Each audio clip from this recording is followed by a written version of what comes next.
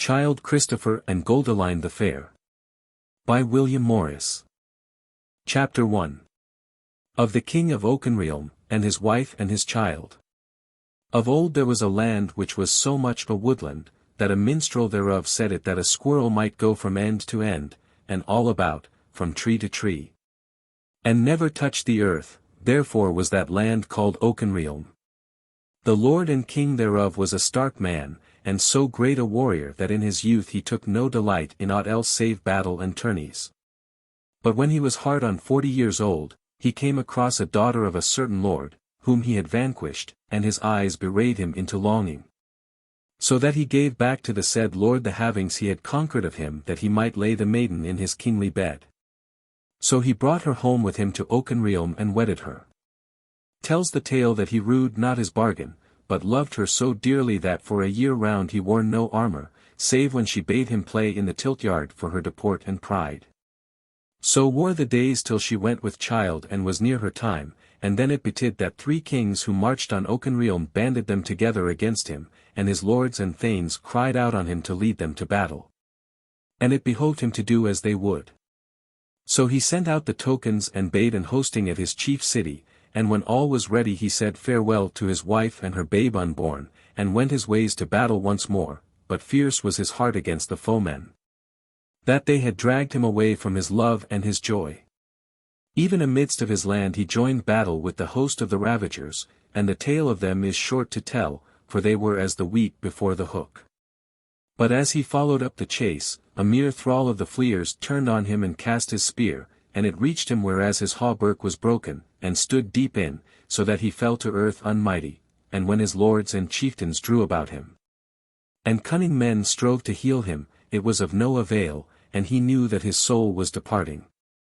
Then he sent for a priest, and for the Marshal of the host, who was a great lord, and the son of his father's brother, and in few words bade him look to the babe whom his wife bore about, and if it were a man, to cherish him and do him to learn all that a king ought to know.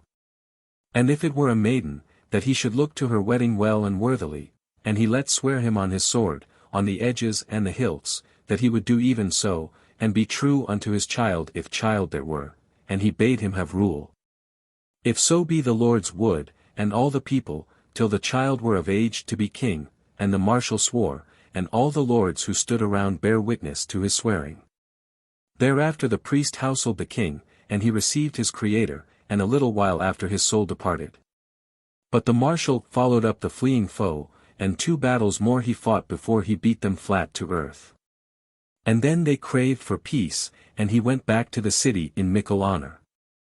But in the king's city of Oakenham he found but little joy, for both the king was bemoaned, whereas he had been no hard man to his folk. And also, when the tidings and the king's corpse came back to Oakenrealm, his lady and queen took sick for sorrow and fear, and fell into labour of her child, and in childing of a man bairn she died, but the lad lived, and was like to do well. So there was one funeral for the slain king and for her whom his slaying had slain, and when that was done, the little king was born to the font, and at his christening he gat to name Christopher. Thereafter the Marshal summoned all them that were due thereto to come and give homage to the new king, and even so did they, though he were but a babe, and who had but just now been a king lying in his mother's womb. But when the homage was done, then the Marshal called together the wise men, and told them how the king that was had given him in charge his son as then unborn, and the ruling of the realm till the said son were come to man's estate, but he bade them seek one worthier if they had heart to gainsay the word of their dying lord. Then all they said that he was worthy and mighty and the choice of their dear lord, and that they would have none but he. So then was the great folk mote called, and the same matter was laid before all the people, and none said aught against it, whereas no man was ready to name another to that charge and rule, even had it been his own self. Now then by law was the Marshal, who hight Rolf, Lord and Earl of the land of Oakenrealm.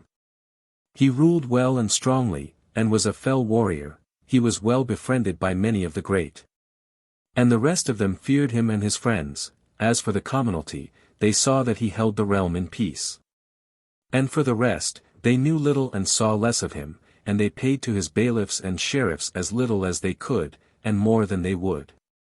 But whereas that left them somewhat to grind their teeth on, and they were not harried, they were not so ill content. So the Marshal throve, and lacked nothing of a king's place save the bare name.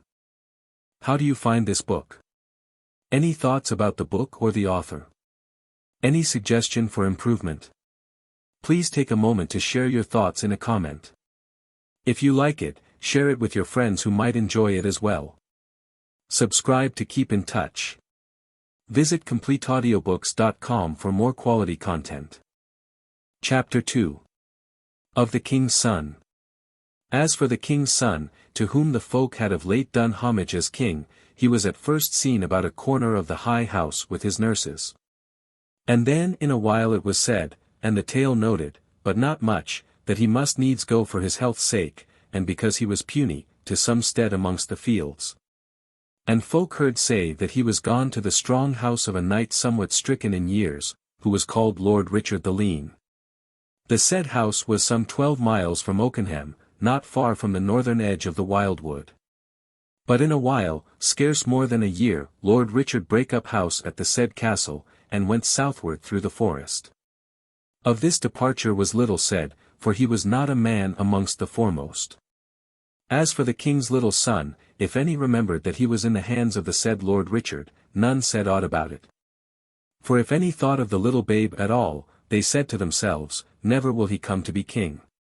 Now as for Lord Richard the Lean, he went far through the wood, and until he was come to another house of his, that stood in a clearing somewhat near to where Oakenrealm marched on another country, which hight Meadham. Though the said wildwood ended not where Oakenrealm ended, but stretched a good way into Meadham, and betwixt one and the other much rough country there was. It is to be said that amongst those who went to this stronghold of the woods was the little King Christopher, no longer puny, but a stout babe enough, so he was born amongst the serving men and thralls to the castle of the outer march. And he was in no wise treated as a great man's son. But there was more than one woman who was kind to him, and as he waxed in strength and beauty month by month, both Carl and Queen fell to noting him, and, for as little as he was, he began to be well beloved. As to the stead where he was nourished, though it were far away amongst the woods, it was no such lonely or savage place. Besides the castle and the houses of it, there was a merry thorp in the clearing. The houses whereof were set down by the side of a clear and pleasant little stream. Moreover the good men and swains of the said township were no ill folk, but bold of heart, free of speech, and goodly of favour, and the women of them fair, kind, and trusty. Whiles came folk journeying into Oakenrealm or out to Meadham, and of these some were minstrels, who had with them tidings of what was astir, whereas folk were thicker in the world, and some chapmen, who chaffered with the thorp dwellers. And took of them the woodland spoil for such outland goods as those woodmen needed. So wore the years, and in Oakenham King Christopher was well nigh forgotten, and in the wildwood had never been known clearly for king's son. At first, by command of Rolf the Marshal, a messenger came every year from Lord Richard with a letter that told of how the lad Christopher did. But when 5 years were worn, the Marshal bade send him tidings thereof every 3 years. And by then it was come to the 12th year, and still the tidings were that the lad throve ever, and meanwhile the Marshal sat fast in his seat with none to gainsay. The word went to Lord Richard that he should send no more, for that he, the Marshal, had heard enough of the boy. And if he throve it were well, and if not, it was no worse. So wore the days and the years. Chapter 3. Of the King of Meadham and his daughter. Tells the tale that in a country which lay south of Oakenrealm, and was called Meadham, there was in these days a king whose wife was dead, but had left him a fair daughter, who was born some 4 years after King Christopher. A good man was this King Roland, mild, bounteous, and no regarder of persons in his justice, and well beloved he was of his folk, yet could not their love keep him alive. For, whenas his daughter was of the age of 12 years, he sickened unto death. And so, when he knew that his end drew near, he sent for the wisest of his wise men, and they came unto him sorrowing in the high house of his chiefest city, which hight Meadhamstead. So he bade them sit down nigh unto his bed, and took up the word and spake. Masters, and my good lords, ye may see clearly that a sundering is at hand, and that I must needs make a long journey, whence I shall come back never.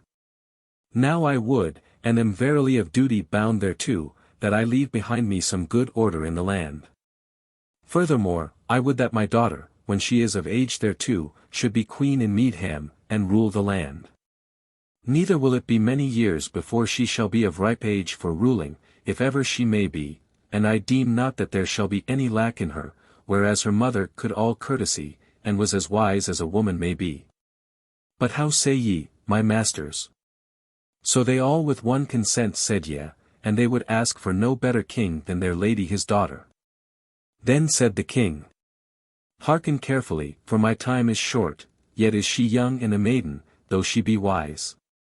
Now therefore do I need some man well looked to of the folk, who shall rule the land in her name till she be of 18 winters, and who shall be her good friend and counsellor into all wisdom thereafter. Which of you, my masters, is meet for this matter? Then they all looked one on the other, and spake not. And the king said, Speak, some one of you, without fear, this is no time for tarrying. Thereon spake an elder, the oldest of them, and said, Lord, this is the very truth, that none of us here present are meet for this office, whereas, among other matters, we be all unmeet for battle. Some of us have never been warriors, and other some are past the age for leading an host. To say the sooth, King, there is but one man in Meadham who may do what thou wilt, and not fail.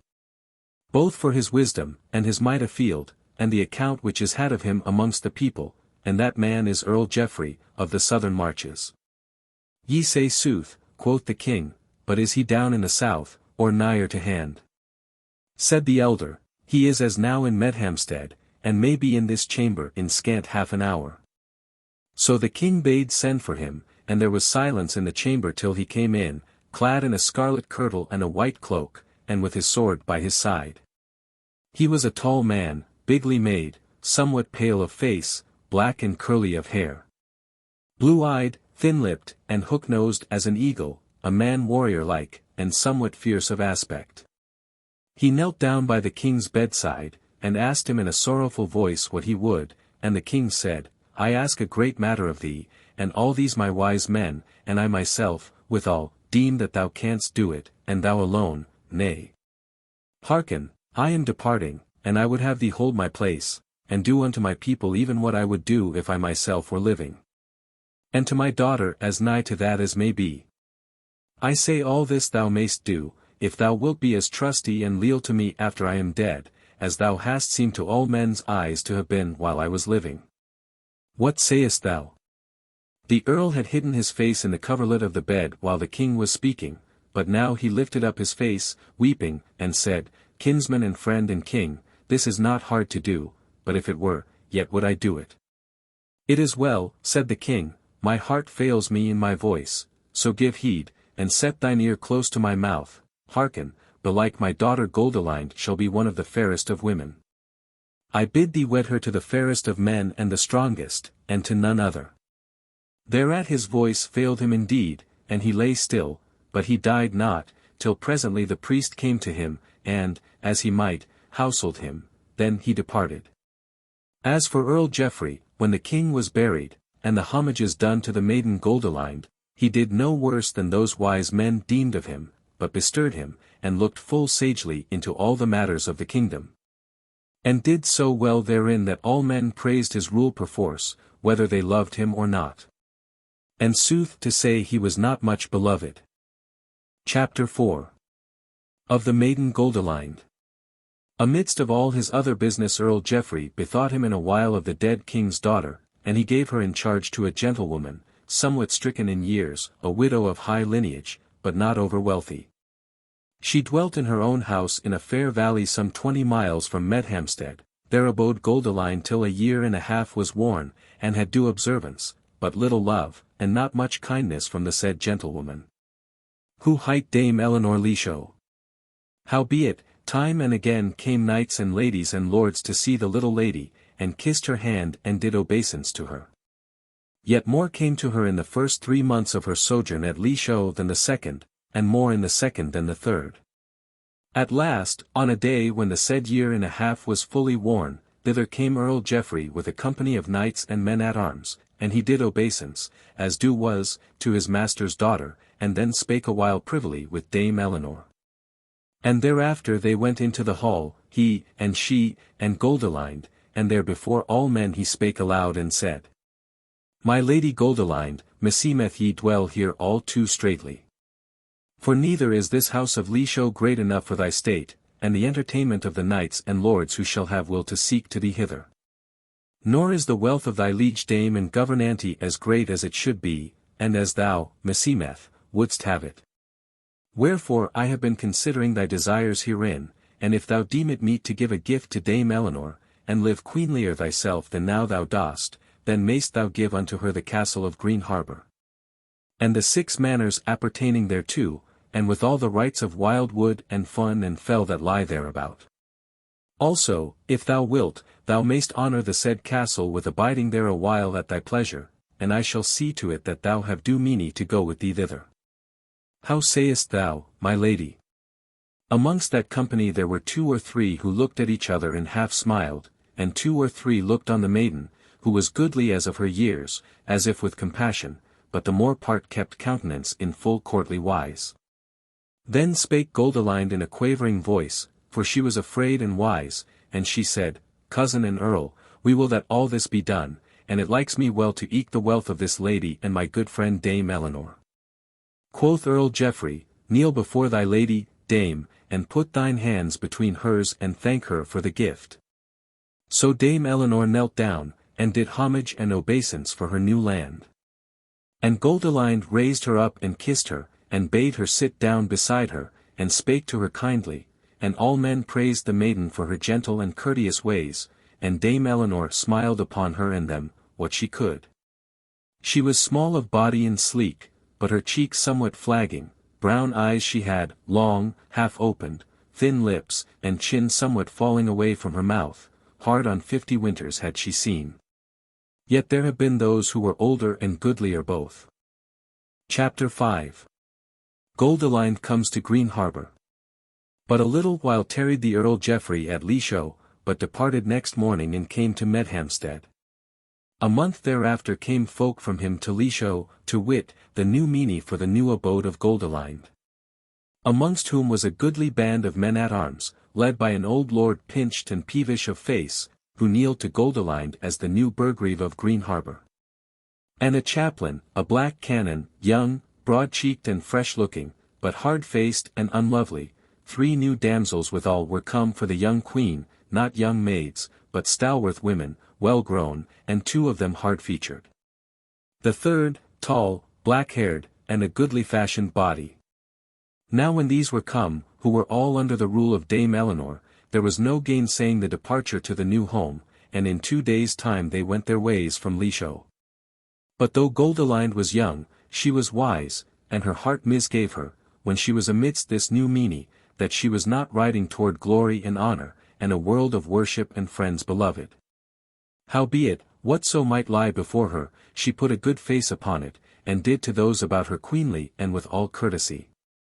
5 days they rode from Lisho north away, by Thorpe and town and mead and river, till the land became little peopled, and the 6th day they rode the wildwood ways, where was no folk. Save now and again the little cot of some forester or collier. But the 7th day, about noon, they came into a clearing of the wood, a rugged little plain of lea land, mingled with marish, with a little deal of acre land in barley and rye. Round about a score of poor frame houses set down scattermeal about the lea. But on a long ridge, at the northern end of the said plain, was a grey castle, strong, and with big and high towers, yet not so much greater than was Lisho, deemed Goldilind, as for a dwelling house. Howbeit, they entered the said castle, and within, as without, it was somewhat grim, though naught was lacking of plenishing due for folk nightly. Long it were to tell of its walls and baileys and chambers. But let this suffice, that on the north side, toward the thick forest, was a garden of greensward and flowers and potherbs. And a garth wall of grey stone, not very high, was the only defence thereof toward the wood, but it was overlooked by a tall tower of the great wall, which hight the forester's tower. In the said outer garth wall also was a postern, whereby there was not seldom coming in and going out. Now when Goldilind had been in her chamber for a few days, she found out for certain, what she had before misdoubted. That she had been brought from Leisho and the peopled parts near to Medhamstead unto the uttermost parts of the realm to be kept in prison there. Howbeit, it was in a way prison courteous, she was still served with observance, and bowed before, and called my lady and queen, and so forth, also she might go from chamber to hall and chapel, to and fro, yet scarce alone. And into the garden she might go, yet not for the more part unaccompanied, and even at whiles she went out gates, but then ever with folk on the right hand and the left. Forsooth, whiles and again, within the next 2 years of her abode at Greenharbour, out of gates she went and alone. But that was as the prisoner who strives to be free, although she had, forsooth, no thought or hope of escape, and as the prisoner brought back was she chastised when she came within gates again. Everywhere, to be short, within and about the castle of Greenharbour, did Goldilind meet the will and the tyranny of the little sleek widow, Dame Eleanor. To whom both carle and queen in that corner of the world were but as servants and slaves to do her will. And the said Eleanor, who at first was but spiteful in word and look toward her lady, waxed worse as time wore and as the blossom of the king's daughter's womanhood began to unfold. Till at last the she-jailer had scarce feasted any day when she had not in some wise grieved and tormented her prisoner. And whatever she did, none had might to say her nay. But Goldilind took all with a high heart, and her courage grew with her years, nor would she bow the head before any grief, but took to her whatsoever solace might come to her. As the pleasure of the sun and the wind, and the beholding of the greenery of the wood, and the fowl and the beasts playing, which oft she saw afar, and whiles anear, though whiles, forsooth, she saw not of it all. Whereas she was shut up betwixt 4 walls, and that not of her chamber, but of some bare and foul prison of the castle, which, with other griefs, must she needs thole under the name and guise of penance. However, she waxed so exceeding fair and sweet and lovely, that the loveliness of her pierced to the hearts of many of her jailers, so that some of them, and specially of the squires and men-at-arms, would do her some easement which they might do unrebuked, or not sorely rebuked. As bringing her flowers in the spring, or whiles a singing bird or a squirrel, and an old man there was of the men-at-arms, who would ask leave, and get it at whiles, to come to her in her chamber, or the garden, and tell her minstrel tales and the like for her joyance. Sooth to say, even the pinched heart of the old burgrave was somewhat touched by her, and he alone had any might to stand between her and Dame Eleanor. So that but for him it had gone much harder with her than it did. For the rest, none entered the castle from the world without, nay not so much as a travelling monk, or a friar on his wanderings, save and except some messenger of Earl Geoffrey who had errand with Dame Eleanor or the burgrave. So wore the days and the seasons, till it was now more than 4 years since she had left Leisho, and her 18th summer was beginning. But now the tale leaves telling of Goldilind, and goes back to the matters of Oakenrealm, and therein to what has to do with King Christopher and Rolf the Marshal. Chapter 6. How Rolf the Marshal dreams a dream and comes to the castle of the Uttermost March. Now this same summer, when King Christopher was of 20 years and 2, Rolf the Marshal, sleeping one noontide in the king's garden at Oakenham, dreamed a dream. For him seemed that there came through the Garth gate a woman fair and tall, and clad in naught but oaken leaves, who led by the hand an exceeding goodly young man of 20 summers. And his visage like to the last battle-dead king of Oakenrealm when he was a young man. And the said woman led the swain up to the marshal, who asked in his mind what these two were, and the woman answered his thought and said, I am the woman of the woods, and the landwight of Oakenrealm. And this lovely lad whose hand I hold is my king and thy king and the king of Oakenrealm. Wake, fool, wake. And look to it what thou wilt do. And therewith he woke up crying out, and drew forth his sword. But when he was fully awakened, he was ashamed, and went into the hall, and sat in his high seat, and strove to think out of his troubled mind, but for all he might do, he fell asleep again. And again in the hall he dreamed as he had dreamed in the garden, and when he awoke from his dream he had no thought in his head but how he might the speediest come to the house of Lord Richard the Lean. And look to the matter of his lord's son and see him with his eyes, and, if it might be, take some measure with the threat which lay in the lad's life. Not he tarried, but set off in an hour's time with no more company than 4 men-at-arms and an old squire of his, who was wont to do his bidding without question, whether it were good or evil. So they went by frith and fell, by wood and fair ways, till in 2 days' time they were come by Undern within sight of the castle of the outer march, and entered into the street of the thorp aforesaid. And they saw that there were no folk therein and at the house doors save old carles and carlines scarce wayworthy, and little children who might not go afoot. But from the field anigh the thorp came the sound of shouting and glad voices, and through the lanes of the houses they saw on the field many people in gay raiment going to and fro, as though there were games and sports toward. Thereof Lord Rolf heeded not, but went his ways straight to the castle, and was brought with all honour into the hall, and thither came Lord Richard the Lean, hastening and half afeard, and did obeisance to him. And there were but a few in the hall, and they stood out of earshot of the 2 lords. The Marshal spoke graciously to Lord Richard, and made him sit beside him, and said in a soft voice, "We have come to see thee, Lord, and how the folk do in the uttermost marches. Also we would wot how it goes with a lad whom we sent to thee when he was yet a babe, whereas he was some byblow of the late king, our lord and master. And we deemed thee both rich enough and kind enough to breed him into thriving without increasing pride upon him, and, firstly, is the lad yet alive?" He knitted his brow as he spake, for carefulness of soul, but Lord Richard smiled upon him, though as one somewhat troubled, and answered, "Lord Marshal, I thank thee for visiting this poor house. And I shall tell thee first that the lad lives, and hath thriven marvellously, though he be somewhat unruly, and will abide no correction now these last 6 years. Sooth to say, there is now no story of his being anywise akin to our late Lord King. Though true it is that the folk in this faraway corner of the land call him King Christopher, but only in a manner of jesting. But it is no jest wherein they say that they will gainsay him not, and that especially the young women. Yet I will say of him that he is wise, and asketh not overmuch, the more is the sorrow of many of the maidens. A fell woodsman he is, and exceeding stark, and as yet heedeth more of valiance than of the love of woman." The Marshal looked no less troubled than before at these words. He said, "I would see this young man speedily." "So shall it be, Lord," said Lord Richard. Therewith he called to him a squire, and said, "Go thou down into the thorp, and bring hither Christopher, for that a great lord is here who would set him to do a deed of woodcraft, such as is more than the wont of men." So the squire went his ways, and was gone a little while, and meantime drew nigh to the hall a sound of triumphing songs and shouts, and right up to the hall doors. Then entered the squire, and by his side came a tall young man, clad but in a white linen shirt and deerskin brogues, his head crowned with a garland of flowers. Him the squire brought up to the lords on the dais, and lauded to them.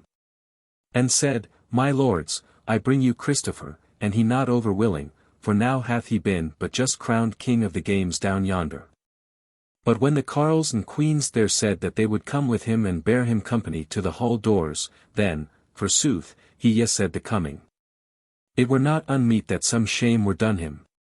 "Peace, man," said Lord Richard, "what hath this to do with thee? Sayest thou not the Lord Marshal here?" The Lord Rolf sat and gazed on the lad, and scowled on him, but Christopher saw therein naught but the face of a great lord burdened with many cares. So when he had made his obeisance he stood up fearlessly and merrily before them.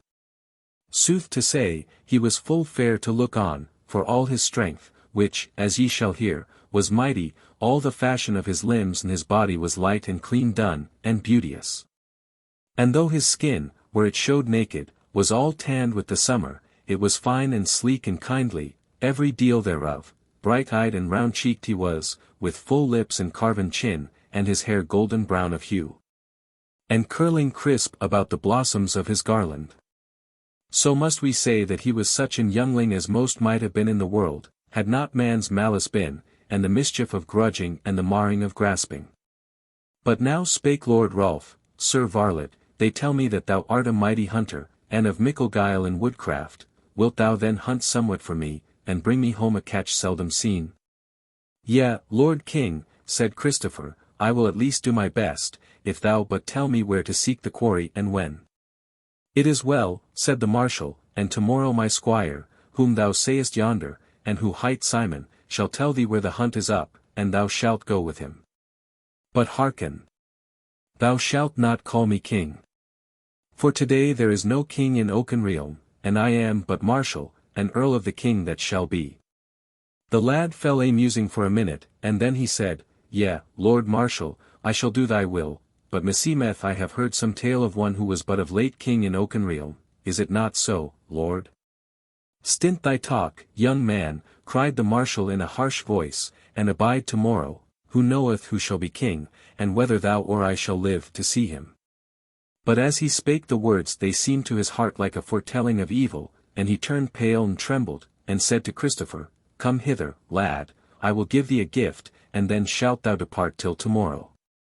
So Christopher drew near to him, and the Marshal pulled off a ring from his finger and set it on the lad's, and said to him, Now depart in peace.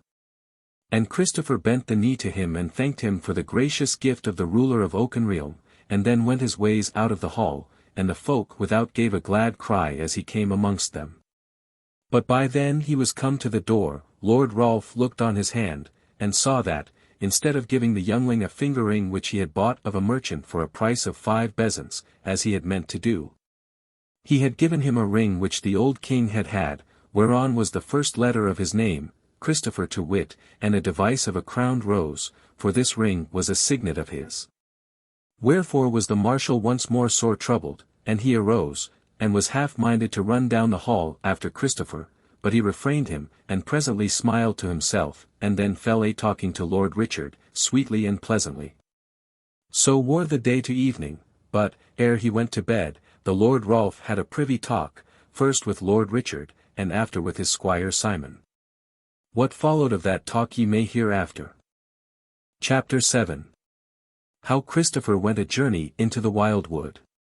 Next morning Christopher, who slept in the little hall of the inner court of the castle, arose betimes, and came to the great gate.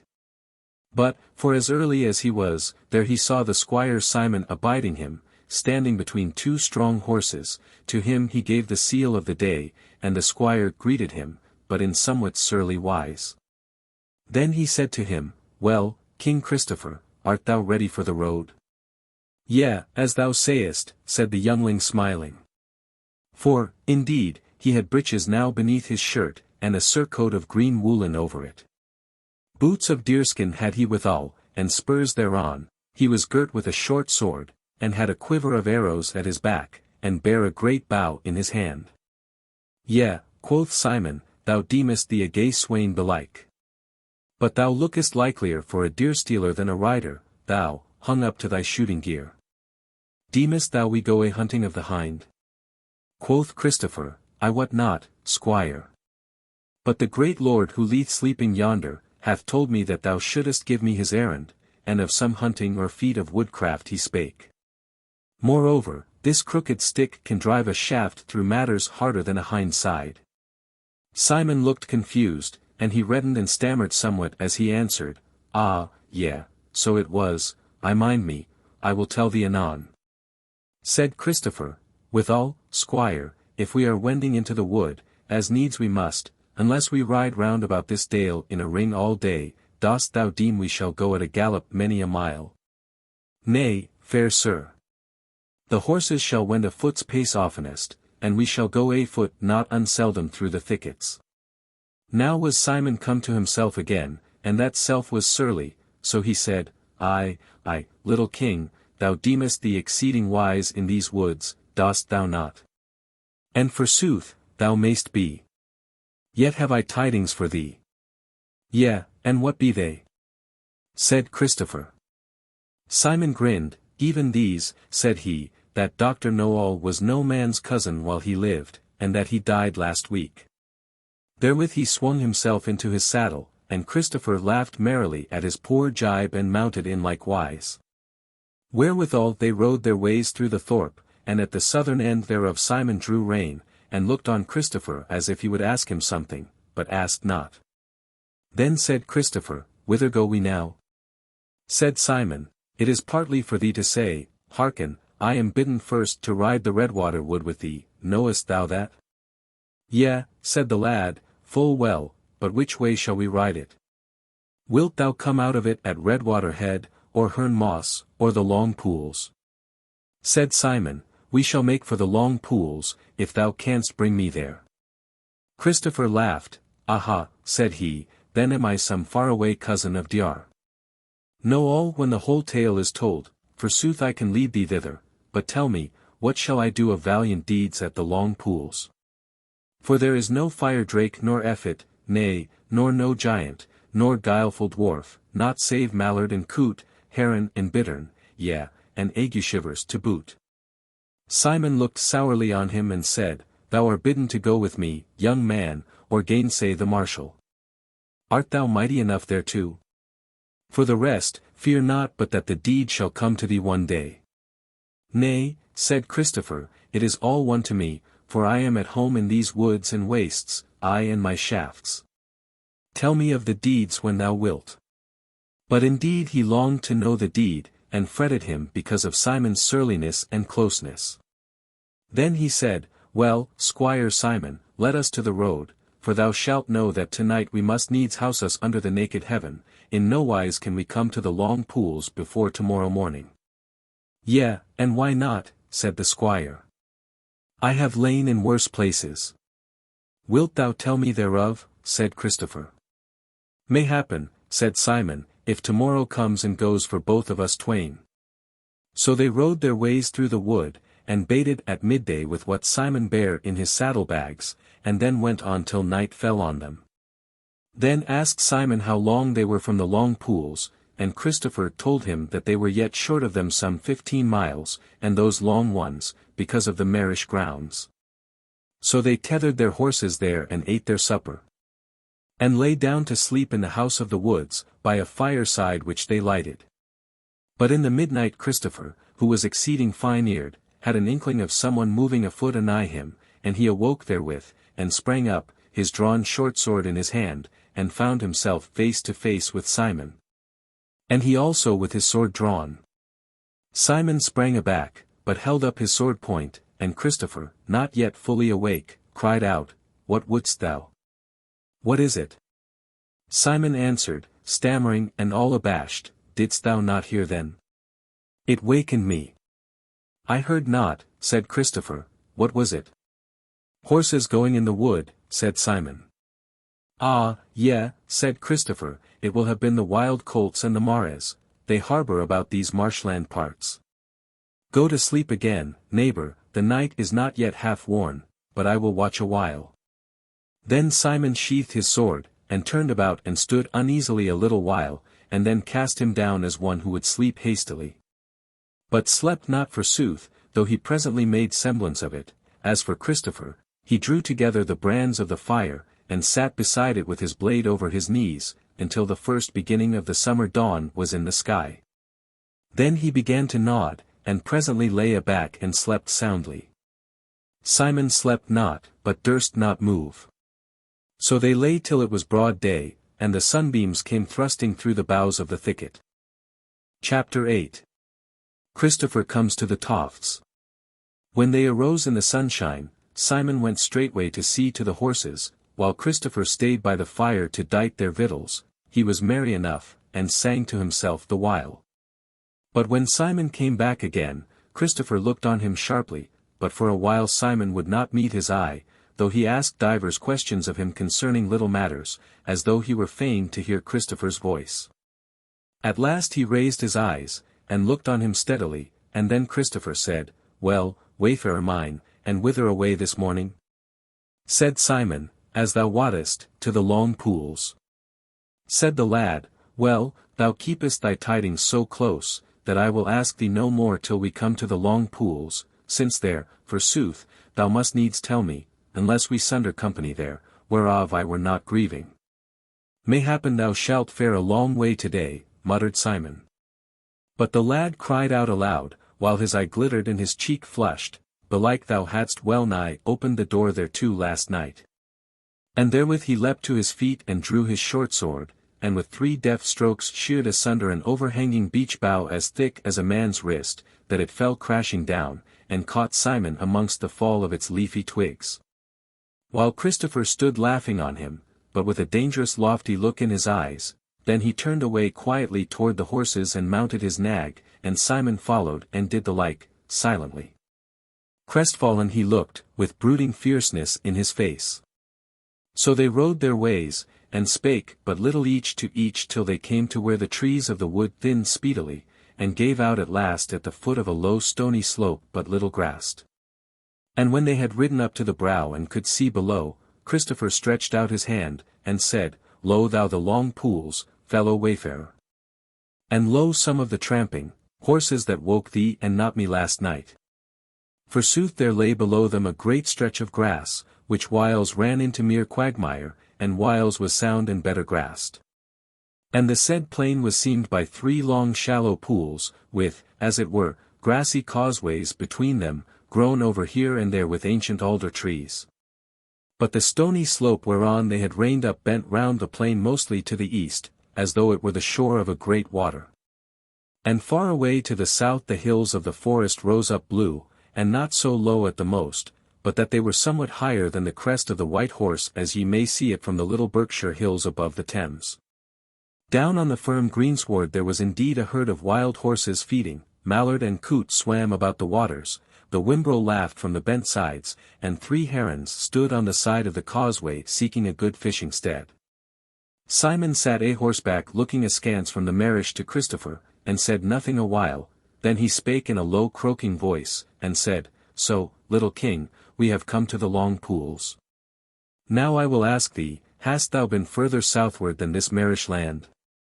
That have I, said the lad, a day's journey further, but according to the tales of men it was at the peril of my life. Simon seemed as if he had not noted his last word. He said, Well then, since thou knowest the wild and the wood, knowest thou amidst of the thickets there, 2 lumps of bare hills, like bowls turned bottom up, that rise above the trees, and on each a tower, and betwixt them a long house. Save us, All Hallows, quoth Christopher, but thou wilt mean the Tofts. Is it so, Sir Squire? Even so, said Simon. And thou knowest what dwellest there, and wouldst have me lead thee thither, said the lad. I am so bidden, said Simon. If thou wilt not do my bidding, seek thou some place to hide thee in from the hand of the Earl Marshal. Said the youngling, Knowest thou not Jack of the Tofts and his 7 sons, and what he is, and that he dwelleth there? Said Simon, I know of him, yea, and himself I know, and that he dwelleth there, and I wot that men call him an outlaw, and that many rich men shall lack ere he lacks. What then? This, said Christopher, that, as all tales tell, he will take my life if I ride thither. And, said he, turning to Simon, this is belike what thou wouldest with me. And therewith he drew out his sword, for his bow was unstrung.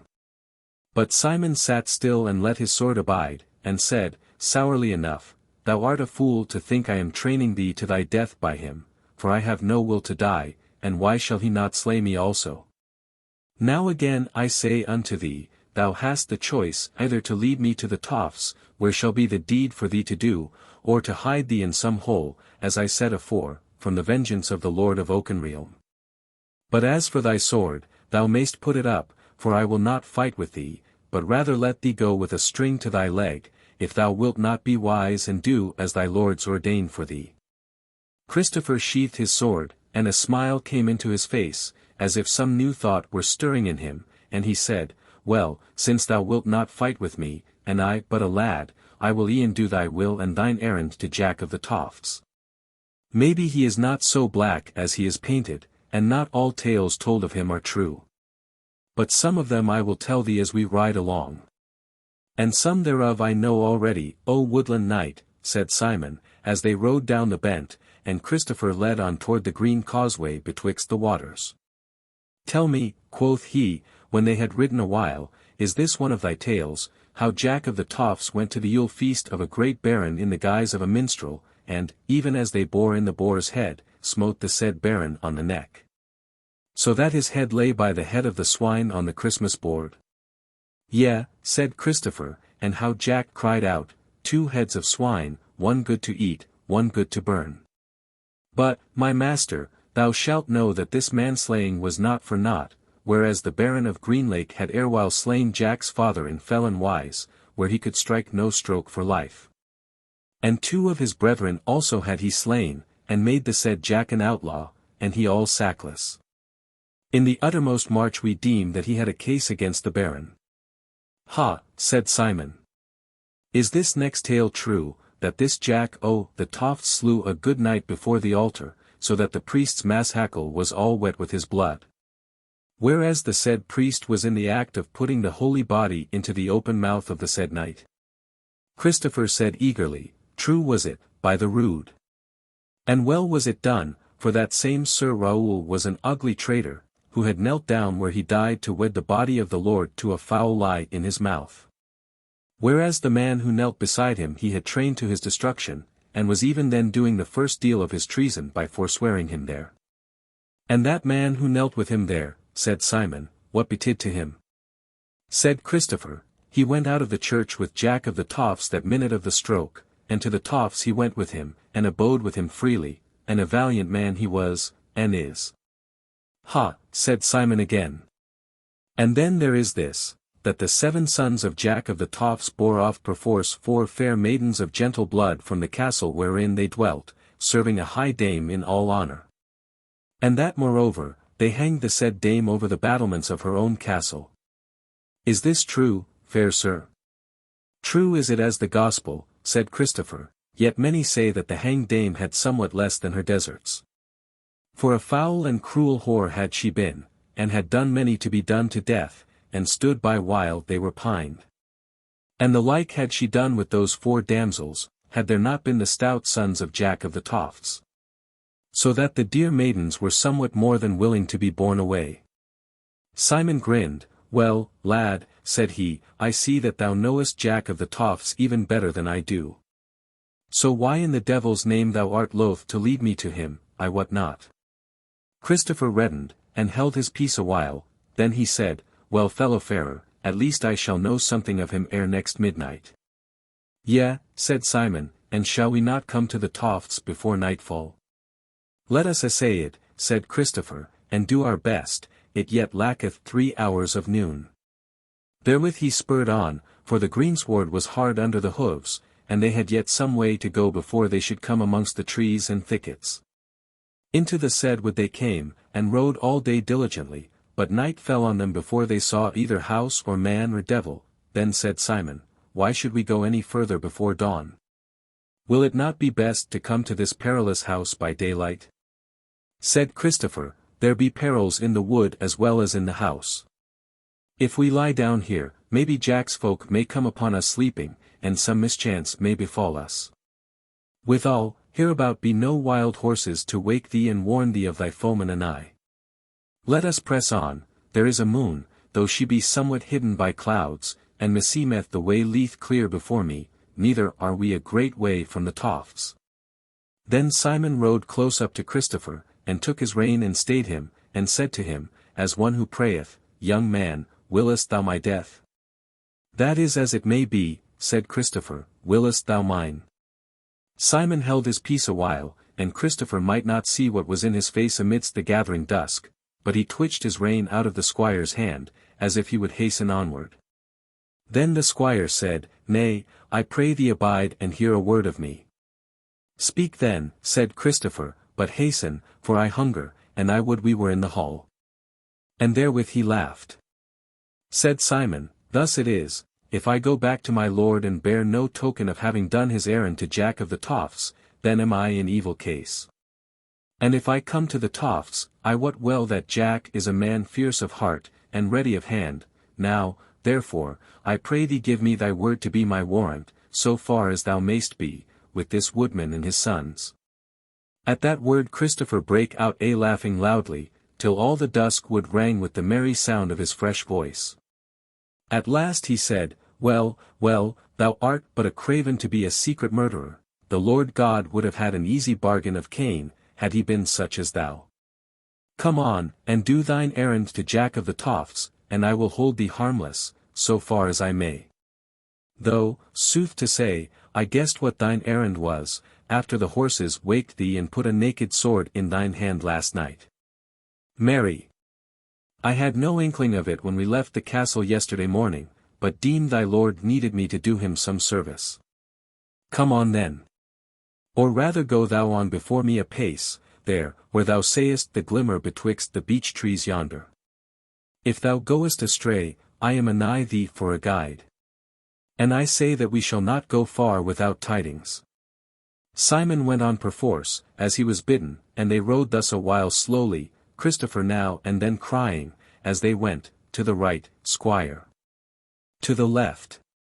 Straight on now, and so on. But suddenly they heard voices, and it was as if the wood had all burst out into fire, so bright a light shone out. Christopher shouted, and hastened on to pass Simon, going quite close to his right side thereby, and as he did so, he saw steel flashing in his hand, and turned sidling to guard him. But ere he could do aught Simon drave a broad dagger into his side, and then turned about and fled the way they had come, so far as he knew how. Christopher fell from his horse at once as the stroke came home, but straightway therewith were there men with torches round about him, a dozen of them, men tall and wild-looking in the firelight. And one of them, a slim young man with long red hair falling all about his shoulders, knelt down by him, while the others held his horse and gat his feet out of the stirrups. The red-head laid his hand on his breast, and raised his head up till the light of a torch fell on it, and then he cried out, Masters, here hath been a felon, the man hath been sticked, and the deed hath to do with us. For lo you, this is none other than little Christopher of the Uttermost march, who stumbled on the Tofts last Yule, and with whom we were so merry together. Here, thou Robert of Maisie, do thy leech dom on him if he be yet living. But if he be dead, or dieth of his hurt, then do I take the feud on me, to follow it to the utmost against the slayer, even I, David the Red, though I be the youngest of the sons of Jack of the Tofts. For this man I meant should be my fellow in field and fell, ganging and galloping, in hall and high place, in cot and in choir, before woman and warrior, and priest and proud prince. Now thou Robert, how does he? Said the man who had looked to Christopher's wound, and had put aside his coat and shirt, he is sore hurt, but meseemeth not deadly. Nay, belike he may live as long as thou, or longer, whereas thou wilt ever be shoving thy red head and lank body wheresoever knocks are going. David rose with a sigh of one who is lightened of a load, and said, Well Robert, when thou hast bound his wound let us have him into the house, ho lads. There is light enough to cut some boughs and make a litter for him. But, ho again. Has no one gone after the felon to take him? Robert grinned up from his job with the hurt man. Nay, King David, said he, it is mostly thy business, mayhappen thou wilt lay thy heels on thy neck and after him. The red-head stamped on the ground, and half drew his sax, and shoved it back again unto the sheath, and then said angrily, I marvel at thee, Robert. That thou didst not send a man or two at once after the felon. How may I leave my comrade and sweet bored fellow lying hurt in the wild wood? Art thou growing over old for our woodland ways, wherein loitering bringeth louding? Robert chuckled and said, I thought thou wouldst take the fly in thy mouth, foster son, if the felon escape Ralph Longshanks and Anthony Green, then hath he the devil's luck, and they be after him. That is well, said the young man, though I would I were with them. And therewith he walked up and down impatiently, while the others were getting ready the litter of boughs. At last it was done, and Christopher laid thereon, and they all went on together through the woodland path, the torches still flaring about them. Presently they came out into a clearing of the wood, and lo, looming great and black before them against the sky, where the moon had now broken out of the clouds somewhat, the masses of the Tofts. And at the top of the northernmost of them a light in the upper window of a tall square tower. With all the yellow-litten windows of a long house showed on the plain below the Tofts, but little else of the house might be seen, save that, as they drew near, the walls brake out in doubtful light here and there as the torches smote them. So came they to a deep porch, where they quenched all the torches save one, and entered a great hall through it, David and two other tall young men going first, and Robert Maisie going beside the bier. The said hall was lighted with candles, but not very brightly, save at the upper end, but amidmost a flickering heap of logs sent a thin line of blue smoke up to the luffer. There were some 60 folk in the hall, scattered about the endlong tables, a good few of whom were women, well grown and comely enough, so far as could be seen under the scanty candlelight. At the high table, withal, were sitting both men and women, and as they drew near to the greater light of it, there could be seen in the chief seat a man, past middle age, tall, wide-shouldered and thin-flanked, with a short peaked beard and close-cut grizzled hair. He was high of cheekbones, thin-faced, with grey eyes, both big and gentle-looking. He was clad in a green coat welted with gold. Beside him sat a woman, tall and big-made, but very fair of face, though she were little younger, belike, than the man. Out from these two sat 4 men and 4 women, man by man and woman by woman, on either side of the high seat. Of the said men, one was of long red hair as David, and like to him in all wise, but older. The others were of like fashion to him in the high seat. Shortly to say it, his sons they were, as David and the 2 young men with him. The 4 women who sat with these men were all fair and young, and one of them, she who drank out of the redhead's cup, so fair, and with such a pleasant slim grace, that her like were not easy to be found. Again, to shorten the tale, there in the hall before Christopher, who lay unwotting, were Jack of the Tofts and his 7 sons, and the 4 wives of 4 of the same, whom they had won from the Waleful Castle, when they, with their father, put an end to the evil woman, and the great she-tyrant of the land betwixt the wood and the river. Now when David and his were come up to the dais, they stayed them, and their father spake from his high seat and said, What is to do, ye 3? And what catch have ye? Said David, I would fain hope 'tis the catch of a life that or I love. For here is come thy guest of last Yule, even little Christopher, who wrestled with thee and threw thee after thou hadst thrown all of us, and he lying along and hurt, smitten down by a felon hard on our very doors. What will ye do with him? What, said Jack of the Tofts, but tend him and heal him and cherish him. And when he is well, then we shall see. But where is the felon who smote him? Said David, he fled away a horseback ere we came to the field of deed, and Anthony Green and Ralph Longshanks are gone after him, and belike, will take him. Mayhappen not, said the master. Now, forsooth, I have an inkling of what this may mean, whereas there can be but one man whose business may be the taking of our little guest's life. But let all be till he be healed and may tell us his tale. And, if he telleth it as I deem he will, then shall we seek further tidings. Meanwhile, if ye take the felon, keep him heedfully till I may see him, for then may I have a true tale out of him, even before Christopher is hale again.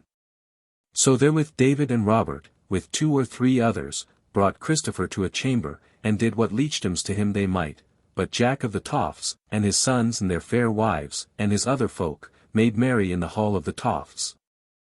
Chapter 9. Squire Simon comes back to Oakenham. The Earl Marshal taken to King in Oakenrealm. Now as to Squire Simon, whether the devil helped him, or his luck, or were it his own cunning and his horse's stoutness, we wot not. But in any case he fell not in with Ralph Longshanks and Anthony Green, but rode as far and as fast as his horse would go, and then lay down in the wildwood. And on the morrow arose and went his ways, and came in the even to the castle of the Uttermost March, and went on thence the morrow after on a fresh horse to Oakenham. There he made no delay but went straight to the high house, and had privy speech of the Earl Marshal, and him he told how he had smitten Christopher, and, as he deemed, slain him. The Earl Marshal looked on him grimly and said, Where is the ring then? I have it not, said Simon. How might I light down to take it, when the 7 sons were hard on us? And therewith he told him all the tale, and how he had risen to slay Christopher the even before, and how he had found out after that the youngling had become guest and fosterling of the folk of the Tofts. And how warily Christopher had ridden, so that he, Simon, had had to do his best at the last moment. And now, Lord, quoth he, I see that it will be my luck to have grudging of thee, or even worse it may be. Yea, or thou wilt be presently telling me that I am a liar and never struck the stroke, but I warrant me that by this time Jack of the Tofts knoweth better, for I left my knife in the youngling's breast, and belike he wotteth of my weapons. Well, then, if thou wilt be quit of me, thou hast but to forbear upholding me against the Toft folk, and then am I gone without any to do of thee. Earl Rolf spake quietly in answer, though his face was somewhat troubled, Nay, Simon, I doubt thee not one word, for why shouldest thou lie to me? Nor do I deem thou wouldest, for thou art trusty and worthy. Yet sore I doubt if the child be dead. Well, even so let it be, for I am alive, and full surely I am mightier than Jack of the Tofts, both to uphold thee against him, wherein I shall not fail, and otherwise. But may God make me even as that young man if I be not mightier yet in a few days. But now do thou go and eat and drink and take thy disport, for thou hast served me well. And in a little while I shall make thee knight and lord, and do all I can to pleasure thee. So then Simon knelt to the earl and made obeisance to him, and arose and went his ways, light-hearted and merry. But within the month it so befell that some of the lords and dukes came to the Earl Marshal, and prayed him to call together a great folk-mote of all Oakenrealm, and he answered them graciously, and behight them to do as they would. And even so did he. And that mote was very great, and when as it was hallowed, there arose a great lord, grey and ancient, and bewailed him before the folk, that they had no king over Oakenrealm to uphold the laws and ward the land. And, will ye live bare and kingless for ever, said he at last. Will ye not choose you a king, and crown him, before I die, and we others of the realm who are old and worn? Then he sat down, and another arose, and in plain terms he bade them take the Earl Marshal to king. And then arose one after other, and each sang the same song, till the hearts of the people grew warm with the big words, and at first many, and then more cried out, A king, a king. The Earl Marshal for king. Earl Rolf for king. So that at last the voices rose into a great roar, and sword clashed on shield, and they who were about the earl turned to him and upraised him on a great war-shield, and he stood thereon above the folk with a naked sword in his hand. And all the folk shouted about him. Thereafter the chiefs and all the mightiest came and did homage to him for king of Oakenrealm as he sat on the hill of the folk-mote, and that night there was once more a king of Oakenrealm, and Earl Rolf was no more.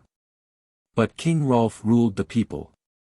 But now the tale leaves telling of him, and turns again to Christopher the woodman, who lay sick of his hurt in the house of the Tofts. Chapter 10. Of Christopher at the Tofts. Christopher was 6 weeks ere he could come and go as he was wont, but it was but a few days ere he was well enough to tell his tale to Jack of the Tofts and his 7 bold sons. And they cherished him and made much of him, and so especially did David, the youngest son, to his board-fellow and troth-brother. On a day when he was well nigh whole, as he sat under an oak tree nigh the house, in the cool of the evening, Jack of the Tofts came to him and sat beside him, and made him tell his tale to him once more. And when he was done he said to him, Foster son, for so I would have thee deem of thyself, what is the thing that thou rememberest earliest in thy days? Said Christopher, a cot without the castle walls at the uttermost marches, and a kind woman therein, big, sandy-haired, and freckled, and a lad that was white-haired and sturdy, somewhat bigger than I. And I mind me standing up against the doorpost of the cot and seeing men-at-arms riding by in white armour, and one of them throwing an apple to me, and I raised my arm to throw it back at him. But my nurse, for somehow I knew she was not my mother, caught my hand and drew me back indoors, and I heard the men laughing behind me. And then a little after my nurse took me into the castle court, and there was again the man who had thrown me the apple, sitting on a bench therein, clad in a scarlet gown furred with brown fur. And she led me up to him, and he stooped down and chucked me under the chin and put his hand on my head, and looked at my nurse and said, Yea, he is a big lad, and groweth apace, whereas he is but of 6 winters. Nay, Lord, said my nurse, he is but scantly 5. He knit his brows and said, Nay, I tell thee he is 6. She shook her head, but said not, and the great man scowled on her and said, Mistress, wilt thou set thy word against mine? Know now that this child is of 6 years. Now then, how old is he? She said faintly, 6 years. Said he, Look to it that thy head and thy mouth forget it not, else shall we make thy back remember it. Then he put his hand on my head again, and said, Well, I say thou art a big lad for 6 years, and therewith he gave me a silver penny, and even as he spake, came up a grey-clad squire to him and looked on me curiously. Then I went away with my nurse, and wondered why she was grown so pale, whereas she was mostly red-cheeked and jolly. But when she had brought me into the cot again, she kissed me and clipped me, weeping sorely the while. Wherefore I wept, though I knew not why. Sit hence, I soon came to know that the man was the lord and governor of the castle, as ye may well wot, but to this hour I know not what he meant by threatening my nurse. Said Jack, And how old art thou now, Christopher mine? Said the youngling, laughing, By my lord the castellan's reckoning I am 22 years. But if thou wilt trow my good and kind nurse, that yet liveth a kind dame, thou must take 12 months off the tale. Jack sat silent a little. Then he laughed and said, Well, thou art a mickle babe, Christopher, and it may be that one day many a man shall know it. But now tell me again. Thou hadst said to me before that thou hast known neither father nor mother, brother nor sisters, is it so, verily? Said Christopher, Never a kinsman of blood have I, though many well-wishers. Said Jack, Well, now hast thou father and mother, brethren and sisters, though they be of the sort of manslayers and strong thieves and outlaws, yet they love thee, lad, and thou mayst one day find out how far thou mayst trust them. Christopher nodded and smiled at him merrily, then he fell silent a while, and the outlaw sat looking on him. At last he said suddenly, Foster father, tell me what I am, and of what kindred, I pray thee, for, methinks, thou knowest thereof.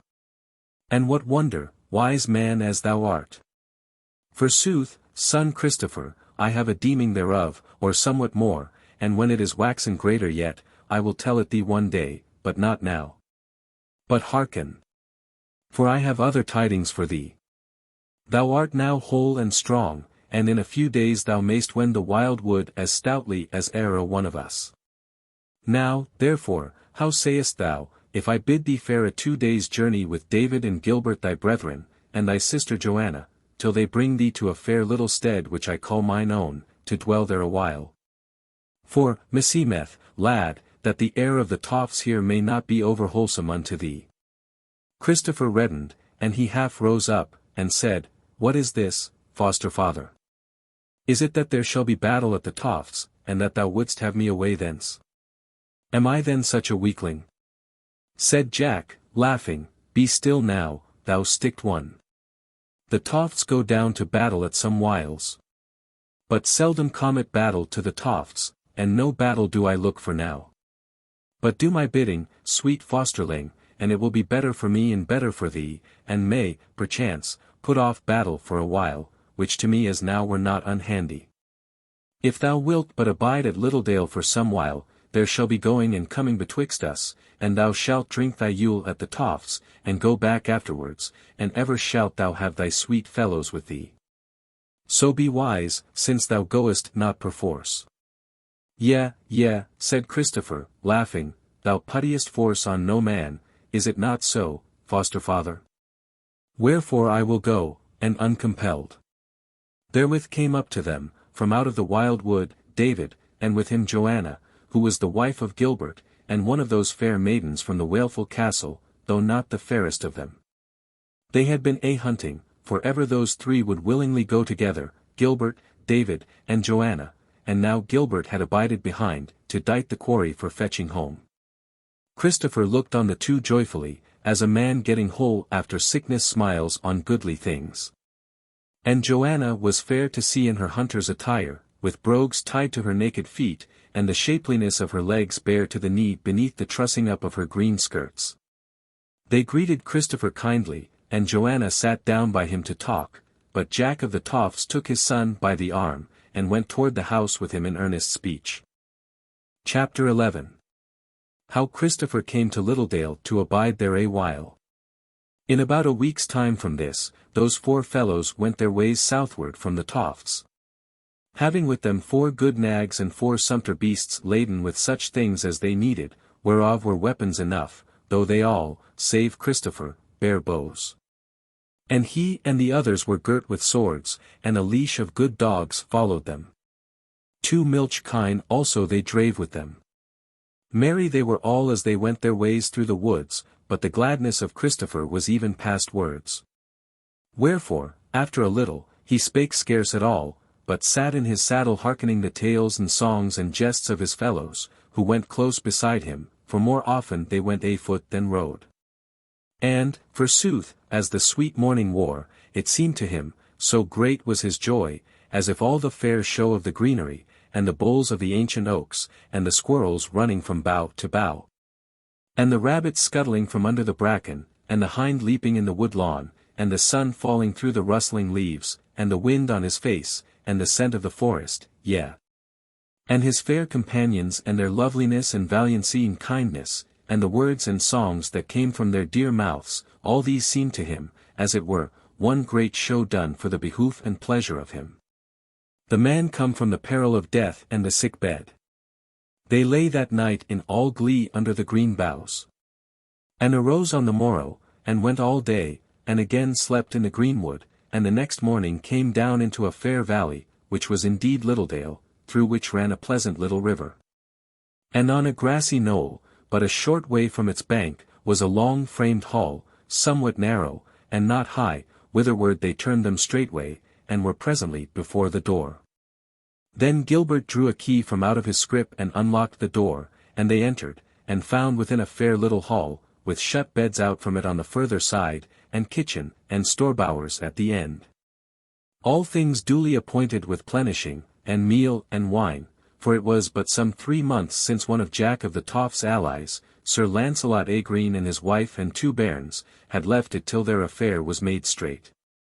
Whereas he had dwelt there a whole year, for he had been made an outlaw of Meadham, and was a dear friend of the said Jack.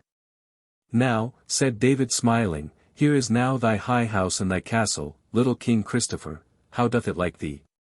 Right well, said Christopher, and, to say sooth, I would almost that it were night, or my bones do else, that I might lie naked in a bed. Nay, lad, said Gilbert, make it night now, and we will do all that needs must be done, while thou least lazy, as all kings used to do. Nay, said Christopher, I will be more a king than so, for I will do neither this nor that. I will not work and I will not go to bed, but will look on, till it is time for me to take to the crooked stick and the grey goose wing and seek venison. That is better than well, said David. For I can see by thine eyes, that are dancing with pleasure, that in 3 or 4 days thou wilt be about the thickets with us. Meantime, said Joanna, thou shalt pay for thy meat and drink by telling us tales when we come home weary. Yea, said Christopher laughing, that ye may go to sleep before your time. So they talked, and were joyous and blithe together, and between them they made the house trim, and decked it with boughs and blossoms. And though Christopher told them no tale that night, Joanna and David sang both, and in a night or 2 it was Christopher that was the minstrel. So when the morrow came there began their life of the woodland. But, save for the changing of the year and the chances of the hunt, the time passed on from day to day with little change, and it was but seldom that any man came their way.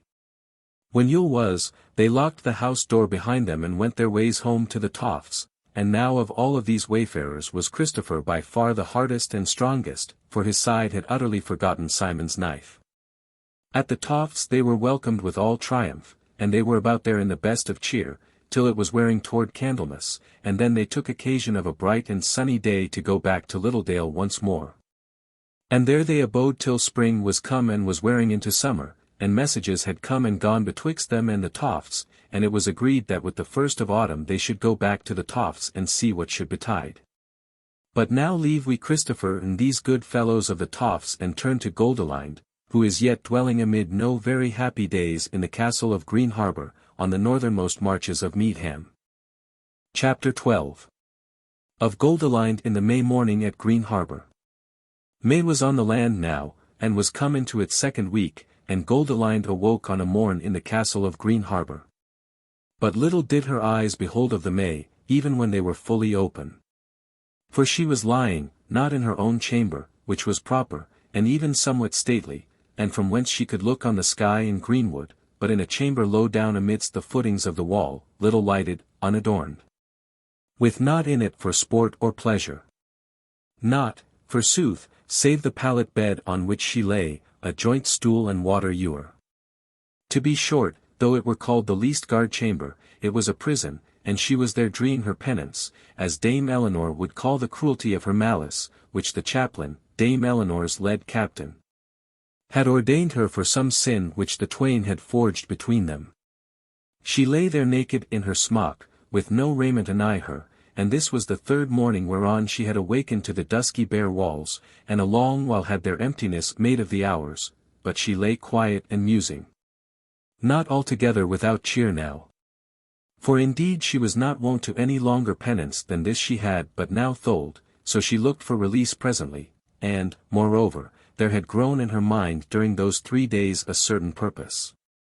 To wit, that she would get hold of the governor of the castle privily, and 2 or 3 others of the squires who most regarded her, and bewail her case to them, so that she might perchance get some relief. Forsooth, as she called to mind this resolve, her heart beat and her cheek flushed, for well she knew that there was peril in it, and she forecast what might be the worst that would come thereof, while, on the other hand, the best that might be seemed to her like a glimpse of paradise. As she lay there and turned the matter over in her mind for this many an hundred time, there came a key into the lock, and the door opened. And thereby entered a tall woman, dark-haired, white-skinned, somewhat young, and not ill-favoured.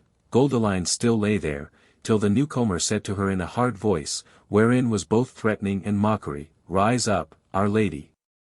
The Dame Eleanor saith that it is enough, and that thou art to go forth. Nay, hold a while. For I say unto thee that it is yet early in the day, and that thy chamber is not yet dight for thee, so thou must needs bestow thyself elsewhere till it be done." Goldilind rose up, and said smiling, "Yea, Alois, but thou hast not brought my raiment, and thou sayest." The maid stood looking at her a moment somewhat evilly, and then said, "Well, since it is but scant 6 o'clock, I may do that. But I bid thee ask me not overmuch, for meseemeth Dame Eleanor is not over well pleased with thee today, nor our chaplain either." Therewith she turned and went out, locking the door behind her, and came back presently bearing on her arm a green gown and other raiment. She laid them on the stool before the lady, and said, "Hasten, my lady. And let me go to my place. Sooth to say, it may well be double trouble to thee to don thy clothes, for thou mayst have to doff them again before long." Goldilind answered not, but reddened and paled again as she clad her under the waiting maid's eyes. Then they went out together, and up a short stone stair, till they were level with the greensward without. Then the maid turned to Goldilind and said, "And now thou art clad and out, my lady, I wot not where thou art to go to, since to thy chamber thou must not go. Nay, hold and hearken. Here we be at the door which opens on to the forester's garth under the forester's tower, thither shalt thou abide till I come to fetch thee. How now, my lady? What else wouldst thou?" Goldilind looked on her with a smile, yet with eager eyes, and said, "O good Alois, wouldst thou but give me a piece of bread? For I hunger, thou wottest my queenly board hath not been overloaded these last days." "Ha," said Alois. "If thou ask me overmuch I fear thou mayst pay for it, my lady, but this last asking thou shalt have, and then none other till all thy penance thou hast dreed. Abide." Therewith she went up the stairs, and Goldilind, who now was but weak with her prison and the sudden light, and the hope and fear of her purpose of bewailing her story, sat her down on the stair there, almost, as it were, twixt home and hell.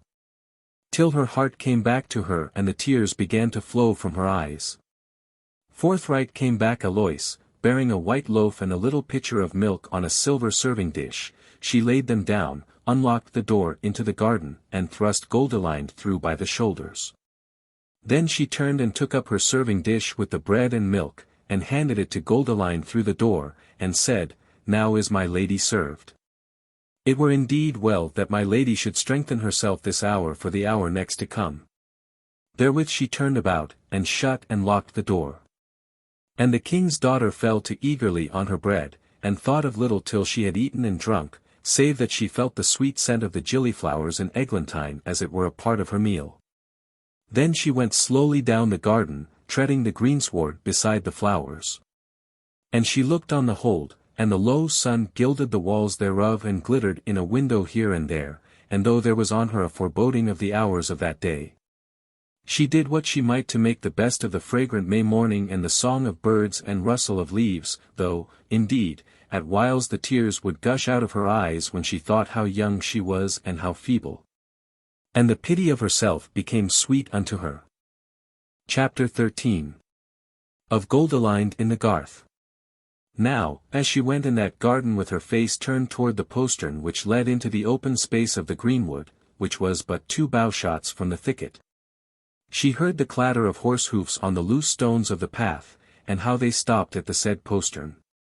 And presently there was a key in the lock, the door opened, and a man came in walking stiffly, like a rider who has ridden far and fast. He was clad in jack and sallet, and had a sword by his side, and on his sleeve was done in green and gold a mountain aflame, so that Goldilind knew him at once for a man of Earl Geoffrey's. And, indeed, she had seen the man before, coming and going on errands that she knew not of, and on which nothing followed that was of import to her.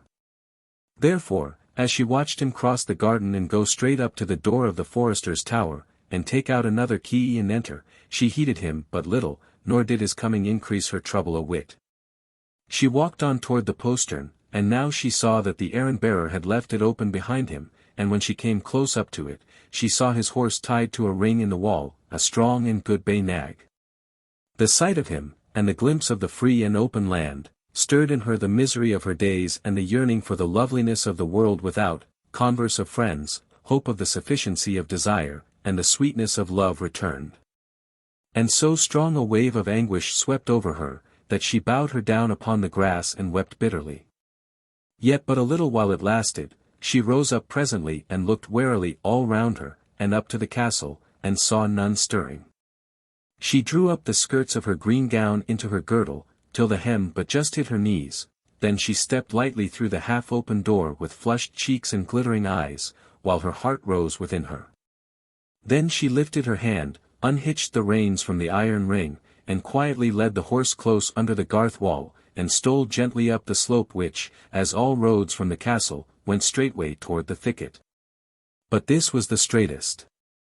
So she went, till she came to the corner of the garth wall, and a little further, and the castle on that side was blind, save for the swale on the battlement, whereon in that deep peace was little going.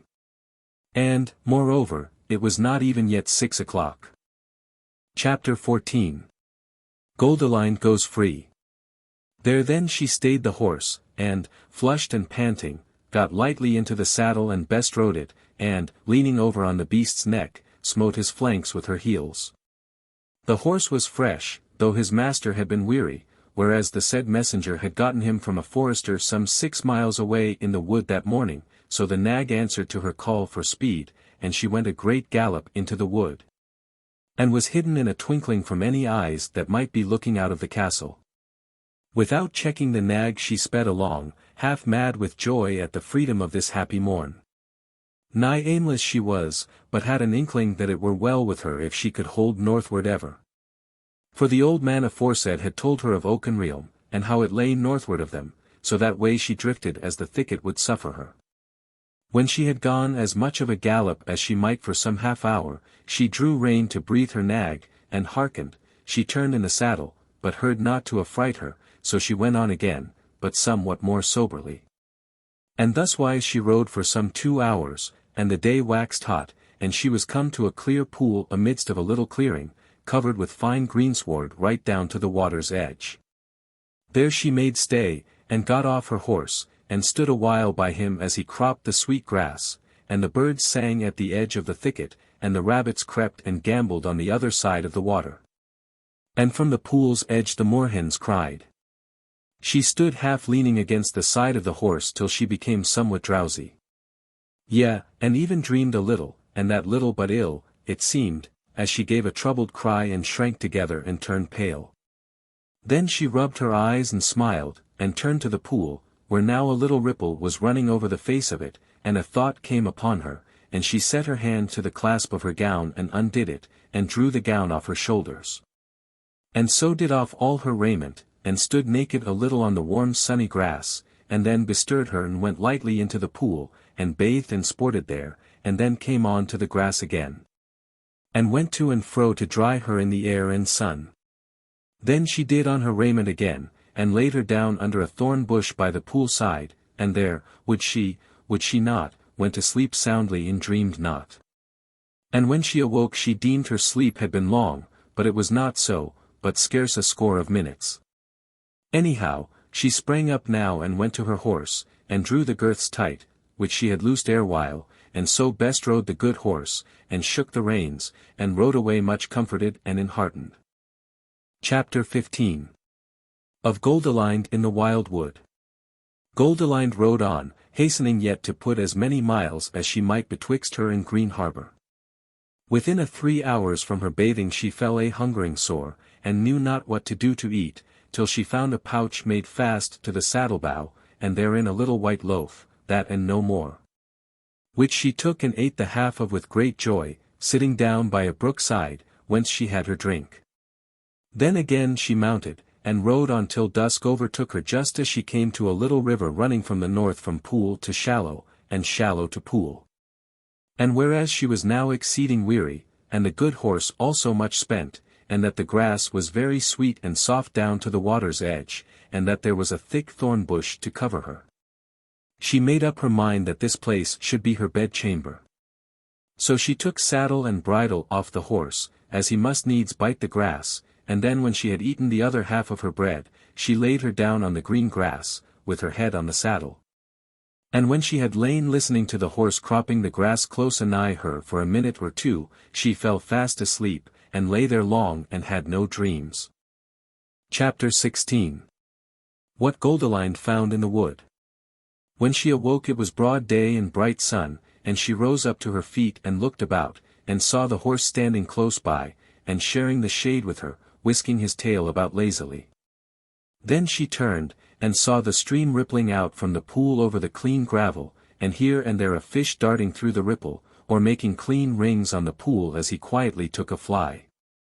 The sky was blue and clear, there was scarce a breath of air, and the morning was already hot, no worse than yesterday sang the birds in the bushes. But as she looked across the river, where, forsooth, the alders grew thick about the pool's edge, a cock blackbird, and then another, flew out from the close boughs, where they had been singing to their mates, with the sharp cry that they use when they are fright. Withal she saw the bush move, though, as aforesaid, the morning was without wind. She had just stooped to do off her foot-gear, for she was minded to bathe again, but now she stopped with one shoe in her hand, and looked on the bushes keenly with beating heart, and again she thought she saw the boughs shaken, and stood, not daring to move a while. But they moved no more now when she had looked steadily at them a space, and again a blackbird began singing loud just where they had been shaken. So she gathered heart again, and presently turned her hand once more to stripping her raiment off her, for she would not be balked of her bath. But when the stripping was done, she loitered not naked on the bank as she had done the day before, but walked swiftly into the shallow, and thence down into the pool, till nothing but her head and the whiteness of her shoulders showed over the dark water. Even then she turned her head about twice to look into the overside bushes, but when she saw nothing stir there she began to play in the water, but not for long, but came splashing through the shallow and hurried on her raiment. When she was clad again she went up to the horse, and patted and caressed him, and did bridle and saddle on him, and was going to climb upon him, when, of a sudden, she thought she would lead him across, lest there should be a hole near the other bank and he might stumble into it unwarily. So she bared her feet once more and trussed up her gown skirts, and so took the ford, leading the beast. The water was nowhere up to mid-leg of her, and she stepped ashore onto short and fine grass, which spread like a meadow before her, with a big thorn or two scattered about it, and a little grassy hill beset with tall elms toward the top, coming down into the flat of the meadow and drawing round it nearly up to the river on the north side. But now she stood staring in wonder and some deal of fear, for there were 3 milch kine feeding on the meadow, and, moreover, under a thorn, scarce 100 yards from where she stood, was a tall man standing gazing on her. So stricken was she that she might neither cry out nor turn aside, neither did she think to pull her gown out of her girdle to cover the nakedness of her legs. When they had thus stood a little while, the man began to move toward her very slowly, nor did she dare to flee any the more. But when he was within half a dozen paces, her face flushed red, and she did pull her gown out of its trusses and let it flow down. But he spake to her in a pleasant voice, and said, May I speak to thee, maiden? Fear was yet in her soul, so that she might not speak for a little, and then she said, Oh, I beseech thee, bring me not back to Greenharbour. And she paled sorely as she spake the word. But he said, I wot not of Greenharbour, how to find the way thereto, though we have heard of it. But comfort thyself, I pray thee, there is naught to fear in me. The sound of his voice was full pleasant to her, and when she hearkened him, how kind and frank it was, then she knew how much of terror was blent with her joy in her newly won freedom and the delight of the kind and happy words. Yet still she spoke not, and was both shamefast and still not altogether unafraid. Yet, sooth to say, though his attire was but simple, he was not wild or fierce to look on. From time to time she looked on him, and then dropped her eyes again. In those glances she saw that he was grey-eyed, and smooth-cheeked, and round-chinned, and his hair curly and golden, and she must needs think that she had never seen any face half so fair. He was clad but in a green coat that came not down to his knees, and brogues were tied to his feet, and no more raiment he had. And for hat he had made him a garland of white May blossom, and well it sat there, and again she looked on him, and thought him no worse than the running angel that goes before the throne of God in the picture of the choir of Meadham. And she looked on him and marvelled. Now she hung her head before him and wished he would speak, and even so did he, and said, Maiden, when I first saw thee from amidst of the bush by the river yonder, I deemed thou wert a wood-wight. Or some one of the she-gods of the Gentiles come back hither. For this is a lonely place, and some might deem that the devil might here more than in other places. And when I saw thee, that thou wouldst do off thy raiment to bathe thee, though soothly I longed to lie hidden there, I feared thee, lest thou shouldst be angry with me if I were to see thee unclad, so I came away. Yet I went not far, for I was above all things yearning to see thee, and sooth it is, that hadst thou not crossed the water, I should presently have crossed it myself to seek thee, wert thou goddess, or woodwife, or whatever might have come of it. But now thou art come to us, and I have heard thy voice beseeching me not to bring thee to Greenharbour, I see that thou art a woman of the kindred of Adam. And yet so it is, that even now I fear thee somewhat. Yet I will pray thee not to be wroth if I ask thee whether I may do aught for thy need. Now she began somewhat to smile, and she looked him full in the face, and said, Forsooth, my need is simple, for I am hungry. He smote himself on the breast, and said, See now, what a great fool I am, not to have known it without telling, instead of making long-winded talk about myself. Come quickly, dear maiden, and leave thine horse to crop the grass. So he hurried on to the thorn bush aforesaid, and she went foot to foot with him, but he touched her not. And straightway she sat her down on the root of the thorn, and smiled frankly on him, and said, Nay, sir, and now thou hast made me go all this way, I am out of breath and weary, so I pray thee of the victual at once. But he had been busy with his scrip which he had left cast down there, and therewithal reached out to her a mighty hunch of bread and a piece of white cheese, and said, Now shall I fetch thee milk. Wherewith he took up a bowl of aspen tree that had lain by the scrip, and ran off to one of the kine and milked the bowl full, and came back with it heedfully, and set it down beside her and said, This was the nighest thing to hand. But when thou hast eaten and rested, then shall we go to our house, if thou wilt be so kind to me. For there have we better meat and wine to boot. She looked up at him smiling, but her pleasure of the meat and the kindness was so exceeding, that she might not refrain from tears also, but she spake not. As for him, he knelt beside her, looking on her wistfully. And at last he said, I shall tell thee, that I am glad that thou wert hungry and that I have seen thee eating, else might I have deemed thee somewhat other than a woman of mankind even yet. She said, Yea, and why wouldst thou not believe my word thereto? He said, reddening, I almost fear to tell thee, lest thou think me overbold and be angry with me. Nay, she said, Tell me, for I would know. Said he, the words are not easy in my rude mouth, but this is what I mean, that though I be young I have seen fair women not a few, but beside any of them thou art a wonder. And loath I were if thou wert not really of mankind, if it were but for the glory of the world.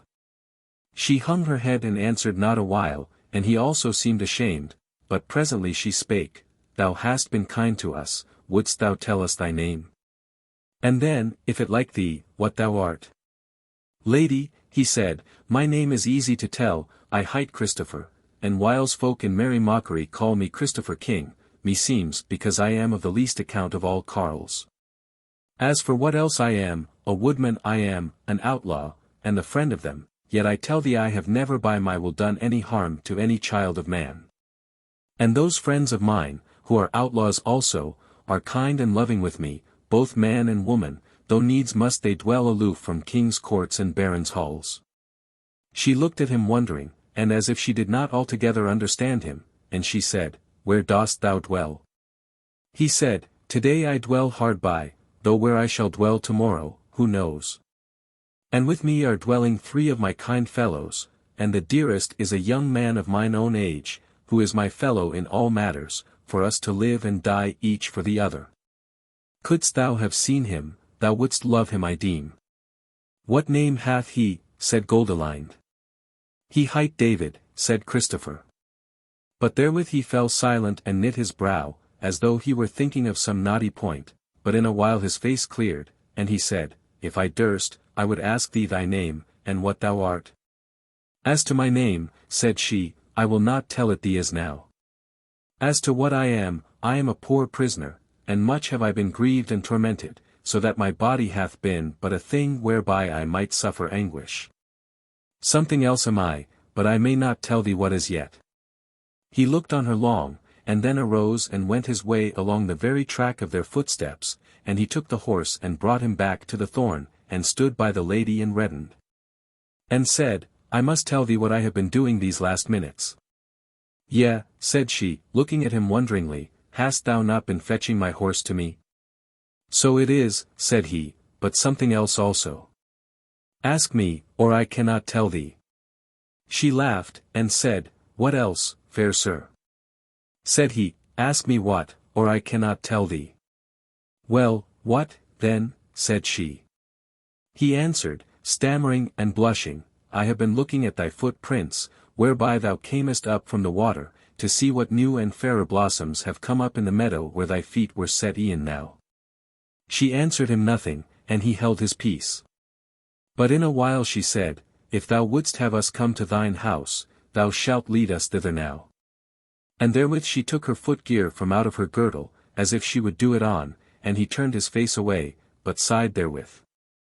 Then she reddened and put them back again, and rose up lightly, and said, I will go afoot. And wilt thou lead the horse for me? So did he, and led her by all the softest and most flowery ways, turning about the end of a spur of the little hill that came close to the water, and going close to the lip of the river.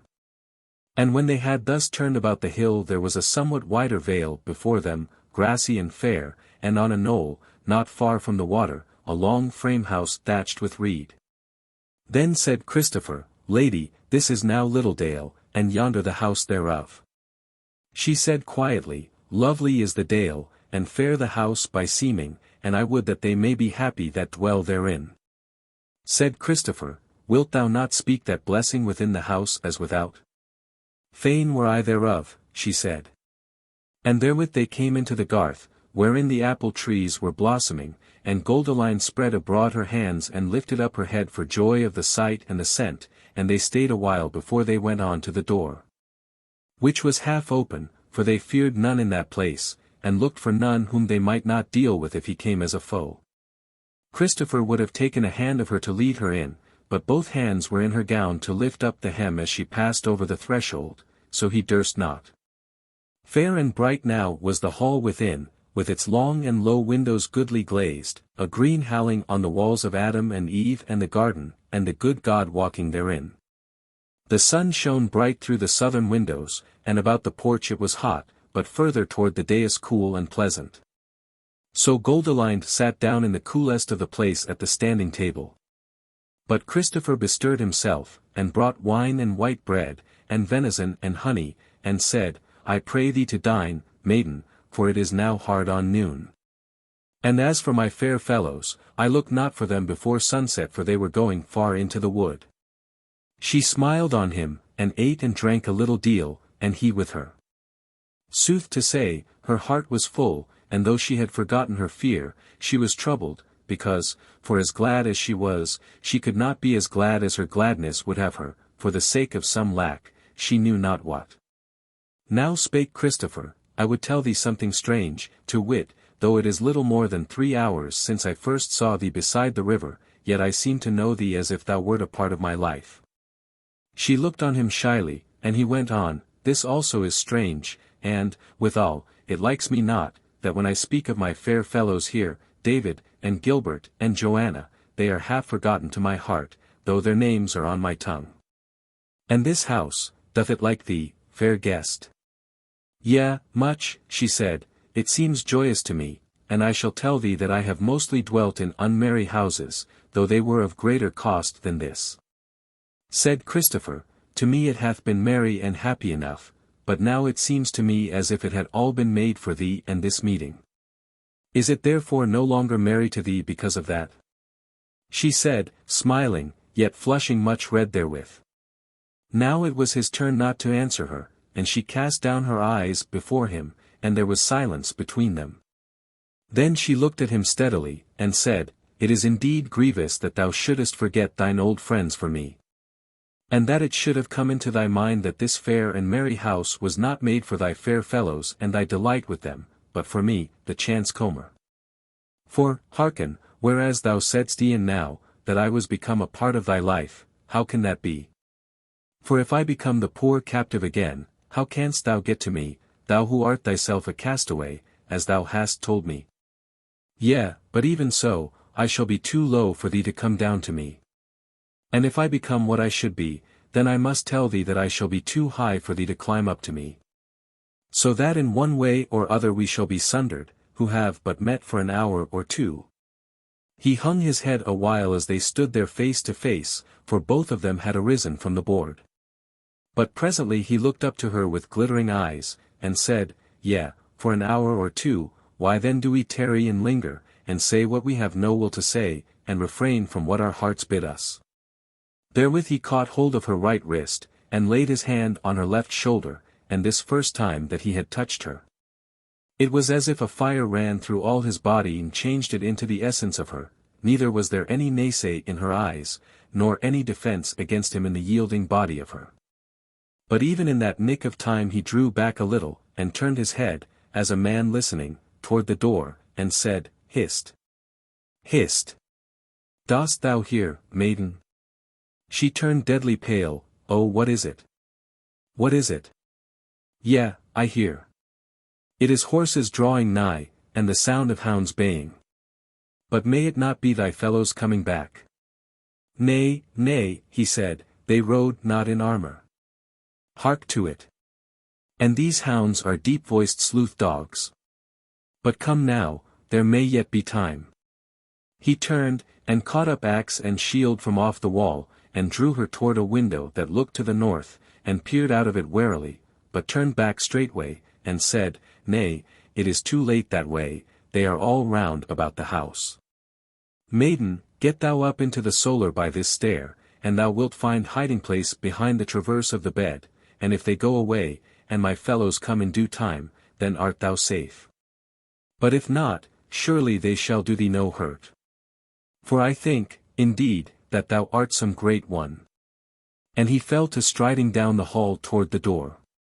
But she ran after him, and caught his arm, and said, Nay, nay, I will not hide, to be dragged out of my refuge like a thief. Thou sayest well that I am of the great, I will stand by thee and command and forbid as a queen. Oh, go not to the door. Stay by me, stay. Nay, nay, he said, there is not for it but the deed of arms. Look. Sayest thou not steal by the porch? And therewith he broke from her and ran to the door, and was met upon the very threshold by all armed men, upon whom he fell without more ado, crying out, For the Tofts. For the Tofts! The woodman to the rescue! And he hewed right and left on whatsoever was before him, so that what fell not, gave back, and for a moment of time he cleared the porch. But in that nick of time his axe brake on the basnet of a huge man-at-arms, and they all thrust them on him together and drave him back into the hall, and came bundling after him in a heap. But he drave his shield at one, and then with his right hand smote another on the bare face, so that he rolled over and stirred no more till the day of doom. Then was there a weapon before him, might he have stooped to pick it up, but he might not. So he caught hold of a sturdy but somewhat short man by the collar and the lap of his leather surcoat, and drew aback, and with a mighty heave cast him on the rout of them, who for their parts had drawn back a little also. As if he had been a huge stone, and down went two before that artillery. And they set up a great roar of wonder and fear. But he followed them, and this time got an axe in his hand, so mazed they were by his onset, and he hewed at them again and drave them aback to the threshold of the door, but could get them no further. And they began to handle long spears to thrust at him. But then came forward a knight, no mickle man, but clad in very goodly armour, with a lion beaten in gold on his green surcoat. This man smote up the spears, and made the men go back a little, while he stood on the threshold. So Christopher saw that he would parley with him, and forbore him, and the knight spake, Thou youngling, art thou mad? What doest thou falling on my folk? And what do ye, said Christopher fiercely, besetting the houses of folk with weapons? Now wilt thou take my life? But I shall yet slay one or two before I die. Get thee back, Lord, or thou shalt be the first. But the knight, who had no weapon in his hand, said, We come but to seek our own, and that is our Lady of Meadham, who dwelleth at Greenharbour by her own will. And if thou wilt stand aside thou mayst go free to the devil for us. Now would Christopher have shouted and fallen on, and gone to his death there and then, but even there with a voice, clear and sweet, spake at the back of him, and said, Thou kind host, do thou stand aside and let us speak that which is needful. And therewith stepped forth Goldilind and stood beside Christopher, and said, Sir Burgreave, we rode forth to drink the air yesterday, and went astray amidst the wild wood, and were belated, so that we must needs lie down under the bare heaven. But this morning we happened on this kind forester, who gave us to eat, and took us to his house and gave us meat and drink, for which it were seemlier to reward him than threaten him. Now it is our pleasure that ye lead us back to Greenharbour. But as for this youth, that ye do him no hurt, but let him go free, according to thy words spoken e'en now, Sir Burgreave. She spake slowly and heavily, as one who hath a lesson to say, and it was to be seen of her that all grief was in her heart, though her words were queenly. Some of them that heard laughed. But the Burgreave spake, and said, Lady, we will do thy will in part, for we will lead thee to Greenharbour in all honour, but as to this young man, if he will not be slain here and now, needs must he with us. For he hath slain two of our men outright, and hath hurt many, and, methinks, the devil of the woods is in his body. So do thou bid him be quiet, if thou wouldst not see his blood flow. She turned a pale unhappy face on Christopher, and said, My friend, we bid thee withstand them no more, but let them do with thee as they will. Christopher stood aside therewith, and sat down on a bench and laughed, and said in a high voice, Stout men at arms, forsooth, to take a maid's kirtle to their shield. But therewith the armed men poured into the hall, and a half-dozen of the stoutest came up unto Christopher where he sat, and bound his hands with their girdles, and he withstood them no whit, but sat laughing in their faces. And made as if it were all a Yuletide game. But inwardly his heart burned with anger, and with love of that sweet lady. Then they made him stand up, and led him without the house, and set him on a horse, and linked his feet together under the belly thereof. And when that was done he saw them lead out the lady, and they set her in a horse litter, and then the whole troop rode off together, with two men riding on either side of the said litter. In this wise they left Littledale. Chapter 17. Goldilind comes back to Greenharbour. They rode speedily, and had with them men who knew the woodland ways, so that the journey was not so long thence as Goldilind had made it thither. And they stayed not for nightfall, since the moon was bright, so that they came before the castle gate before midnight. Now Goldilind looked to be cast into prison, whatever might befall her upon the morrow. But so it went not, for she was led straight to her own chamber, and one of her women, but not Alois, waited on her, and when she tried to have some tidings of her, the woman spake to her no more than if she were dumb. So all unhappily she laid her down in her bed, foreboding the worst, which she deemed might well be death at the hand of her jailers. As for Christopher, she saw the last of him as they entered the castle gate, and knew not what they had done with him. So she lay in dismal thoughts, but at last fell asleep for mere weariness. When she awoke it was broad day, and there was someone going about in the chamber. She turned, and saw that it was Alois. She felt sick at heart, and durst not move or ask of tidings.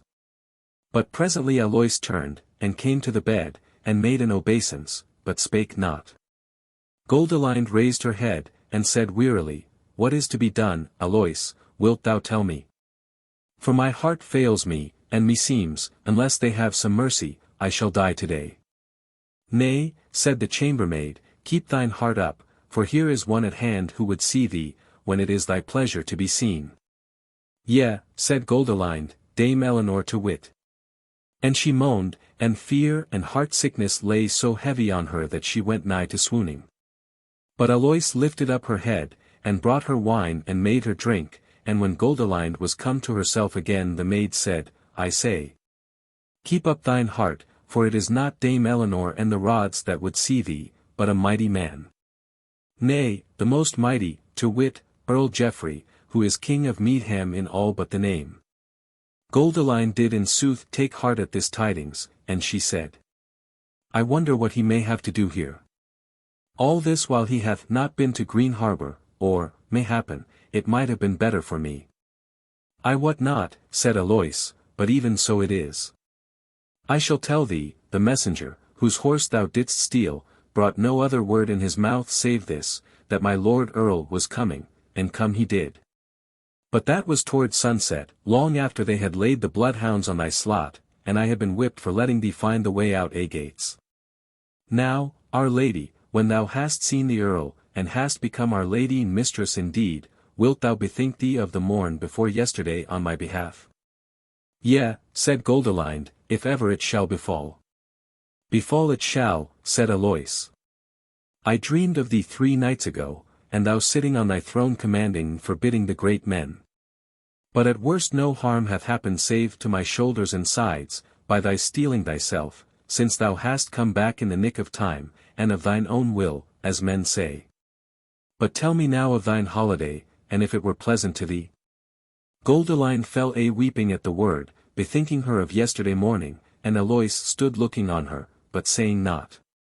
At last spake Goldilind softly, Tell me, Alois, didst thou hear any speaking of that young man who was brought in hither last night? Have they slain him? Said Alois, Soothly, my lady, I deem they have done him no hurt, though I wot not for sure. There hath been none headed or hanged in the base court today. I heard talk amongst the men-at-arms of one whom they took. They said he was a wonder of sheer strength, and how that he cast their men about as though he were playing at ball. Sooth to say, they seem to bear him no grudge therefore. But now I would counsel thee to arise.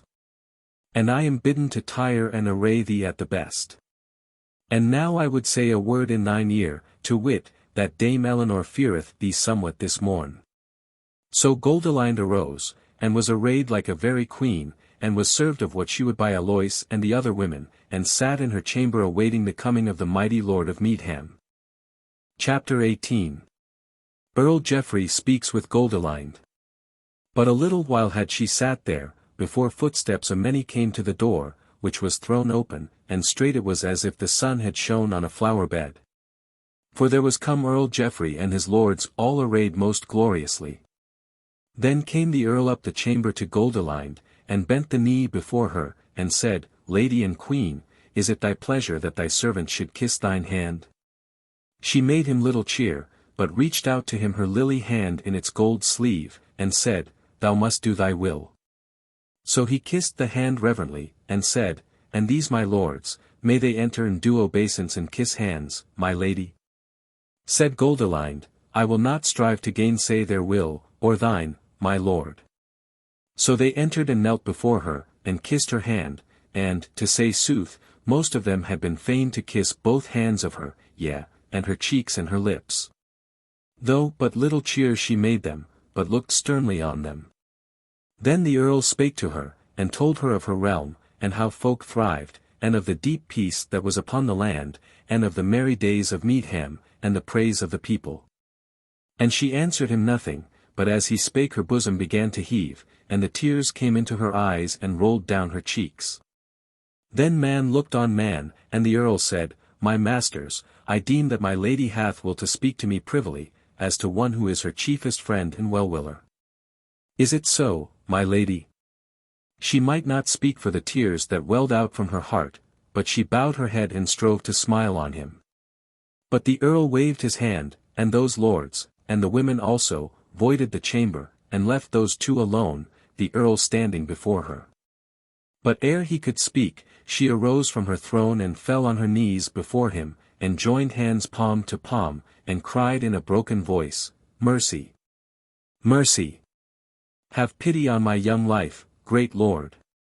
But he lifted her up, and set her on her throne again, and said, Nay, my lady, this is unmeet, but if thou wouldst talk and tell with me I am ready to hearken. She strove with her passion a while, and then she said, Great lord, I pray thee to hearken, and to have patience with a woman's weak heart.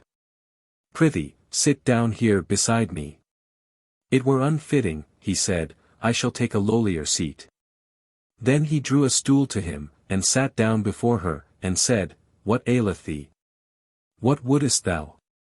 Then she said, Lord Earl, I am in prison, I would be free.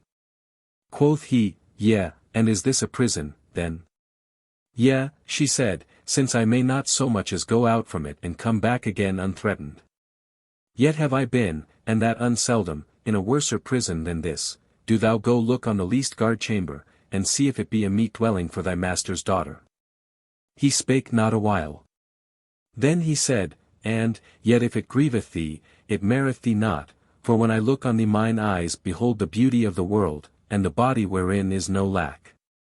She reddened and said, If it be so, it is God's work, and I praise him therefore. But how long will it last? For grief slayeth beauty. He looked on her long, and said, To thy friends I betook thee, and I looked that they should cherish thee. Where then is the wrong that I have done thee? She said, Maybe no wrong wittingly. Since now, belike, thou art come to tell me that all this weary sojourn is at an end, and that thou wilt take me to Meadhamstead, and set me on the throne there, and show my father's daughter to all the people. He held his peace, and his face grew dark before her while she watched it. At last he spake in a harsh voice, Lady, he said, it may not be, here in Greenharbour must thou abide, or in some other castle apart from the folk.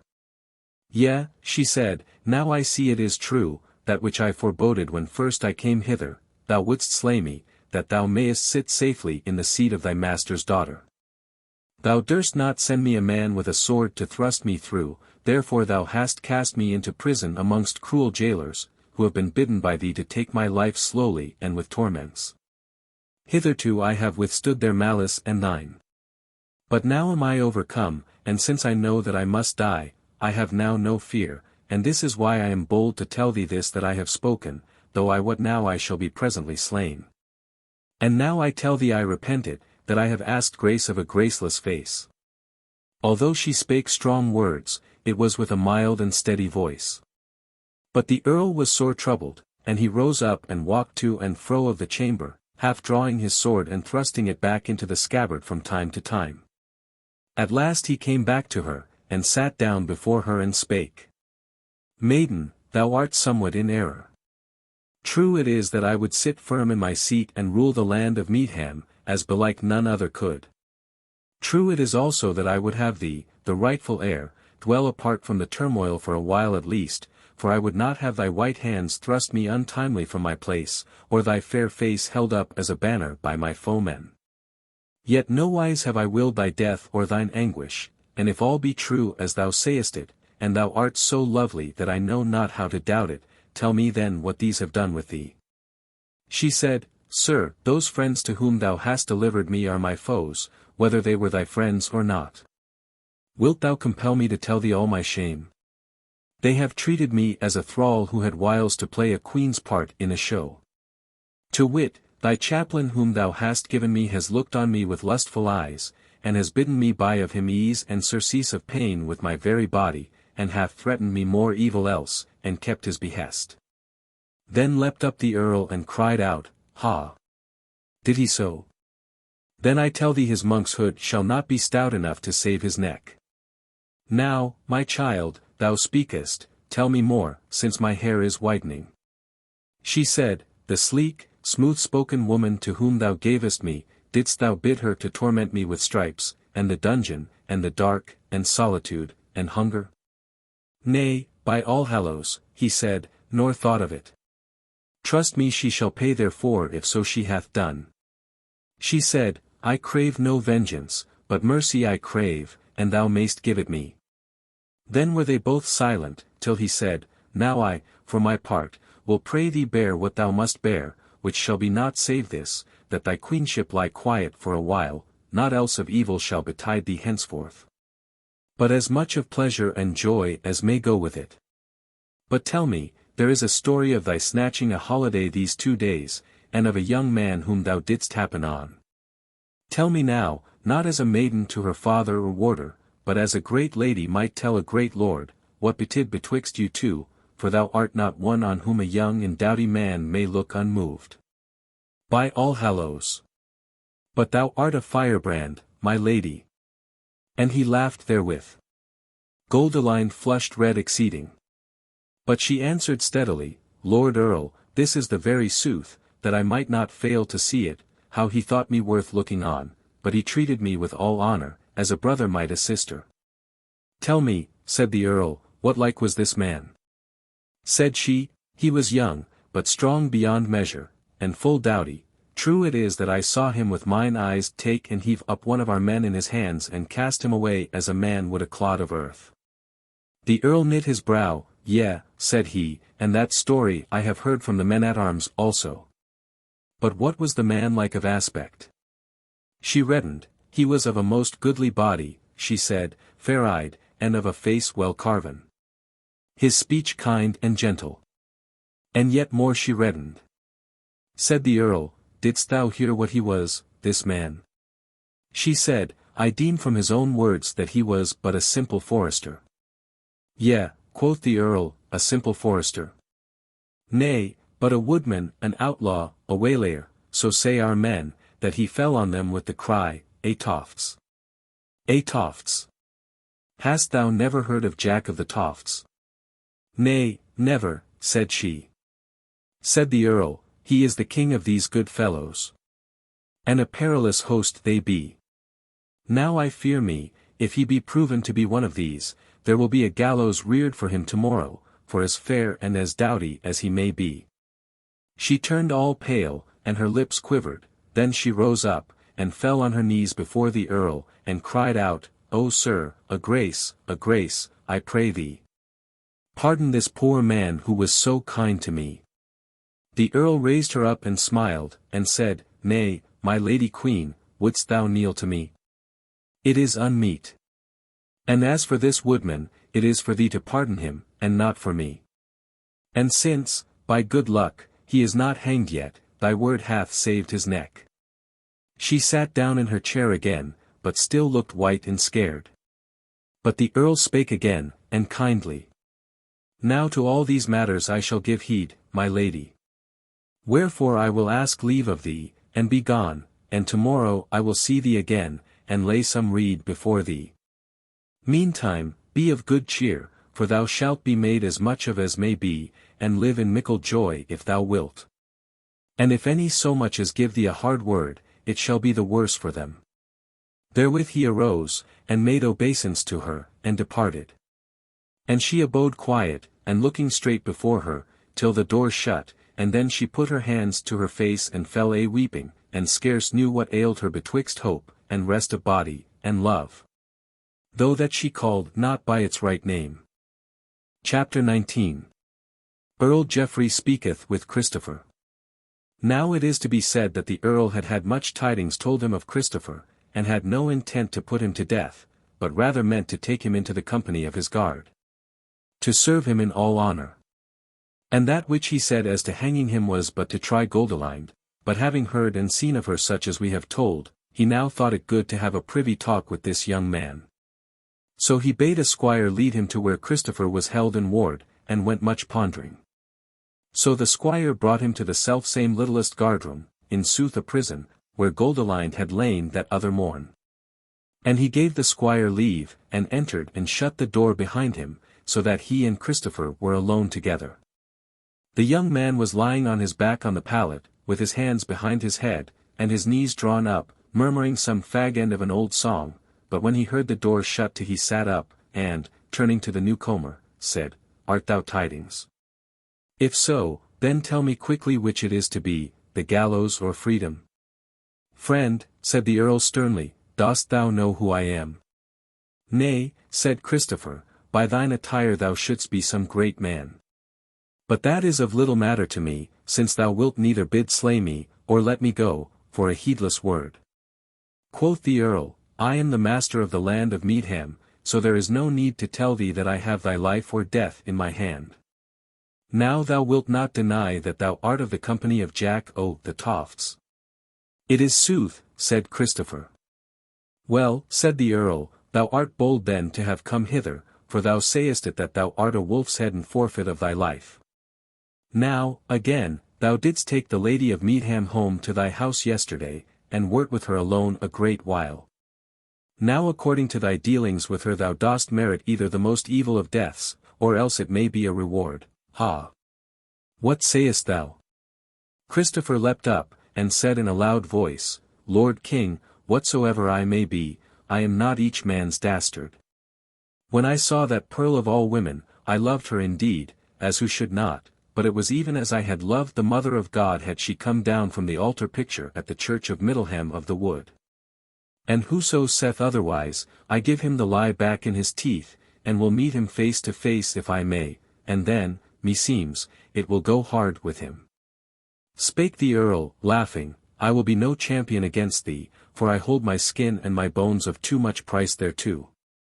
And, moreover, though meseemeth the blessed Virgin would have a hot lover in thee were she to come down to earth anigh thy dwelling, yet trow I thy tale, that thou hast dealt with my lady in honour. Therefore, lad, what sayest thou, wilt thou be a man of mine, and bear arms for me, and do my will?" Spake Christopher, "Lord, this is better than hanging." "Why, so it is, lad," said the Earl, laughing again, "and some would say better by a good deal. But hearken. If thou take it, thou must abide here in Greenharbour, a long while, maybe, yea, even so long as my lady dwelleth here." Christopher flushed and said, "Lord, thou art kind and gracious, and I will take thy bidding." The Earl said, "Well, so it shall be then, and presently thou shalt go out of this guardroom a free man. But abide a while." Therewith he drew a stool to him and sat down, and spake not for a long while, and Christopher abode his pleasure. At last spake the Earl, "One day, mayhappen, we may make a wedding for thee, and that no ill one." Christopher laughed. "Lord," said he, "what lady will wed me, a no man's son?" Said the Earl, "Not if the Lord of Meadham be thy friend." "Well then, how if the Lady and Queen of Meadham make thee the wedding?" Said Christopher, "I were liefer to make mine own wedding, whenso I need a woman in my bed, I will compel no woman, nor ask others to compel her."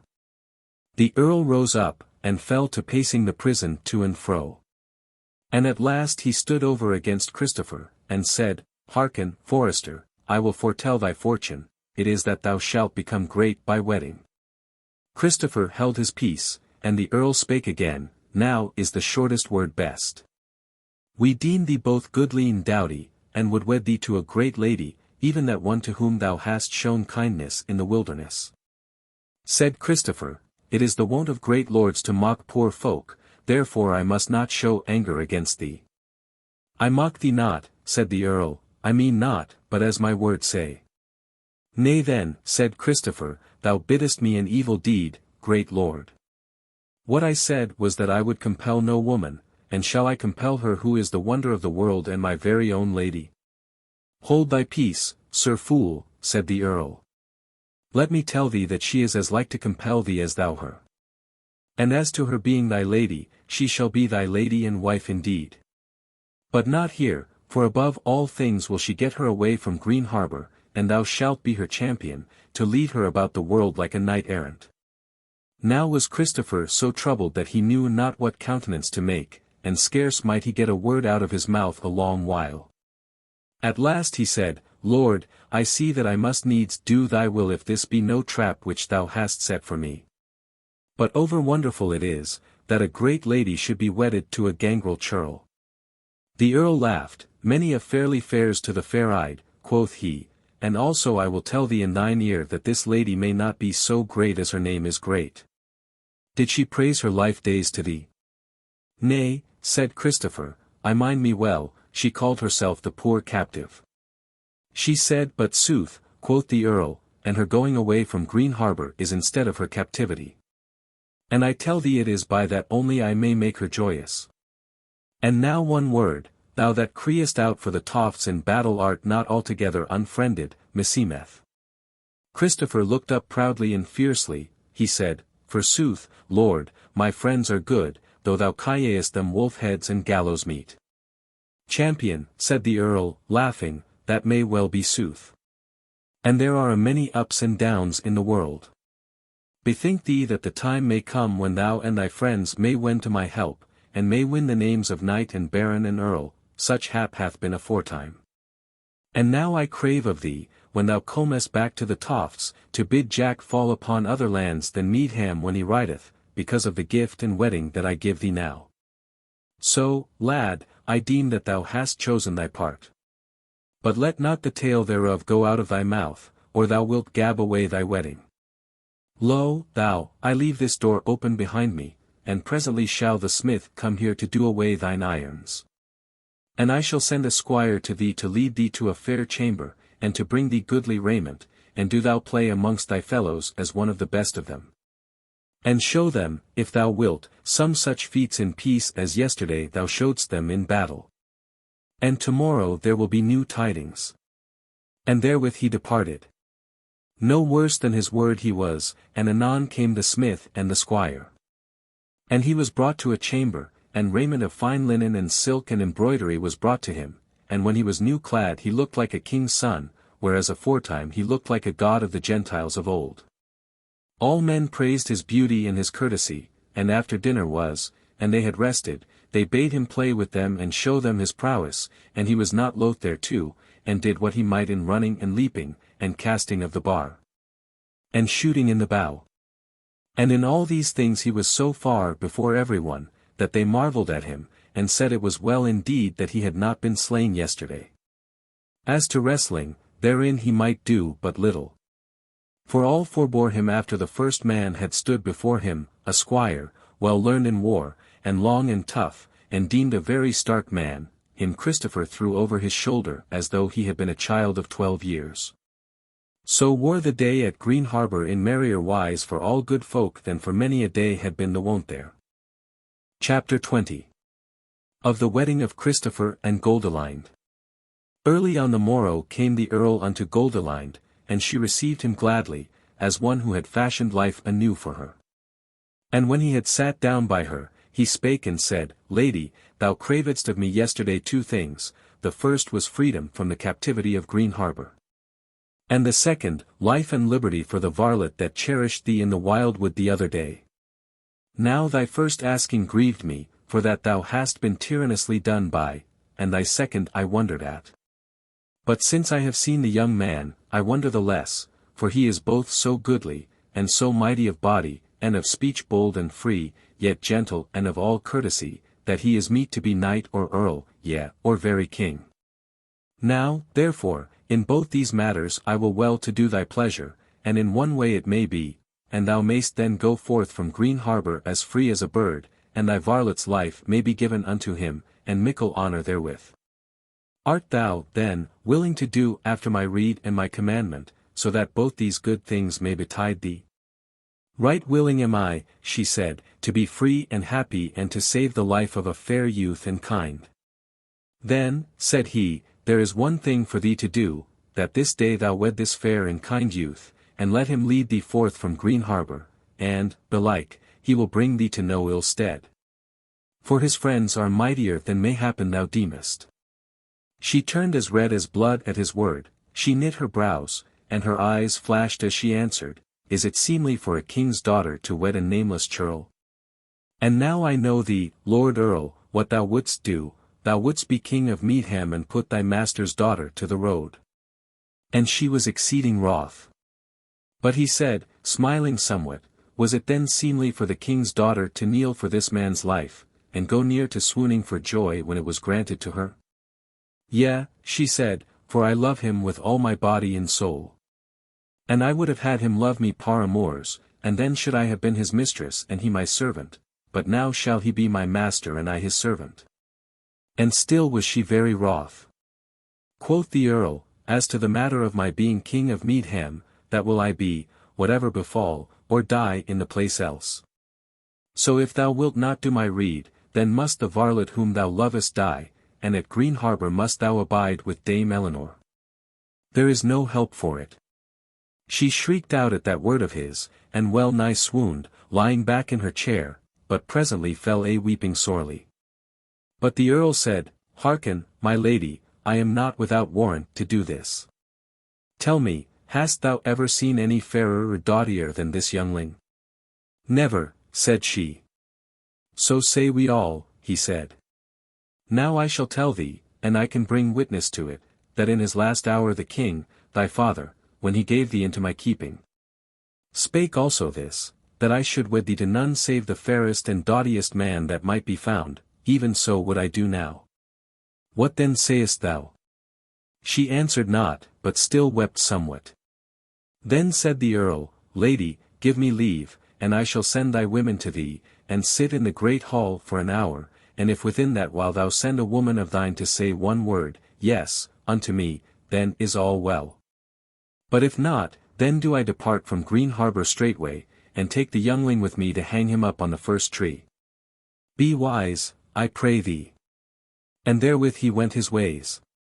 But Goldilind, being left alone a little, rose up and paced the chamber to and fro, and her tears and sobbing ceased, and a great and strange joy grew up in her heart, mingled with the pain of longing, so that she might rest in nowise. Even therewith the door opened, and her women entered, Alois first, and she called to her at once, and bade her to find Earl Geoffrey in the great hall, and say to him, Yes. So Alois went her ways, and Goldilind bade her other women to array her in the best and goodliest wise that they might. And the day was yet somewhat young. Now it must be said of Earl Geoffrey that, in spite of his hard word, he had it not in his heart either to slay Christopher or to leave Goldilind at Greenharbour to the mercy of Dame Eleanor. Chapter 21. Of the wedding of those twain. Now were folk gathered in the hall, and the Earl Geoffrey was standing on the dais by the high seat, and beside him a worthy clerk, the abbot of Medhamstead, a monk of St. Benedict, and next to him the burgrave of Greenharbour, and then a score of knights all in brave raiment, and squires withal, and sergeants. But down in the hall were the men-at-arms and serving men, and a half-hundred of folk of the countryside, queens as well as carles, who had been gathered for the show and bidden in. No other women were there in the hall till Goldilind and her serving women entered. She went straight up the hall, and took her place in the high seat. And for all that her eyes seemed steady, she had noted Christopher standing by the shot window just below the dais. Now when she was set down, and there was silence in the hall, Earl Geoffrey came forth and said, Lords and knights, and ye good people, the Lady Goldilind, daughter of the Lord King Roland that last was, is now of age to wed. And be it known unto you, that the king, her father, bade me, in the last words by him spoken, to wed her to none but the loveliest and strongest that might be, as witness I can bring hereto. Now such a man have I sought hereto in Medhamstead and the much-peopled land of Meadham, and none have I come on, however worthy he were of deeds, or well-born of lineage, but that I doubted me if he were so fair or so doughty as might be found. But here in this half-desert corner of the land have I gotten a man than whom none is doughtier, as some of you have found to your cost. And tell me all you, where have ye seen any as fair as this man? And therewith he made a sign with his hand, and forth strode Christopher up on to the dais. And he was so clad, that his kirtle was of white samite, girt with a girdle of goldsmith's work, whereby hung a good sword of like fashion, and over his shoulders was a mantle of red cloth of gold, furred with ermine, and lined with green sandal. And on his golden curled locks sat a chaplet of pearls.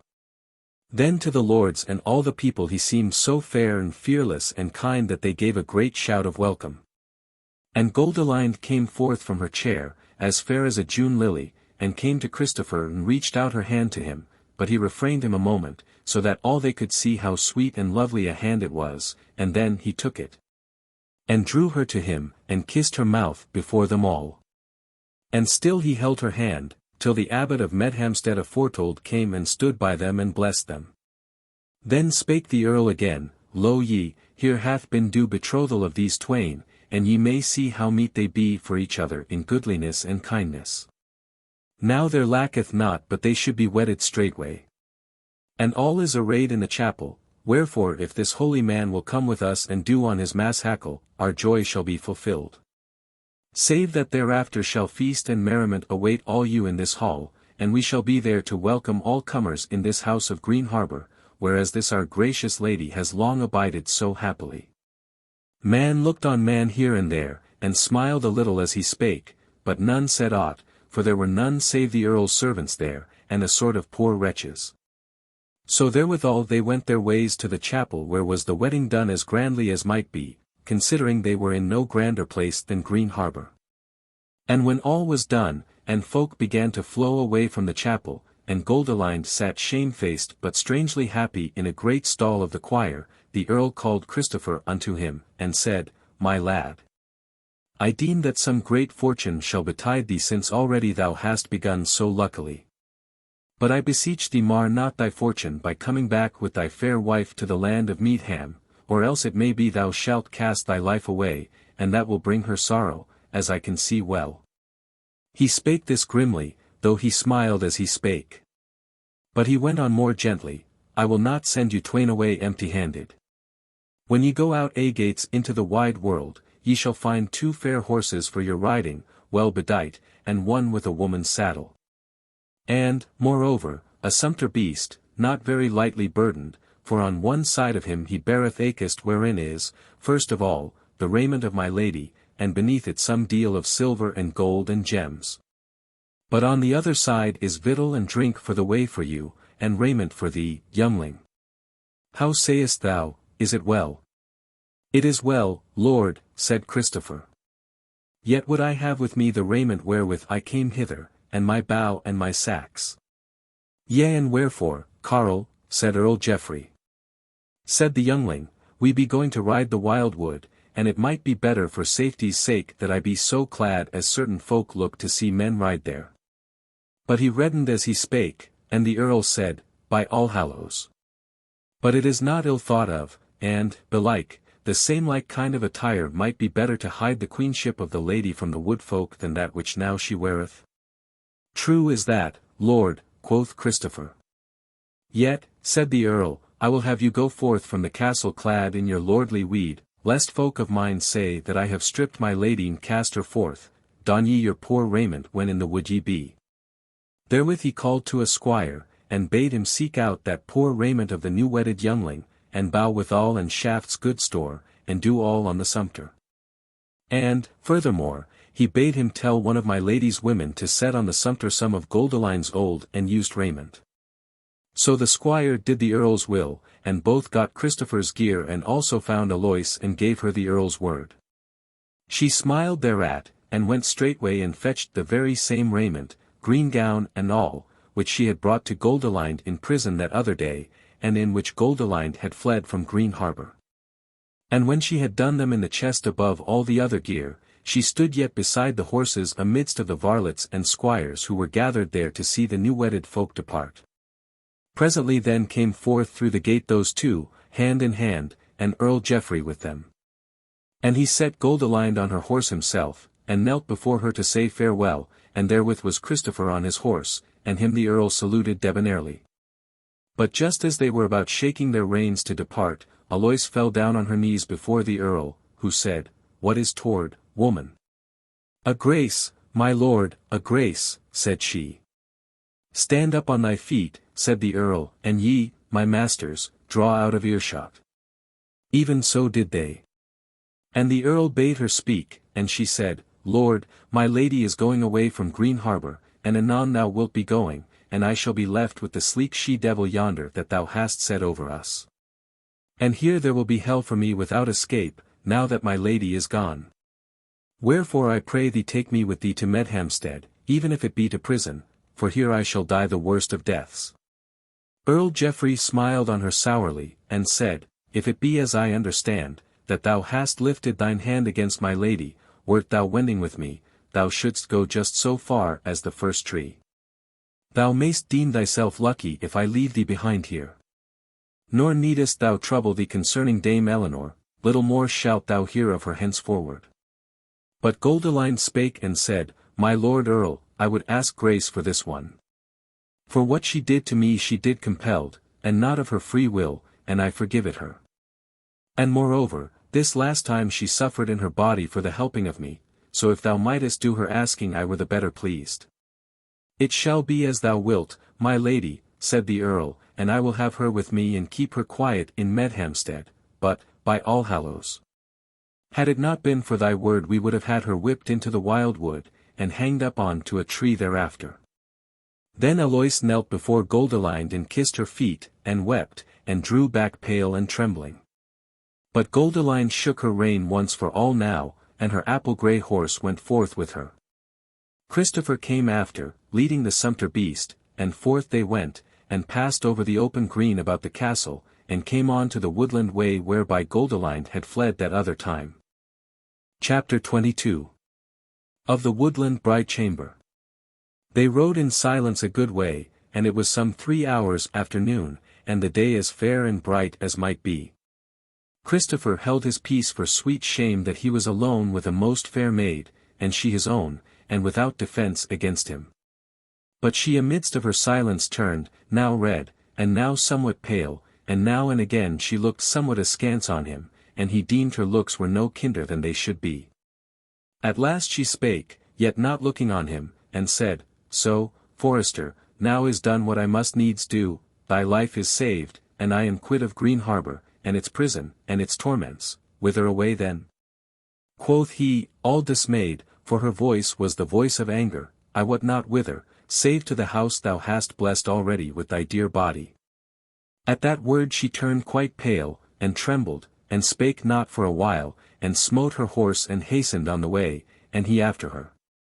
But when he was come up with her again, then she said, still not looking at him, "A house of woodmen and wolf-heads. Is that a meet dwelling place for me? Didst thou hear men at Greenharbour say that I am a queen?" "Hear them I did," quoth he. "But meseemeth not like a queen had they done with thee." She said, "And dost thou mock me with that? Thou?" And she burst out weeping. He answered not, for sore grief smote him, remembering her hand in his but a little while ago. And again she hurried on, and he followed her. When he came up with her she said, "And thou, didst thou woo me as a queen?" "Lady," he said, "I wooed thee not at all, I was given to thee, would I not, great joy was that to me." Then said she, "Thou sayest sooth, thou hast not wooed me, but taken me." She laughed therewith, as one in bitterness. But presently she turned to him, and he wondered, for in her face was longing and kindness not like to her words.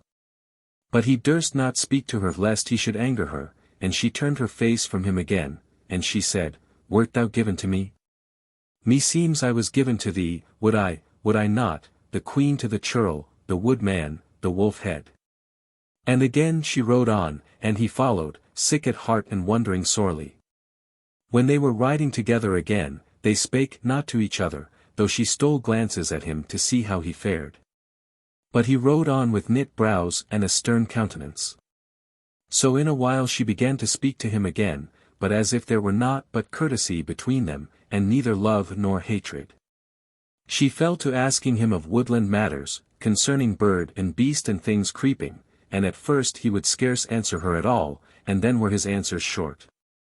But at last, despite of all, he began to forget both grief and anger, so much the sweetness of her speech wound about his heart, and, withal, she fell to asking him of his fellows and their life in the woods, and of Jack of the Tofts and the like.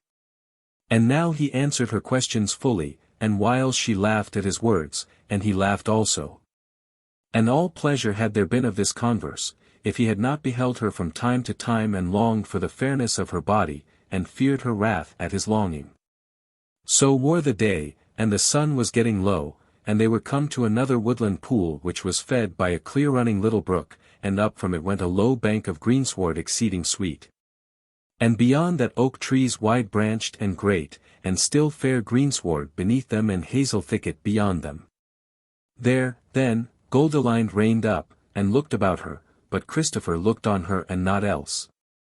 But she said, Let tomorrow bring counsel. But now am I weary tonight, and if we are not to ride night long, we shall belike find no better place to rest in. Wilt thou keep watch while I sleep? Yea, he said, bowing his head to her soberly. And therewith he got off his horse, and would have helped her down from hers, but she slipped lightly down and stood before him face to face, and they were very nigh to each other, she standing close to her horse.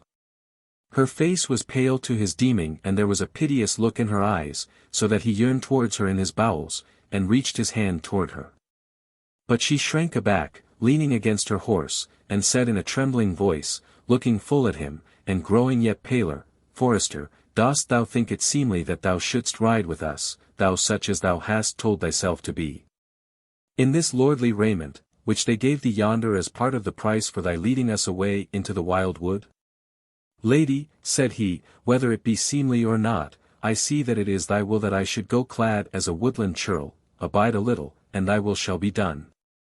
Therewith he did off the burden from the sumpter horse, and set the chests on the earth, then he took her horse gently, and led him with the other two in under the oak trees, and there he tethered them so that they could bite the grass. And came back thereafter, and took his old raiment out of the chest, and said, What thou wilt have me do, I will do now. And this all the more as tomorrow I should have done it unbidden, and should have prayed thee to do on garments less glorious than now thou bearest, so that we may look the less strange in the woodland if we chance to fall in with any man. Not she answered as he turned toward the hazel copse, she had been following him with her eyes while he was about that business, and when his back was turned, she stood a moment till her bosom fell a-heaving, and she wept. Then she turned her about to the chest wherein was her raiment, and went hastily and did off her glorious array, and did on the green gown wherewith she had fled, and left her feet bare withal. Then she looked up and saw Christopher, how he was coming from out the hazel thicket new clad in his old raiment, and she cried out aloud, and ran toward him. But he doubted that some evil had betid, and that she was chaste. So he drew out his sword, but she ran up to him and cried out, Put up thy sword, here is none save me. But he stood still, gazing on her in wonderment, and now she was drawn near to him she stood still before him, panting. Then he said, Nay, lady, for this night there was no need of thy disguising thee, tomorrow it had been soon enough. She said, I were fain if thou wouldst take my hand, and lead me back to our resting place. Even so he did, and as their palms met he felt how her hand loved him, and a flood of sweetness swept over his heart, and made an end of all its soreness. But he led her quietly back again to their place. Then she turned to him and said, Now art thou the woodland god again, and the courtier no more, so now will I worship thee. And she knelt down before him, and embraced his knees and kissed them. But he drew her up to him, and cast his arms about her, and kissed her face many times, and said, Now art thou the poor captive again. She said, Now hast thou forgiven me. But I will tell thee that my wilfulness and folly was not all utterly feigned. Though when I was about it I longed for thee to break it down with the fierceness of a man, and bid me look to it how helpless I was, and thou how strong and my only defence. Not utterly feigned it was, for I will say it, that I was grieved to the heart when I bethought me of Meadhamstead and the seed of my fathers. What sayest thou then? Shalt thou be ever a woodman in these thickets, and a follower of Jack of the Tofts? If so thou wilt, it is well. He took her by the shoulders and bent her backwards to kiss her, and held her up above the earth in his arms, waving her this way and that, till she felt how little and light she was in his grasp, though she was no puny woman. Then he set her on her feet again, and laughed in her face, and said, Sweetling, let tomorrow bring counsel. But now let it all be, thou hast said it, thou art weary. So now will I dight thee a bed of our mantles, and thou shalt lie thee down, and I shall watch thee as thou badest me. Therewith he went about, and plucked armfuls of the young bracken, and made a bed wide and soft, and spread the mantles thereover. But she stood a while looking on him. Then she said, Dost thou think to punish me for my wilful folly, and to shame me by making me speak to thee? Nay, he said, it is not so. She said, I am not shamed in that I say to thee, if thou watch this night, I will watch by thee. And if I lie down to rest this night, thou shalt lie by me. For my foemen have given me to thee, and now shalt thou give thyself to me. So he drew near to her shyly, like unto one who hath been forgiven. And there was their bridal bed, and naught but the oak boughs betwixt them and the bare heavens. Chapter 23. They fall in with friends. Now awoke Goldilind when the morning was young and fresh, and she drew the mantle up over her shoulders. And as she did so, but half awake, she deemed she heard other sounds than the singing of the blackbirds and throstles about the edge of the thicket, and she turned her eyes toward the oak trees and the hazel thicket. And saw at once 3 of mankind coming on foot over the greensward toward her. She was afraid, so that she durst not put out a hand to awaken Christopher, but sat gazing on those 3 as they came toward her. She saw that 2 were tall men, clad much as Christopher. But presently she saw that there was a woman with them, and she took heart somewhat thereat, and she noted that one of the men was short-haired and dark-haired, and the other had long red hair falling about his shoulders. And as she put out her hand and laid it on Christopher's shoulder, the red-haired one looked toward her a moment under the sharp of his hand, for the sun was on their side, and then set off running, giving out a great whoop therewithal. Even therewith leapt up Christopher, still half awake, and the red-haired man ran right up to him, and caught him by the shoulders, and kissed him on both cheeks. So that Goldilind saw that these were the fellows whereof Christopher had told, and she stood there shamefast and smiling. Presently came up the others, to wit, Gilbert and Joanna, and they also kissed and embraced Christopher, and all they were as full of joy as might be. Then came Joanna to Goldilind, and said, I wot not who this may be, brother, yet meseems she will be someone who is dear to thee, wherefore is she my sister. And therewith she kissed Goldilind. And she was kind, and sweet of flesh, and goodly of body, and Goldilind rejoiced in her. Joanna made much of her, and said to her, Here is to do, whereas 2 men have broken into a lady's chamber.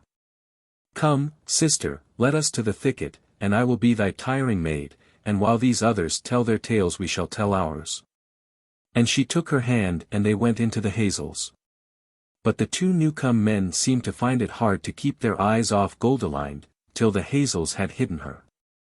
Then turned David to Christopher, and said, Thy pardon, little king, that we have waked thee so early. But we wot not that thou hadst been amongst the wood women, and, sooth to say, my lad, we had little ease till we found thee, after we came home and saw all those hoof-marks yonder. Yea, said Gilbert, if we had lost thee we had been finely holpen up, for we could neither have gone back to the Tofts nor into the kingdom, for I think my father would have hanged us if we had come back with a, by the way, Christopher is slain. But tell us, lad, what hath befallen thee with yonder sweetling?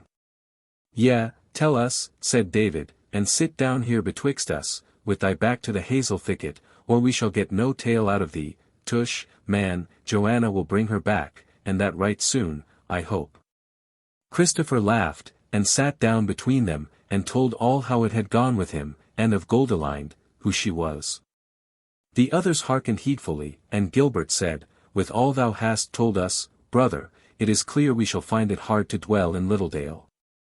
So soon as thy loveling hath rested her at our house, we must go our ways to the Tofts, and take counsel of our father. Christopher ye said this, and therewithal was come Joanna leading Goldilind duly arrayed, yet still in her green gown, for she would none other, fresh, blushing, and all lovely. And David and Christopher did obeisance before her as to a great lady, but she hailed them as brothers, merrily and kindly, and bade them kiss her, and they kissed her cheek, but shyly, and especially David. Thereafter they broke their fast under the oak trees, and spent a merry hour, and then departed, the 2 women riding the horses, the others afoot, so came they to the house of Littledale, some while before sunset, and were merry and glad there. Young they were, troubles were behind them, and many a joy before them. Chapter 24. They take counsel at Littledale. 10 days they abode in the house of Littledale in all good cheer, and Joanna led Goldilind here and there about the woods, and made much of her, so that the heart within her was full of joy. For the freedom of the wild woods and all the life thereof was well nigh new to her. Whereas on the day of her flight from Greenharbour, and on 2 other such times, deadly fear, as is aforesaid, was mingled with her joyance, and would have drowned it utterly. But for the wilfulness which hardened her heart against the punishment to come. But now she was indeed free, and it seemed to her, as to Christopher when he was but new healed of his hurt, as if all this bright beauty of tree and flower, and beast and bird, was but made for her alone. And she wondered that her fellow could be so calm and sedate amidst of all this pleasure. And now, forsooth, was her queenhood forgotten, and better to her seemed Christopher's valiant love. And the meeting in the hall of the eventide was so sweet to her, that she might do little but stand trembling whiles Christopher came up to her, and Joanna's trim feet were speeding her over the floor to meet her man. That she might be a sharer in his deeds of the day. Many tales withal Joanna told the queen of the deeds of her husband and his kindred, and of the freeing of her and the other 3 from their captivity at Wailing No, and of the evil days they wore there before the coming of their lads. Which must have been worser by far, thought Goldilind, than the days of Greenharbour. So with all these tales, and the happy days in the house of the wild woods, Goldilind now began to deem of this new life as if there had been none other fated for her, so much apart was she now become of the days of those woodmen and wolf-heads. But when the last of those 10 days was wearing to an end and those 5 were sitting happy in the hall, albeit David sat somewhat pensive, now staring at Goldilind's beauty, now rising from his seat to pace the floor restlessly. Gilbert spake and said, Brethren, and thou, Queen Goldilind, it may be that the time is drawing near for other deeds than letting fly a few shafts at the dun deer, and eating our meat, and singing old songs as we lie at Our Lady's feet. For though we be at peace here in the wild wood, forgetting all things save those that are worthy to be remembered, yet in the cities and the courts of kings guile is not forgotten, and pride is alive, and tyranny. And the sword is whetted for innocent lives, and the feud is eked by the destruction of those who be sackless of its upheaving. Wherefore it behoveth to defend us by the ready hand and the bold heart and the wise head. So, I say, let us loiter here no longer, but go our ways tomorrow to the Tofts, and take the rede of our elders. How say ye, brethren? Quoth Christopher, time was, brother, when what thou sayest would have been as a riddle to me, and I would have said, here are we merry, though we be few. And if ye lack more company, let me ride to the Tofts and come back with a 50 of lads and lasses, and thus let us eke our mirth, and maybe they will tell us whitherward to ride.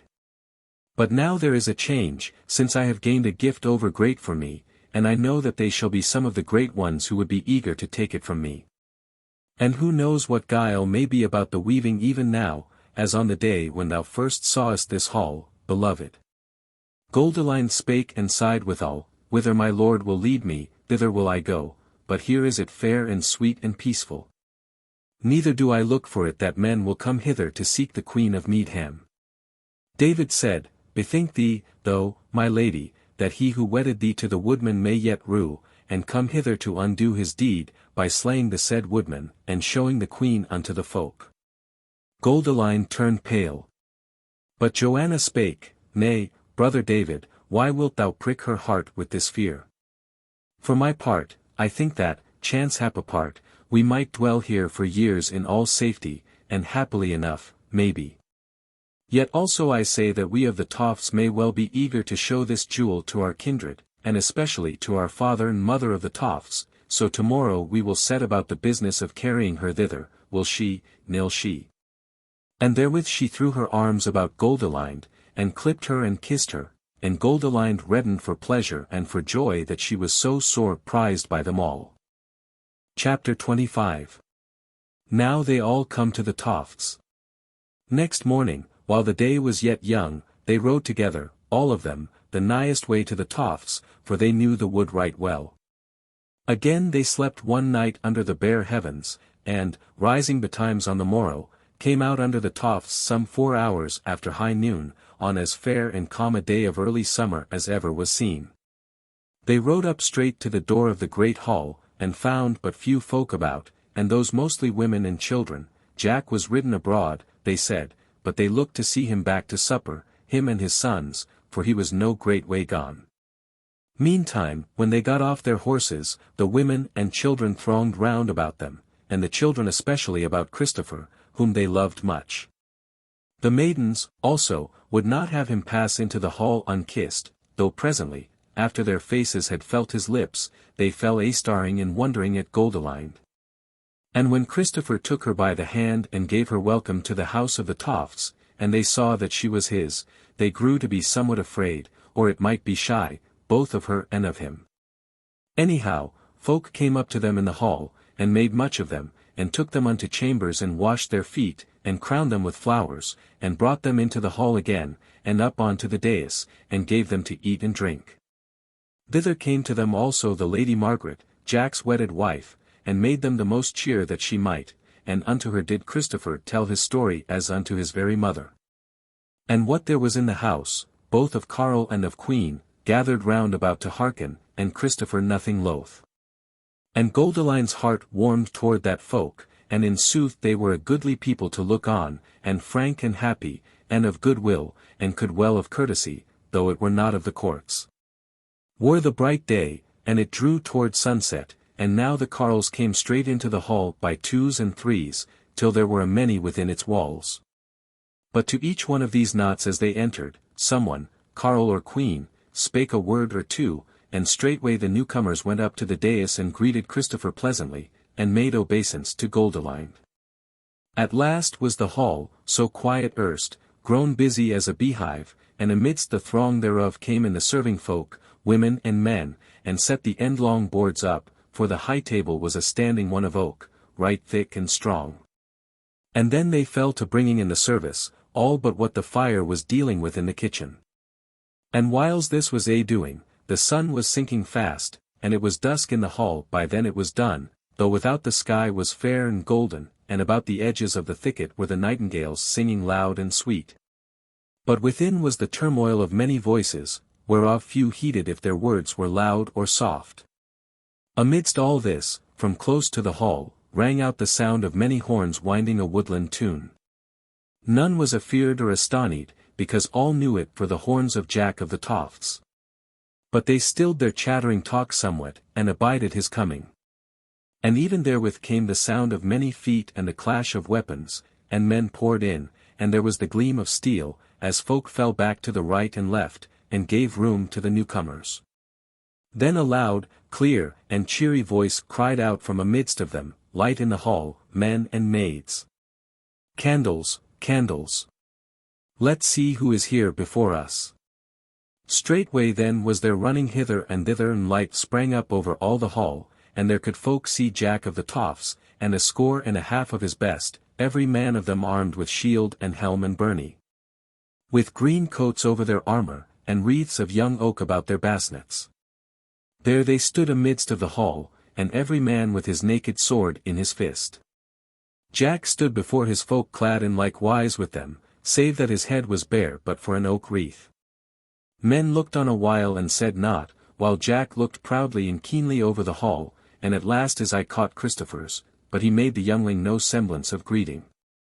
Christopher's heart fell, and he misdoubted if something were not wrong, but he spake softly to one who stood by him, and said, Is aught amiss, Will Ashcroft? This is not the wont here. Said the other, Not in thy time. But for the last 7 days it hath been the wont, and then off weapons and to supper peaceably. Chapter 26. Of the King of Oakenrealm. Even therewith, and while the last word had but come to Christopher's ears, rang out the voice of Jack of the Tofts again, louder and clearer than before, and he said, Men in this hall, I bear you tidings. The King of Oakenrealm is amongst us tonight. Then, forsooth, was the noise and the turmoil, and cries and shouts and clatter, and fists raised in air and weapons caught down from the wall, and the glitter of spear points and gleam of fallow blades. For the name of Rolf, King of Oakenrealm, was to those woodmen as the name of the great devil of hell, so much was he their unfriend and their dastard. But Jack raised up his hand, and cried, Silence ye! Blow up, horns, the hunt's up! Blared out the horns then, strong and fierce, under the hall roof, and when they were done, there was more silence in the hall than in the summer night without. Only the voice of the swords could not be utterly still, but yet tinkled and rang as hard came against hard here and there in the hush. Again spake Jack, Let no man speak. Let no man move from his place. I see the king. Ye shall see him. Therewith he strode up the hall and on to the dais, and came up to where stood Christopher holding Goldilind's hand, and she all pale and trembling. But Jack took him by the shoulder, and turned him about toward a seat which stood before the board, so that all men in the hall could see it. Then he set him down in it, and took his sword from his girdle, and knelt down before the young man, and took his right hand, and said in a loud voice, Jack of the Tofts, a free man and a sackless, wrongfully begilted. Am the man of King Christopher of Oakenrealm, to live and die for him as need may be. Lo, Lord, my father's blade! Wilt thou be good to me and gird me therewith, as thy father girt him?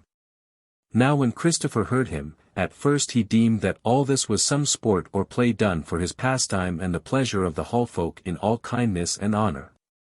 But when he looked in the eyes of him, and saw him fierce and eager and true, he knew well it was no jest. And as the shouts of men went up from the hall and beat against the roof, him seemed that he remembered, as in a dream, folk talking anigh him when he was too little to understand, of a king and his son, and a mighty man turned thief and betrayer. Then his brow cleared, and his eyes shone bright, and he leaned forward to Jack and girt him with the sword, and kissed his mouth, and said, Thou art indeed my man and my thane and my earl. And I gird thee with thy sword as my father girded thy father. Then stood up Jack o' the Tofts and said, Men in this hall, happy is the hour, and happy are ye.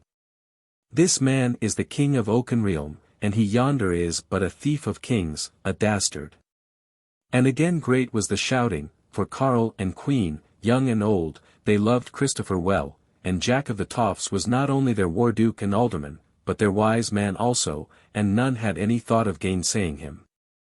But he spake again and said, Is there here any old man, or not so old, who hath of past days seen our king that was, King Christopher to wit, who fell in battle on our behalf?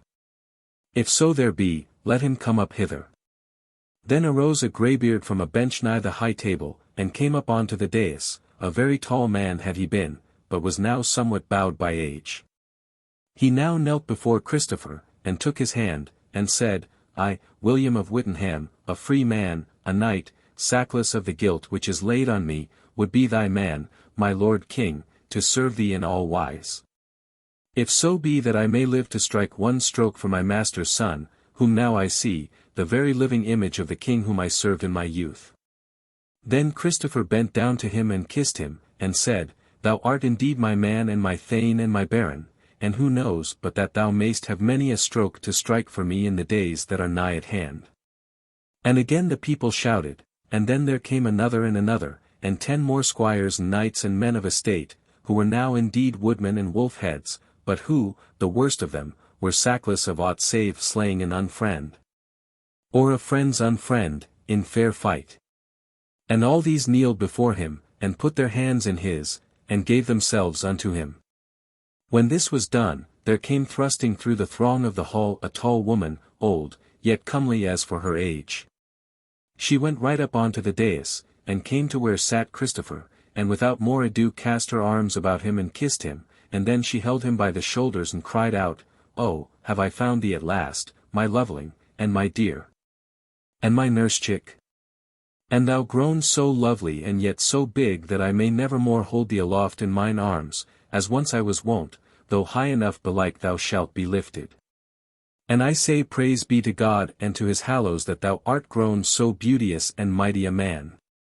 Therewith she turned about toward the hall throng and said, "Thou, Duke of these woodmen, and all ye in this hall, I have been brought hither by one of you.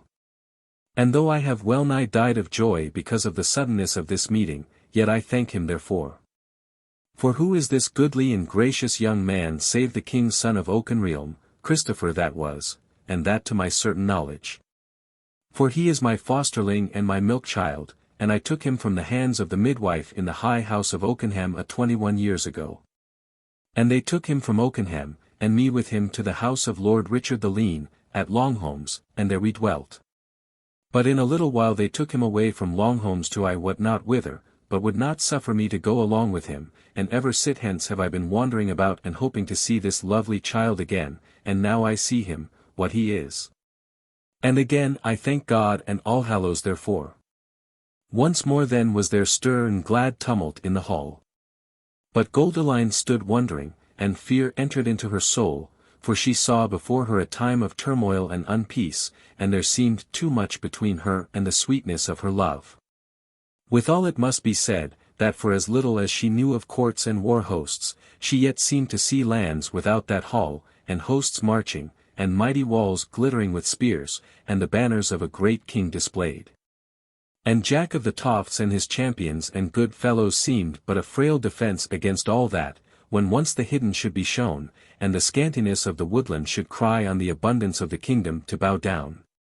Now she came round the board and stood beside Christopher, and he turned to her, and stood up and took her hand, in such wise that she felt the caress of it, and joy filled her soul, as if she had been alone with him in the wildwood. But he spake and said, "All ye my friends, I see and wot well that ye would have me sit in my father's seat and be the king of Oakenrealm, and that ye will give me help and furtherance therein to the utmost, nor will I cast back the gift upon you. And I will say this, that when I am king indeed, it is my meaning and my will now, that then I shall be no less one of you good fellows and kind friends than ye have known me hitherto, and even so I deem that ye think of me. But, good friends, it is not to be hidden that the road ye would have me wend with you is like to be rough, and it may well be that we shall not come to be kings or kings' friends but men hunted, and often, maybe, men taken and slain. Therefore, till one thing or the other come, the kingship, or the taking, I will try to be no less joyous than now I am, and so meseemeth shall ye, and if ye be of this mind, then shall the coming days be no worse than the days which have been. And God what they have been happy enough. Now again, ye see this most fair lady, whose hand I hold, she is my beloved and my wife, and therewithal she is the true queen of Meadham, and a traitor sits in her place even as a traitor sits in mine. But I must tell you that when she took me for her beloved, she knew not, nor did I, that I was a king's son, but she took me as a woodman and an outcast, and as a woodman and outcast I wooed her, trusting in the might that was in my body, and the love that was in my heart. And now before all you, my friends, I thank her and worship her that my body and my love was enough for her, as, God wot, the kingship of the whole earth should not be overmuch for her, if it lay open to her to take. But, sweet friends, here am I talking of myself as a king wedded unto a queen, whereas meseemeth the chiefest gift our twin kingship hath brought you tonight is the gift of two most mighty unfriends for you, to wit, her foeman and mine. See ye to it, then, if the wildwood yonder is not a meeter dwelling for us than this your goodly hall, and fear not to put us to the door as a pair of make-baits and apparel to this goodly company. Lo you, the sky without has not yet lost all memory of the sun, and in a little while it will be yellowing again to the dawn. Not evil shall be the wildwood for our summer dwelling, and what? Ere the winter come, we may have won us another house where erst my fathers feasted. And thereto, my friends, do I bid you all. But when they heard his friendly words, and saw the beauty of the fair woman whose hand he held, his face grew so well beloved to them, that they cried out with so great a voice of cheer, wordless for their very joy. that the timbers of the hall quavered because of it, and it went out into the wild wood as though it had been the feastful roaring of the ancient gods of the forest. But when the tumult sank a little, then cried out Jack of the Tofts, "Bring now the mickle shield, and let us look upon our king." So men went and fetched in a huge ancient shield, plated with berry-brown iron, inlaid with gold, and the 4 biggest men in the hall took it on their shoulders and knelt down anigh the dais, before Christopher, and Jack said aloud, "King! King! Stand up here. For this warboard of old days is the castle and the burg alone due to thee, and these 4 fellows here are the due mountains to upbear it." Then lightly strode child Christopher onto the shield, and when he stood firm thereon, they rose heedfully underneath him till they were standing upright on their feet, and the king stood on the shield as if he were grown there, and waved his naked sword to the 4 orcs. Then cried out an old woman in a shrill voice, "Lo, how the hills rise up into tall mountains, even so shall arise child Christopher to the kingship." Thereat all the folk laughed for joy and cried out, "Child Christopher! Child Christopher, our king!" And for that word, when he came to the crown indeed, and ruled wide lands, was he called child Christopher, and that name clave to him after he was dead, and but a name in the tale of his kindred. Now the king spake and said, "Friends, now is it time to get to the board, and the feast which hath been stayed this while, and I pray you let it be as merry as if there were no striving in unpeace betwixt us and the winning of peace. But tomorrow we will hallow in the moat, and my earl and my barons and good men shall give counsel, and then shall it be that the hand shall do what the heart biddeth." Therewith he leapt down from the shield, and went about the hall talking to this one and that, till the board was full dight, then he took his place in the high seat, beside Jack of the Tofts. And David and Gilbert and his other foster brethren sat on either side of him, and their wives with them, and men fell to feasting in great glee. But one thing there is yet to tell of this feast. When men had drunk a cup or 2, and drunk memories to good men dead, and healths to good men living, amidst this arose a grey-head carle from the lower end of the hall, and said, "Child Christopher, thy grace, that I may crave a boon of thee on this day of leal service." "Ask then," said Christopher, with a pleasant face.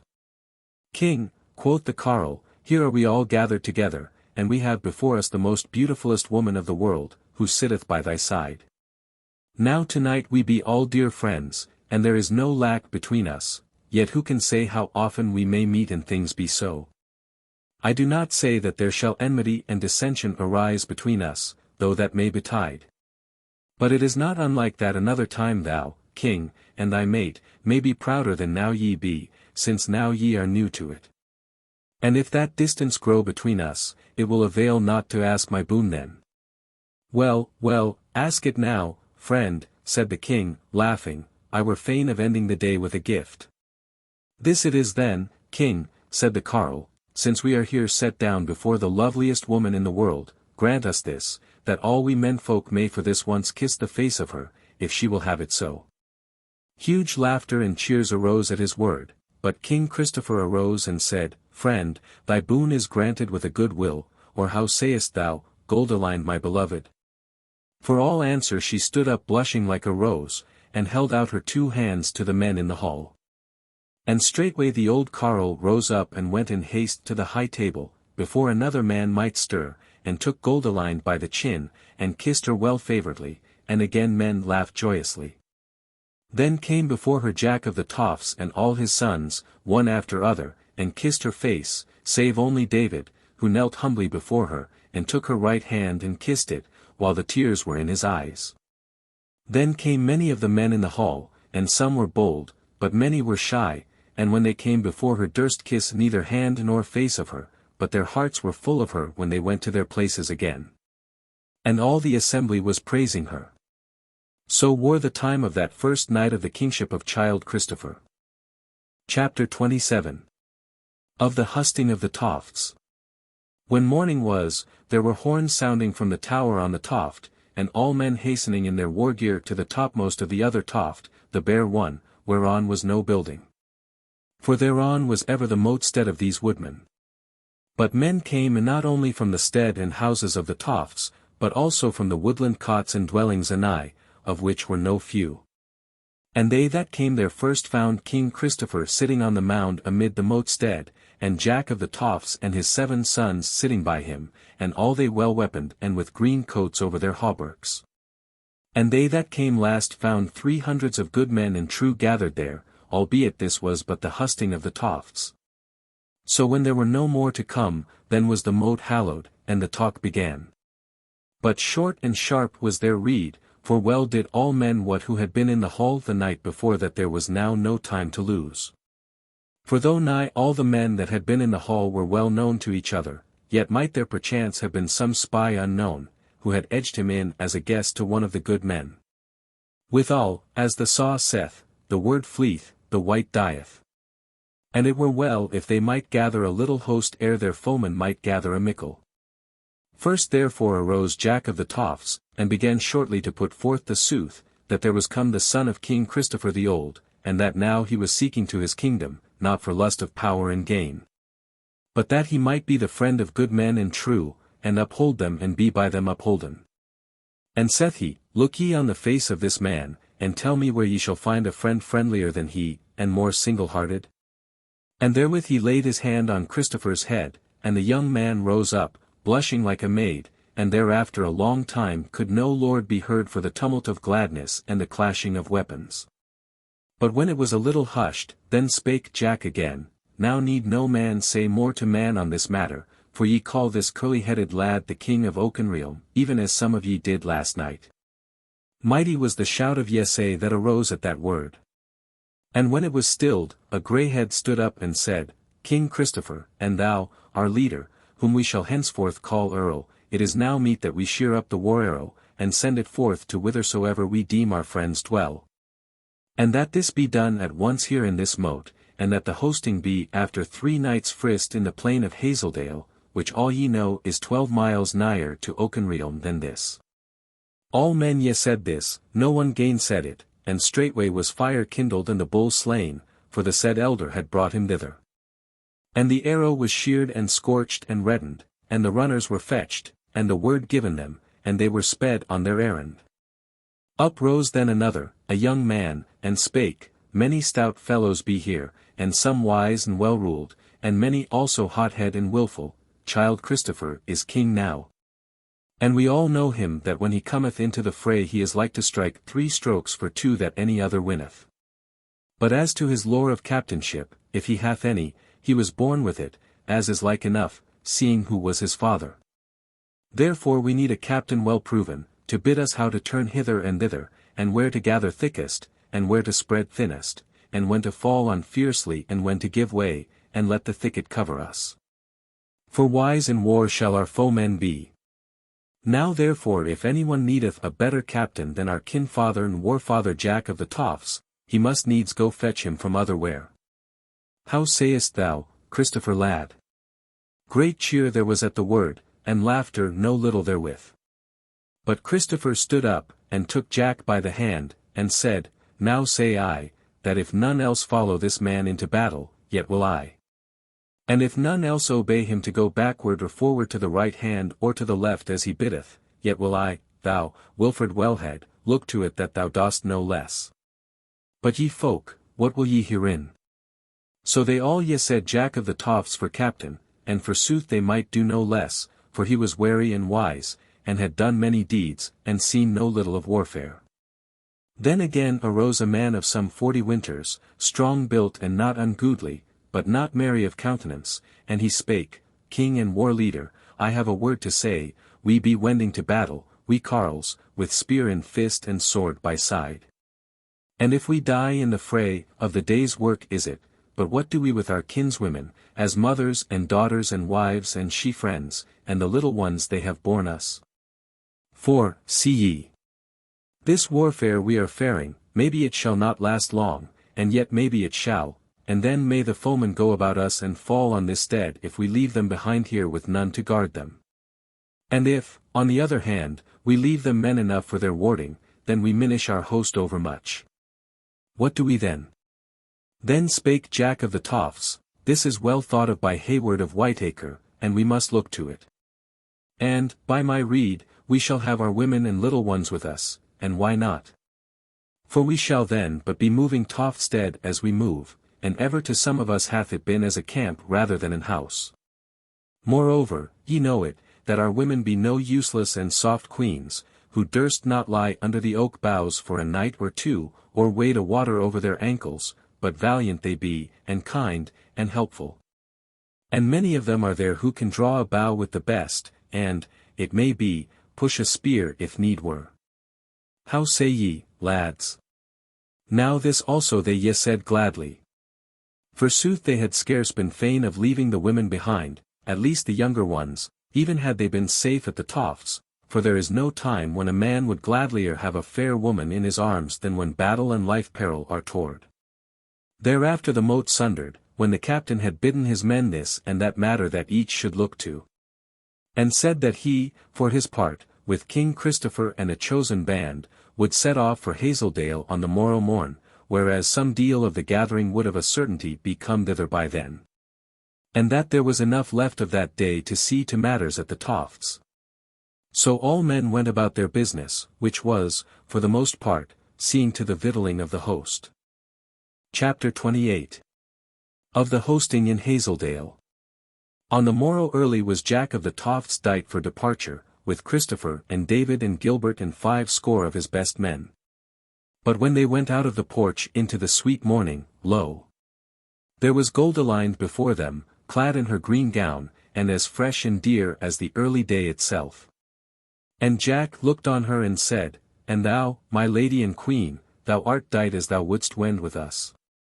Yea, she said, and why not? What sayest thou, King Christopher, said the captain. Nay, said King Christopher, reddening, it is for thee to yesay or naysay, though true it is that I have bidden her farewell for 2 days' space. And the two stood looking on one another.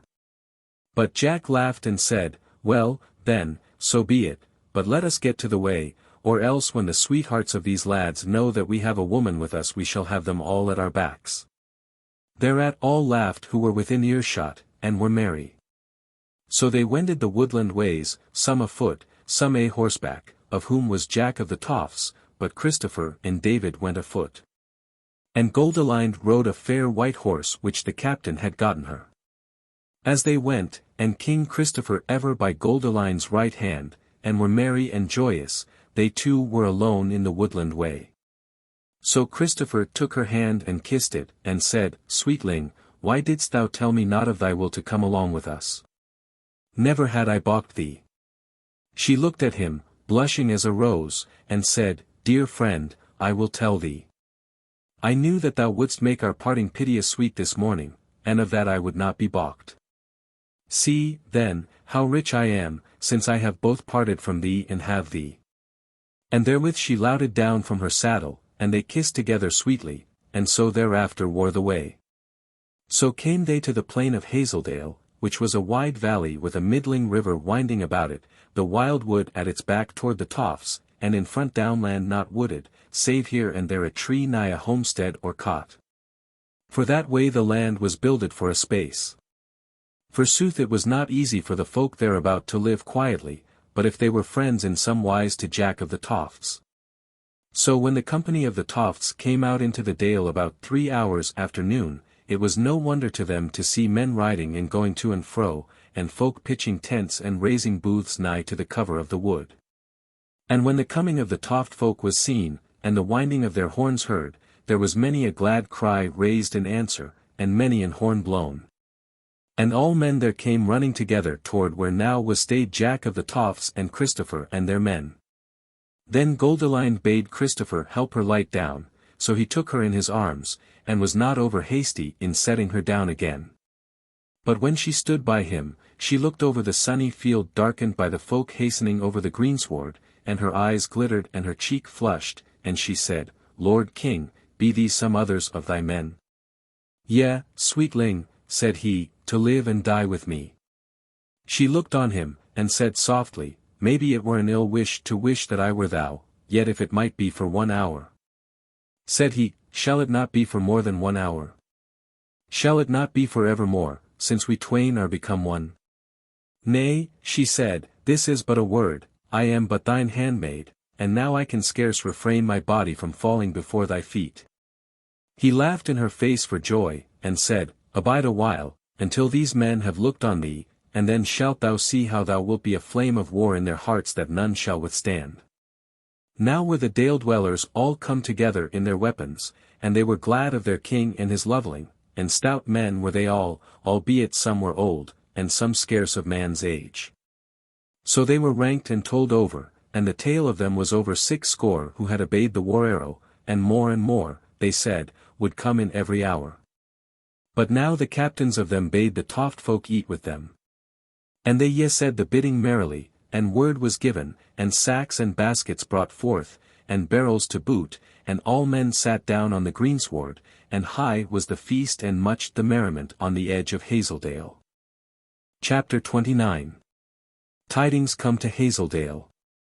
But they had not done their meat, and had scarce begun upon their drink, ere they saw 3 men come riding on the spur over the crown of the bent before them. These made no stay for aught, but rode straight through the ford of the river, as men who knew well where it was, and came on hastily toward the feasters by the wood edge.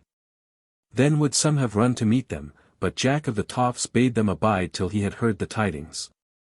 Whereas they needed not to run to their weapons, for, all of them, they were fully dight for war, save, it might be, the doing on of their sallets or basnets. But Jack and Christopher alone went forward to meet those men. And the foremost of them cried out at once, I know thee, Jack of the Tofts. I know thee. Up and arm. Up and arm. For the foemen are upon thee, and so choose thee whether thou wilt fight or flee. Quoth Jack, laughing, I know thee also, what of White-end, and when thou hast told me how many and who be the foemen, we will look either to fighting or fleeing. Said what, thou knowest the blazon of the banner which we saw, 3 red wolves running on a silver field. Yea, forsooth, said Jack, 'tis the Baron of Brimside that beareth that shield ever. And the now Baron, hight the Lord Gandalf, how many was he? Said what, 10 hundreds or more. But what say fellows? Quoth the other Twain, more they were. Said Jack of the Tofts, and when shall he be here, deem ye? In less than an hour, said what, he will be on thee with great and small, but his riders, some of them, in lesser space. Then turned Jack about and cried out for David, and when he came, he said, Put thy long legs over a good horse, and ride straight back to the Tofts and gather whatever may bear spear and draw bow, and hither with them, lad, by the nighest road. Tarry not, speak no word, be gone. So David turned, and was presently riding swiftly back through the woodland paths. But Jack spake to the bearers of tidings, Good fellows, go ye yonder and bid them give you a morsel and a cup. And tell all the tidings, and this, withal, that we have not to flee from a good fight stead for Gandalf of Brimside. Therewith he turned to Christopher and said, Thy pardon, King, but these matters must be seen to straightway. Now do thou help me array our folk, for there is heart enough in them as in thee and me, and mayhappen we may make an end to this matter now and here. Moreover, the Baron of Brimside is a stout carle, so fight we must, meseemeth. Then he called to them one of the captains of the Tofts and they 3 spake together heedfully a little, and thereafter they fell to work arraying the folk. And King Christopher did his part therein deftly and swiftly, for quick of wit he was, and that the more whenso anything was to be done.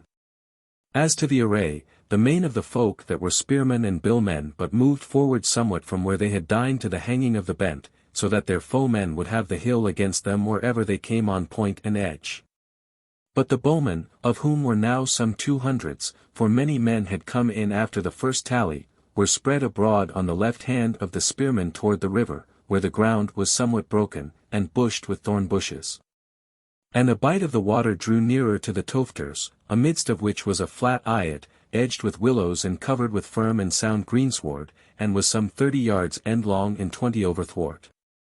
So there they abode the coming of the foe, and it was now hard on 5 o'clock.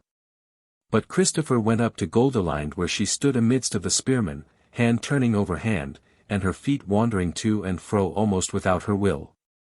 And when he came to her, she had much ado to refrain her from falling on his bosom and weeping there.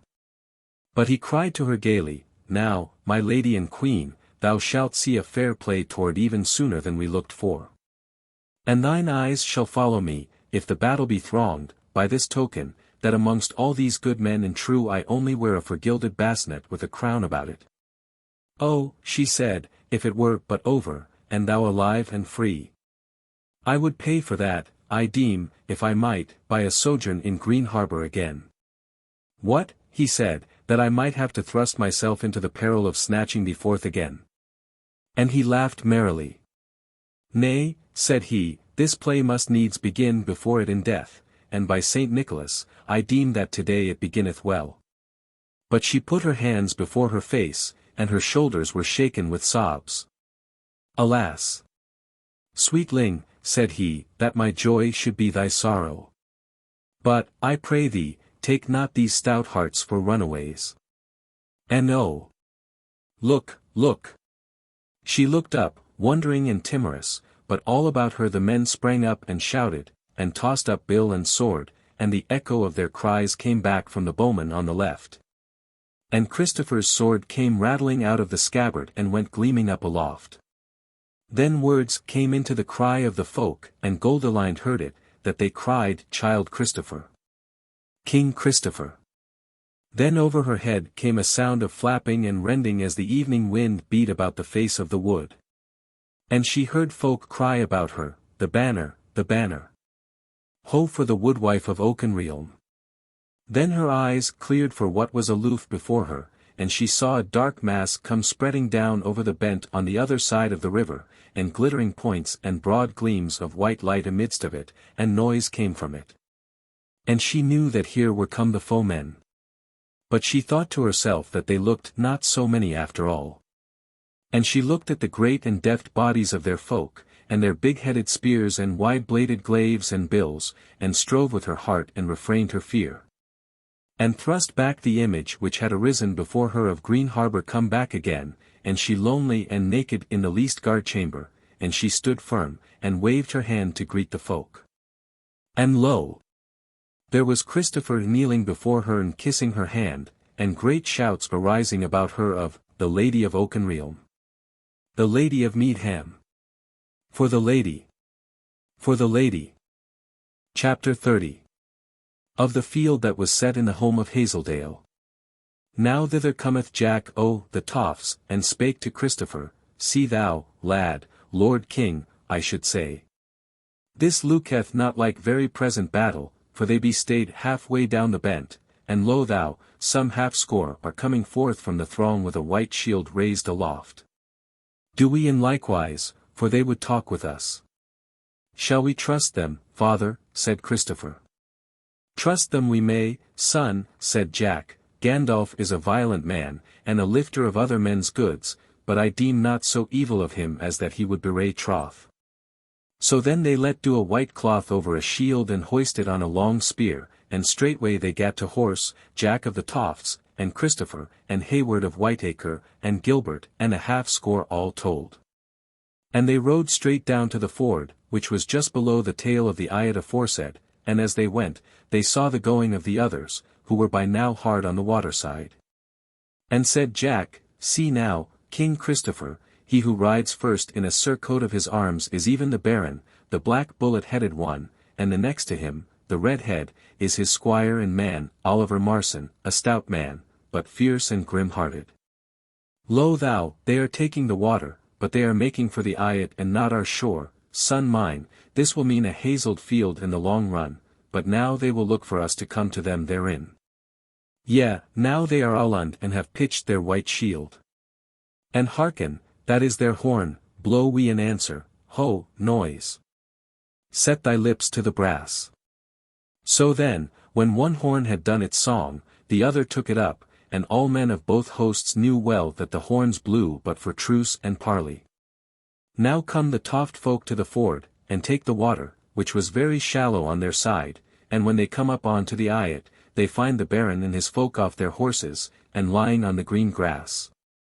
So they also lighted down and stood and hailed the newcomers. Then uprose the Lord Gandalf, and greeted the Toft folk, and said, "Jack of the Tofts, thou ridest many man today. Yea, Lord, said Jack, and thou also. What is thine errand? Nay, said the Baron, what is thine? As for mine host here, there came a bird to Brimside and did me to wit that I should be like to need a throng if I came thy way, and sooth was that. Come now, tell us what is toward, thou rank reaver, though I have an inkling thereof. For if this were a mere lifting, thou wouldst not sit still here amidst thy friends of Hazeldale. Lord, said Jack, o' the Tofts, thou shalt hear mine errand, and then give heed to what thou wilt do. Look to the bent under the wood, and tell me, dost thou see the blazon of the banner under which be my men? That can I not, said the Lord Gandalf. But I have seen the banner of Oakenrealm, which beareth the wood woman with loins garlanded with oak leaves, look much like to it at such a distance. Said Jack, it is not ill guessed. Yonder banner is the king's banner, and beareth on it the woman of Oakenrealm. The Lord bent his brows on him, and said, Forsooth, rank reaver, I wot not that thou hadst King Rolf for thy guest. Quoth Jack of the Tofts, Forsooth, Lord, no such guest as the Earl Marshal Rolf would I have alive in my poor house. Well, Jack, said the big lord, grinning, read me the riddle, and then we shall see what is to be done, as thou sayest. Lord, said Jack, dost thou see this young man standing by me? Yea, said the other, he is big enough that I may see him better than thy banner, if he but make old bones, as is scarce like, since he is of thy flock, he shall one day make a pretty man, he is a gay rider now. What else is he? Quoth Jack of the Tofts, he is my king and thy king, and the all folks' king, and the king of Oakenrealm, and now, hearken mine errand, it is to make all folk name him king. Said the Lord, this minstrel's tale goes with the song the bird sang to me this morning. And therefore am I here thronging, to win thy head, rank reaver, and this young man's head, since it may not better be, and let the others go free for this time.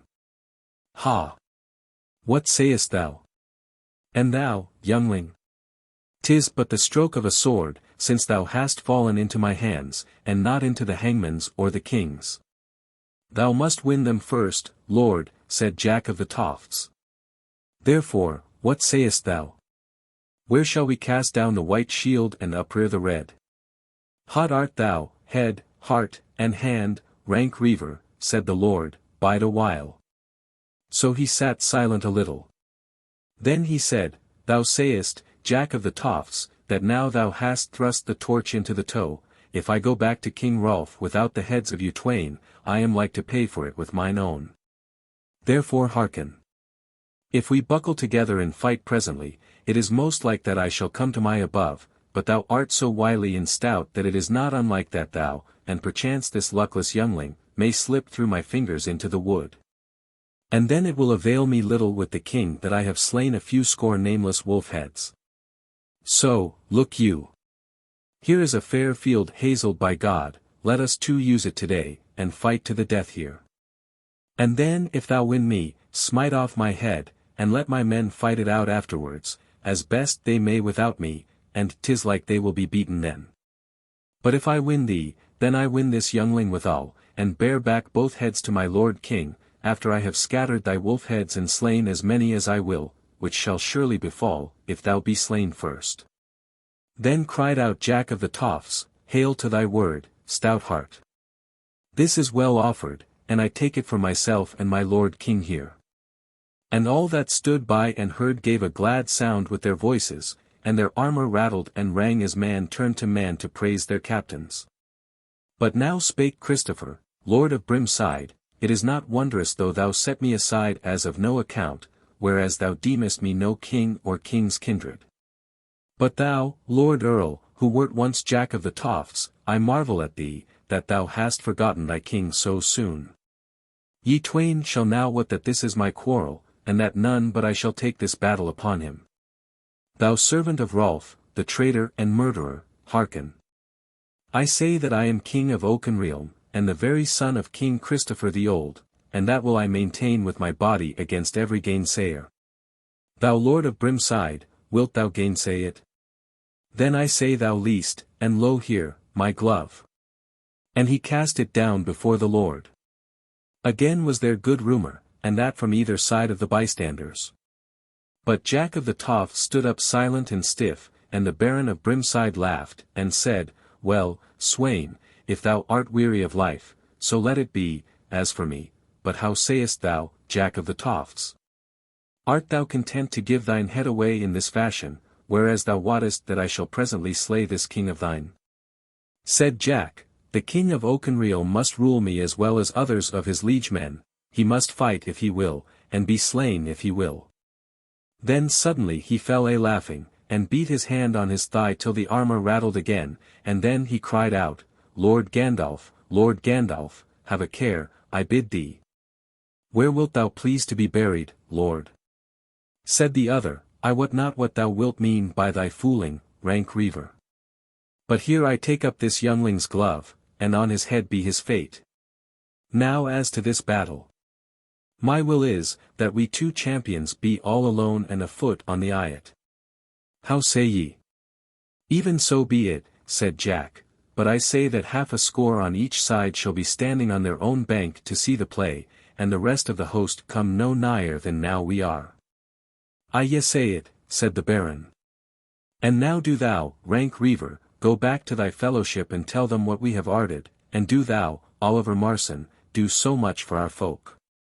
And bid them what this, that if any of them break the troth, he shall lose not more than his life for that same.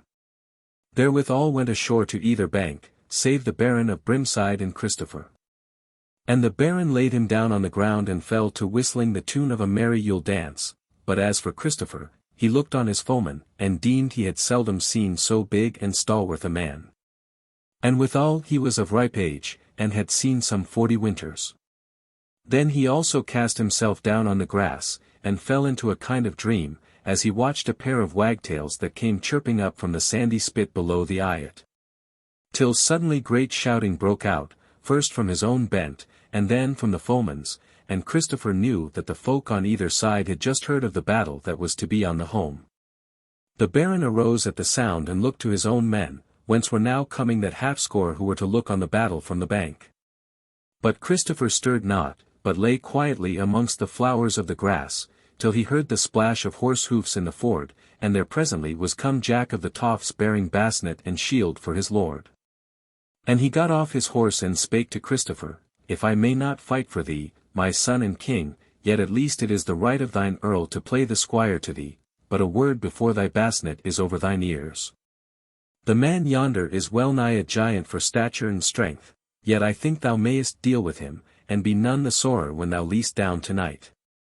To be short, this is it, when thou hast got a stroke in upon him, and he falters, then give him no time, but fly at him in thy wild-cat manner and show what like thews thou hast under thy smooth skin, now thine helm, lad. So art thou dight. And something tells me thou shalt do it off in victory. Chapter 31. The Battle on the Holm.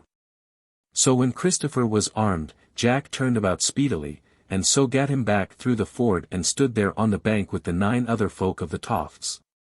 And by this time was Gandalf of Brimside armed also, and Oliver Marson, who had done his helm on him, was gone to his side of the river. Drew the huge man-at-arms then toward Christopher, but his sword was yet in the sheath. Christopher set his point to the earth and abode him. And the Baron spake, Lad, thou art fair and bold both, as I can see it, and Jack of the Tofts is so much an old foe of mine that he is well nigh a friend, so what sayest thou? If thou wilt yield thee straightway, I will have both thine head and the outlaws with me to King Rolf, but yet on your shoulders and ye two alive. Haps will go as haps will. And it may be that ye shall both live for another battle, and grow wiser, and mayhappen abide in the wood with the reaver's men. Ha! What sayest thou? Christopher laughed and said, Wouldst thou pardon one who is not yet doomed, Baron? And yet thy word is pleasant to us, for we see that if we win thee, thou shalt be good liegeman of us. Now, Baron, sword in fist. Gandalf drew his sword, muttering, Ah, ha! He is lordly and kingly enough, yet may this learn him a lesson. Indeed the blade was huge and brown and ancient, and sword and man had looked a very terror save to one great-hearted. But Christopher said, what sayest thou now, Baron, shall we cast down our shields to earth? For why should we chop into wood and leather? The Baron cast down his shield, and said, Bold are thy words, lad, if thy deeds go with them, it may be better for thee than for me. Now keep thee. And therewith he leapt forward and swept his huge sword around. But Christopher swerved speedily and enough, so that the blade touched him not, and the huge man had overreached himself, and ere he had his sword well under sway again, Christopher had smitten him so sharply on the shoulder that the mails were sundered and the blood ran. And withal the Baron staggered with the mere weight of the stroke. Then Christopher saw his time, and leapt aloft and dealt such a stroke on the side of his head, that the Baron tottered yet more. But now was he taught by those two terrible strokes, and he gathered all his heart to him, and all the might of his thews, and leapt aback and mastered his sword, and came on fierce but wary, shouting out for Brimside and the king. Christopher cried never a cry, but swung his sword well within his sway, and the stroke came on Gandalf's forearm and brake the mails and wounded him, and then as the Baron rushed forward, the wary lad gat his blade under his foeman's nigh the hilts, and he gave it a wise twist and forth flew the ancient iron away from its master. Gandalf seemed to heed not that he was swordless, but gave out a great roar and rushed at Christopher to close with him, and the well-knit lad gave back before him and turned from side to side, and kept the sword point before Gandalf's eyes ever. Till suddenly, as the Baron was running his fiercest, he made a mighty sweep at his right leg, since he had no more to fear his sword, and the edge fell so strong and true, that but for the byrnie hose he had smitten the limb asunder. And even as it was it made him a grievous wound, so that the Lord of Brimside fell clattering to the earth, and Christopher bestrode him and cried, How sayest thou, champion, is it enough? Yea, enough, and maybe more, said the Baron. Wilt thou smite off mine head? Or what wilt thou? Said Christopher, Here hath been enough smiting, meseemeth, save thy lads and ours have a mind to buckle to, and lo thou! Men are running down from the bents towards us from both sides, yet not in any warlike manner as yet. Now, Baron, here cometh thy grim squire that I heard called Oliver, and if thou wilt keep the troth, thou shalt bid him order thy men so that they fall not upon us till the battle be duly pitched. Then shalt thou be borne home, since thou canst not go, with no hindrance from us. Now was Oliver come indeed, and the other 9 with him, and on the other side was come Jack of the Tofts and 4 others. Then spake the Baron of Brimside, I may do better than thou biddest me, for now I verily trow herein, that thou art the son of Christopher the Old. So valiant as thou art, and so sad a smiter, and withal that thou fearest not to let thy foeman live. So hearken all ye, and thou specially, Oliver Marson, my captain, I am now become the man of my lord King Christopher, and will follow him whereso he will, and I deem that will presently be to Oakenham, and the king's seat there.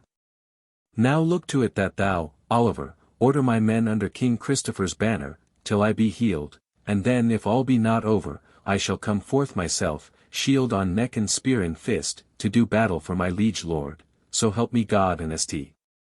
James of the Water. Therewith speech failed him and his wit therewith, so betwixt them they unarmed him and did him what leechdom they might do there and then. And he was nowise hurt deadly, as for child Christopher, he had no scratch of steel on him. And Oliver knelt before him when he had dight his own lord, and swore fealty to him then and there. And so departed, to order the folk of Brimside and tell them the tidings, and swear them liege men of King Christopher. Chapter 32. Of Goldilind and Christopher. Now Jack of the Tofts said a word to one of his men, and he rode straightway up into the field under the wood, and spake to 3 of the captains of the folk, and they ranked 100 of the men. Of those who were best dight, and upraised amongst them the banner of Oakenrealm, and led all them down to the river bank. And with these must needs go Goldilind. And when they came down thither, Christopher and Jack were there on the bank to hail them, and they raised a great shout when they saw their king and their earl standing there, and the shout was given back from the woodside. And then the men of Brimside took it up, for they had heard the bidding of their lord, and he was now in a pavilion which they had raised for him on the mead, and the leeches were looking to his hurts.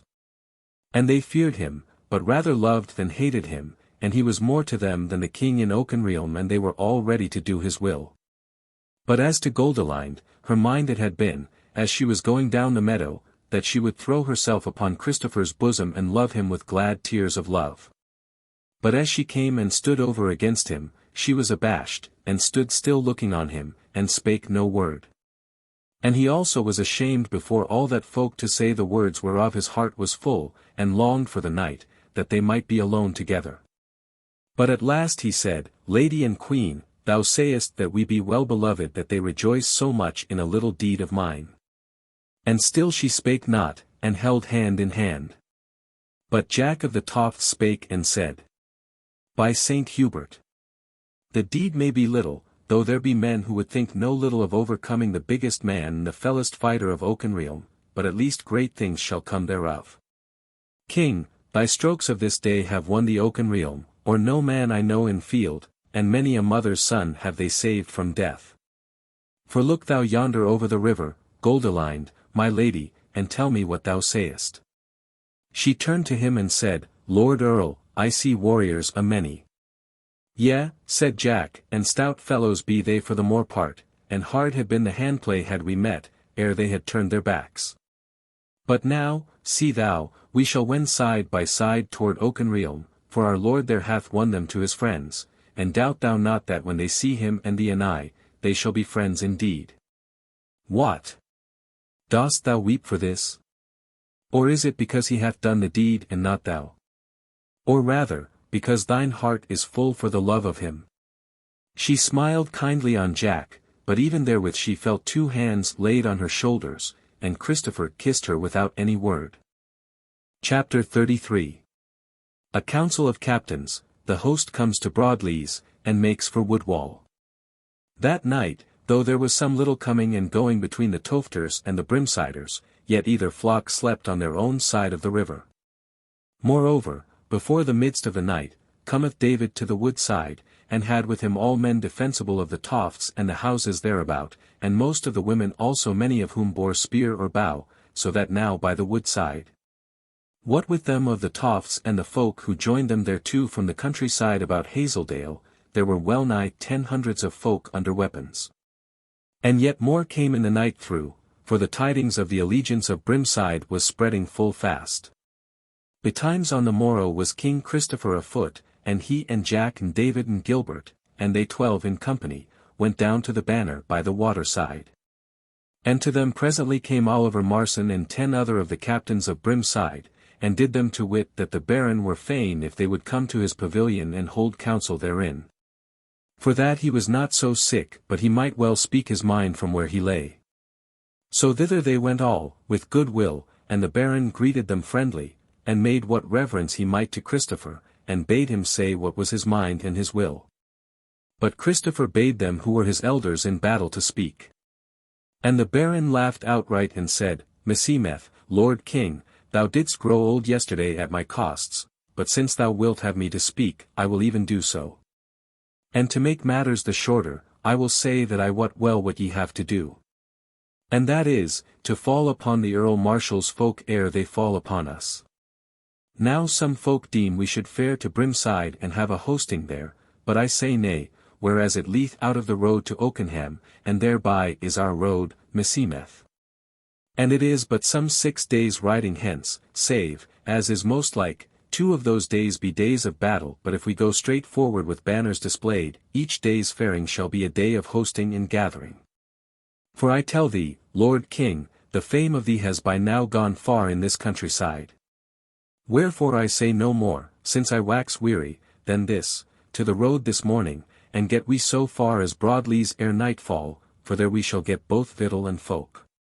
There was good cheer made at his word, so Christopher spake, Baron of Brimside, thou hast spoken my very mind and will.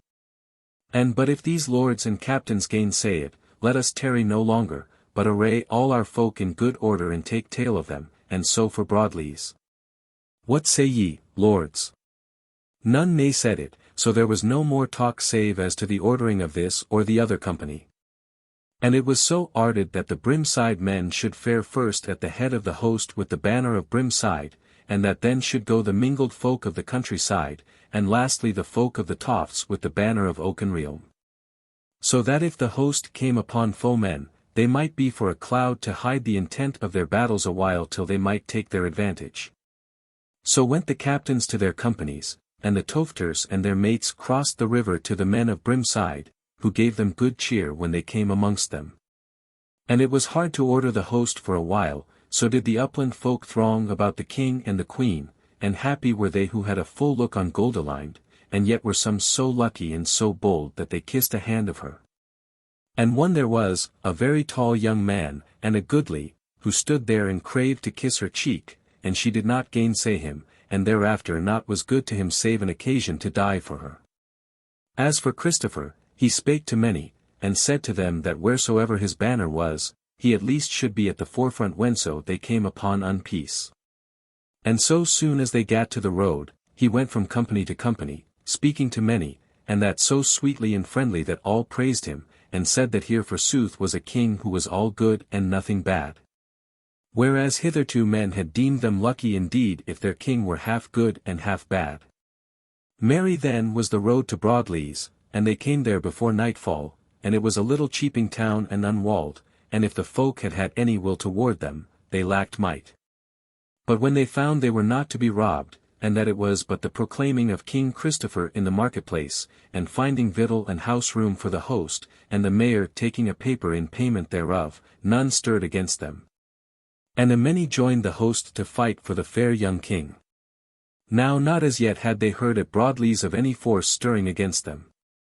But in the morning when they went on their ways again, and were bound for Cheaping Woodwall, which was a fenced town, they sent out well-horsed riders to espy the road, who came back on the spur 2 hours after noon. And did them to wit that there was a host abiding them beneath the walls of Woodwall under the banner of Walter the White, an old warrior and fell fighter. But what comfort he might have from them of Woodwall they wot not, but they said that the tidings of their coming had gone abroad, and many folk were abiding the issue of this battle ere they joined them to either host. Now on these tidings the captains were of one mind, to wit, to fare on softly till they came to a defensible place not far from the foemen, since they could scarce come to Woodwall in good order before nightfall, and if they were unfoughten before, to push forward to battle in the morning. Even so did they, and made a halt at sunset on a pleasant hill above a river some 3 miles from Woodwall, and there they passed the night unmeddled with. Chapter 34. Battle before Woodwall. When morning was, the captains came to King Christopher to counsel, but while they were amidst of their talk came the word that the foe was anigh and come close to the river bank, whereat was none abashed. But to all it seemed wisdom to abide them on the vantage ground. So then there was girding of swords and doing on of helms.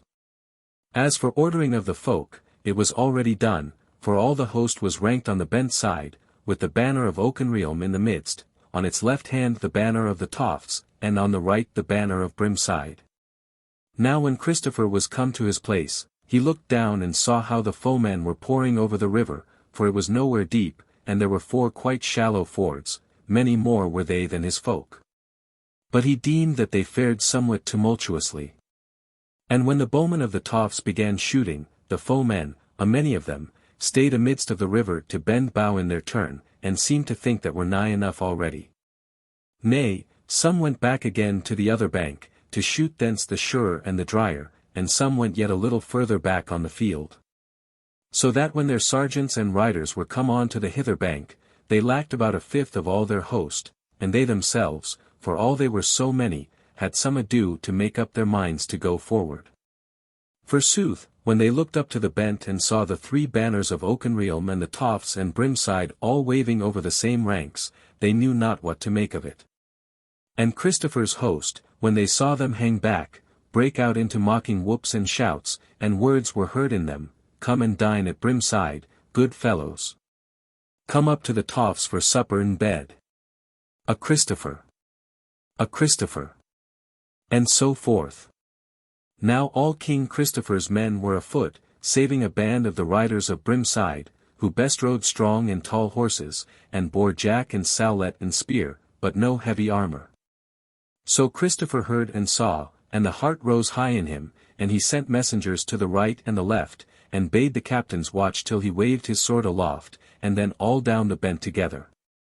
And he bade the brimside riders edge a little outward and downward, and be ready for the chase, and suffer not any of the foemen to gather together when once they fell to running. For he knew in his heart that the folk before him would never abide their onfall. And the day was yet young, and it lacked 4 hours of noon. King Christopher abode ill he saw the foemen were come off the level ground, and were mounting the bent slowly, and not in very good order or in ranks closely serried. Then he strode forth 3 paces, and waved his sword high above his head, and cried out, "A Christopher! A Christopher! Forward, banner of the realm!" And forth he went, steady and strong, and a great shout arose behind him, and none shrank or lagged, but spears and bills, and axes and swords, all came on like a wall of steel, so that to the foemen the earth seemed alive with death. And they made no show of abiding the onset, but all turned and ran, save Walter the White and a score of his knights, who forsooth were borne down in a trice, and were taken to mercy, those of them who were not slain at the first crash of weapons. There then ye might have seen great clumps of men making no defence, but casting down their weapons and crying mercy, and forsooth so great was the throng, that no great many were slain.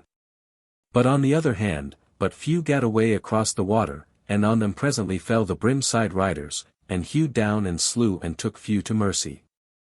And some few besides the first laggards of the bowmen, it might be 300 in all, escaped, and gat to Woodwall, but when they of the town saw them, they made up their minds speedily, and shut their gates. And the poor fleers found but the points of shafts and the heads of quarrels before them. But on the field of deed those captives were somewhat fearful as to what should be done with them, and they spake one to the other about it, that they would be willing to serve the new king, since he was so mighty. And amidst of their talk came the captains of King Christopher, and they drew into a ring around them, and the lords bade them look to it whether they would be the foemen of the king, the son of that King Christopher the Old. If so ye be, said they, ye may escape this time, but ye see how valiant a man he is, and how lucky withal, and happy shall they be whom he calleth friends. Now what say ye, will ye take up your weapons again, and be under the best of kings and a true one, or will ye depart and take the chance of his wrath in the coming days? We say, how many of you will serve King Christopher? Then arose from them a mighty shout, all. All. One and all. Albeit some there were who slunk away and said not, and none heeded them. So then all the sergeants and the common folk swore allegiance to King Christopher. But of the knights who were left alive, some said yea, and some nay, and these last were suffered to depart, but must needs ride unarmed. Now by the time all was done, and the new men had dined along with the rest of the host, and of the newcomers' tale had been taken, the day was wearing. So they set off for Woodwall, and on the way they met the mayor and aldermen thereof, who came before King Christopher and knelt to him, and gave him the keys of their town. So he was gracious to them, and thanked them, and bade see to the victual and lodging of the host, and that all should be paid thereafter. And they said that they had seen to all this before they came forth of the town, and that if the Lord King would ride forth, he would find fair lodging in the good town. So King Christopher was pleased, and bade the burgesses ride beside him, and he talked merrily with them on the way, so that their hearts rejoiced over the kindness of their lord. So they came to the gate, and there the king made stay till Goldilind was fetched to him, so that they might ride into the good town side by side. And in the street was much people thronging, and the sun was scarce set, so that the folk could see their king and queen what they were. And they who were nighest unto them, they let their shouts die out, so were their hearts touched with the sight of them and the love of their beauty. Thus rode they in triumph through the street till they were come to their lodging, which was great and goodly as for a cheaping town, and so the day was gone and the night was come, and the council and the banquet were over. Then were the king and Goldilind together again, like any up-country lad and lass. But she stood before him and said, O thou king and mighty warrior, surely I ought to fear thee now, but it is not so, so sore as I desire thee. But yet it mocketh both laughter and tears come to me when I think of the day we rode away from Greenharbour with thee, and I seem to myself a great lady, though I were unhappy. And though I loved thy body, I feared lest the churl's blood in thee might shame me perchance, and I was proud and unkind to thee, and I hurt thee sorely. And now I will say it, and confess, that somewhat I joyed to see thine anguish, for I knew that it meant thy love for me and thy desire to me. Lo now, wilt thou forgive me this, or wilt thou punish me, O Lord King? He laughed. Sweetling, he said, meseemeth now all day long I have been fighting against raiment rather than men, no man withstood me in the battle, for that they feared the crown on my helm and the banner over my head. And when those good men of the town brought me the keys, how should I have known them from borough folk but for their scarlet gowns and fur hoods? And meseemed that when they knelt to me, it was the scarlet gowns kneeling to the kingly armour. Therefore, sweetheart, if thou fearest that the king should punish thee for so wounding the poor Christopher of those few days ago, as belike thou deservest it, bid the king do off his raiment, and do thou in likewise. And then there shall be no king to punish, and no king's scather to thole the punishment, but only Christopher and Goldilind, even as they met erewhile on the dewy grass of Littledale. She blushed blood-red. But ere his words were done, her hands were busy with girdle and clasp, and her raiment fell from her to the earth, and his kingly raiment was cast from him, and he took her by the hand and led her to the bed of honour. That their love might have increased that night also. Chapter 35. An old acquaintance and an evil deed. When morning was, and it was yet early, the town was all astir and the gates were thrown open, and weaponed men thronged into it crying out for Christopher the king. Then the king came forth, and Jack the Tofts and his sons, and Oliver Marson, and the captains of Brimside. And the host was blown together to the marketplace, and there was a new tale of them taken, and they were now hard on 70 hundreds of men. So then were new captains appointed, and thereafter they tarried not save to eat a morsel, but went out gates faring after the banners to Oakenrealm, all folk blessing them as they went.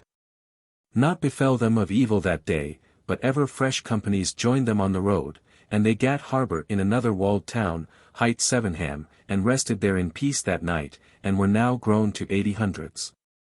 Again on the morrow they were on the road betimes, and again much folk joined them, and they heard no tidings of any foeman faring against them. Whereat Jack the Tofts marvelled, for he and others had deemed that now at last would Rolf the traitor come out against them. Forsooth, when they had gone all day and night was at hand, it seemed most like to the captains that he would fall upon them that night, whereas they were now in a somewhat perilous pass.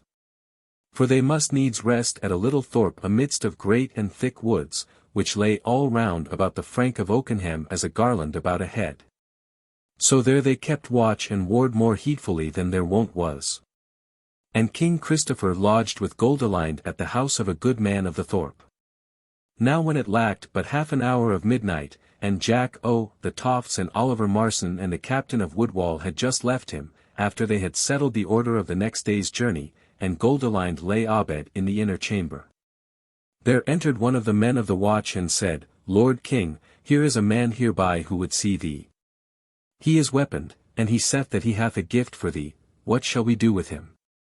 Said Christopher, Bring him in hither, good fellow. And the man went back, and came in again leading a tall man, armed, but with a hood done over his steel hat, so that his face was hidden, and he had a bag in his hand with something therein. Then spake the king and said, Thou man, since thy face is hidden, this trusty man-at-arms shall stand by thee while we talk together. Lord, said the man, let there be a dozen to hear our talk I care not. For I tell thee that I come to give thee a gift, and gift-bearers are oftenest welcome. Quoth the king, Maybe, yet before thou bring it forth I would see thy face, for meseems I have an inkling of thy voice. So the man cast back his hood, and lo, it was Simon the squire. Ha, said Christopher, is it thou then? Hast thou another knife to give me? Nay, said Simon, only the work of the knife. And therewith he set his hand to the bag and drew out by the hair a man's head, newly hacked off and bleeding, and said, Hast thou seen him before, Lord? He was a great man yesterday, though not so great as thou shalt be tomorrow. Once only I have seen him, said Christopher, and then he gave me this gift, and he showed his father's ring on his finger, thou hast slain the Earl Marshal, who called himself the King of Oakenrealm. My traitor and dastard he was but thy friend. Wherefore have I 2 evil deeds to reward thee, Simon, the wounding of me and the slaying of him. Dost thou not deem thee gallows ripe? King, said Simon, what wouldst thou have done with him hadst thou caught him? Said Christopher, I had slain him had I met him with a weapon in his fist, and if we had taken him I had let the folk judge him. Said Simon, that is to say, that either thou hadst slain him thyself, or bidden others to slay him. Now then I ask thee, King, for which deed wilt thou slay me, for not slaying thee, or for doing thy work and slaying thy foe? Said Christopher to the guard, Good fellow, fetch here a good horse ready saddled and bridled, and be speedy. So the man went, and Christopher said to Simon, For the knife in my side, I forgive it thee, and as to the slaying of thy friend, it is not for me to take up the feud. But this is no place for thee, if Jack of the Tofts or any of his sons, or one of the captains findeth thee, soon art thou sped. Wherefore I rede thee, when yonder lad hath brought thee the horse, show me the breadth of thy back, and mount the beast, and put the most miles thou canst betwixt me and my folk, for they love me. Said Simon, Sorry payment for making thee a king. Said Christopher, Well, thou art in the right, I may well give gold for getting rid of such as thou. And he put his hand into a pouch that hung on his chair, and drew out thence a purse, and gave it unto Simon, who took it and opened it and looked therein, and then flung it down on the ground. Christopher looked on him wrathfully with reddened face, and cried out, Thou dog! Wouldst thou be an earl and rule the folk? What more dost thou want? This, cried out Simon, and leapt upon him, knife aloft. Christopher was unarmed utterly. But he caught hold of the felon's right arm with his right hand, and gripped the wrist till he shrieked. Then he raised up his mighty left hand, and drave it down on Simon's head by the ear, and all gave way before it, and the murderer fell crushed and dead to earth. Therewith came in the man-at-arms to tell him that the horse was come. But stared wild when he saw the dead man on the ground. But Christopher said, My lad, here hath been one who would have thrust a knife into an unarmed man, wherefore I must needs give him his wages. But now thou hast this to do, take thou this dead man and bind him so fast on the horse thou hast brought that he will not come off till the bindings be undone. And bind with all the head of this other, who was once a great man and an evil, before the slayer of him, so that it also may be fast. Then get thee to horse and lead this beast and its burden till ye are well on the highway to Oakenham, and then let him go and find his way to the gate of the city if God will. And hearken, my lad. Sayest thou this gold which lieth scattering on the floor here? This was mine, but is no longer, since I have given it away to the dead man just before he lifted his hand against me. Wherefore now I will keep it for thee against thou comest back safe to me in the morning betimes, as I deem thou wilt, if thou wilt be hight to St. Julian the helping of some poor body on the road. Go therefore, but send hither the guard. For I am weary now, and would go to sleep without slaying any man else. So departed the man full of joy, and Christopher gathered his money together again, and so fared to his bed peacefully. Chapter 36. King Christopher comes to Oakenham. But on the morrow the first man who came to the king was the man-at-arms aforesaid. And he told that he had done the king's errand, and ridden a 5 miles on the road to Oakenham before he had left the horse with his felon load, and that he had found naught stirring all that way when he had passed through their own outguards, where folk knew him and let him go freely. And, quoth he, it is like enough that this gift to Oakenham, Lord King, has by now come to the gate thereof. Then the king gave that man the gold which he had promised, and he kissed the king's hand and went his ways a happy man. Thereafter sent Christopher for Jack of the Tofts, and told him in few words what had betid, and that Rolf the traitor was dead. Then spake Jack, King and fosterling, never hath so mighty a warrior as thou waged so easy a war for so goodly a kingdom as thou hast done, for surely thy war was ended last night, wherefore will we straight to Oakenham, if so thou wilt. But if it be thy pleasure I will send a chosen band of riders to wend on the spur thereto, and bid them get ready thy kingly house, and give word to the barons and the prelates, and the chiefs of the knighthood, and the mayor and the aldermen, and the masters of the crafts, to show themselves of what mind they be towards thee. But I doubt it not that they will deem of thee as thy father come back again and grown young once more. Now was Christopher eager well nigh unto weeping to behold his people that he should live amongst, and gladly he yes said the word of Jack of the Tofts. So were those riders sent forward. And the host was ordered, and Christopher rode amidst it with Goldilind by his side. And the sun was not yet gone down when they came within sight of the gate of Oakenham, and there before the gate and in the fields on either side of it was gathered a very great and goodly throng. And there went forth from it to meet the king the bishop of Oakenham, and the abbot of St. Mary's and the priors of the other houses of religion, all fairly clad in broidered copes, with the clerks and the monks dight full solemnly. And they came singing to meet him, and the bishop blessed him and gave him the hallowed bread, and the king greeted him and craved his prayers. Then came the burgrave of Oakenham, and with him the barons and the knights, and they knelt before him, and named him to king, and the burgrave gave him the keys of the city. Thereafter came the mayor and the aldermen, and the masters of the crafts, and they craved his favour, and warding of his mighty sword, and all these he greeted kindly and meekly, rather as a friend than as a great lord. Thereafter were the gates opened, and King Christopher entered, and there was no gainsaying, and none spake a word of the traitor Rolf. But the bells of the minster and of all the churches rang merrily, and songs were sung sweetly by fair women gloriously clad. And whereas King Christopher and Queen Goldilind had lighted down from their horses and went afoot through the street, roses and all kinds of sweet flowers were cast down before the feet of them all the way from the city gate to the king's high house of Oakenham. There then in the great hall of his father's house stood Christopher the king on the dais, and Goldilind beside him. And Jack of the Tofts and the chiefest of the captains, and the bishop, and the greatest lords of the barons, and the doughtiest of the knights, and the mayor and the aldermen, and the masters of the crafts, sat at the banquet with the king and his mate. They brake bread together and drank cups of renown, till the Voidee cup was borne in. Then at last were the king and the queen brought to their chamber with string play and songs and all kinds of triumph.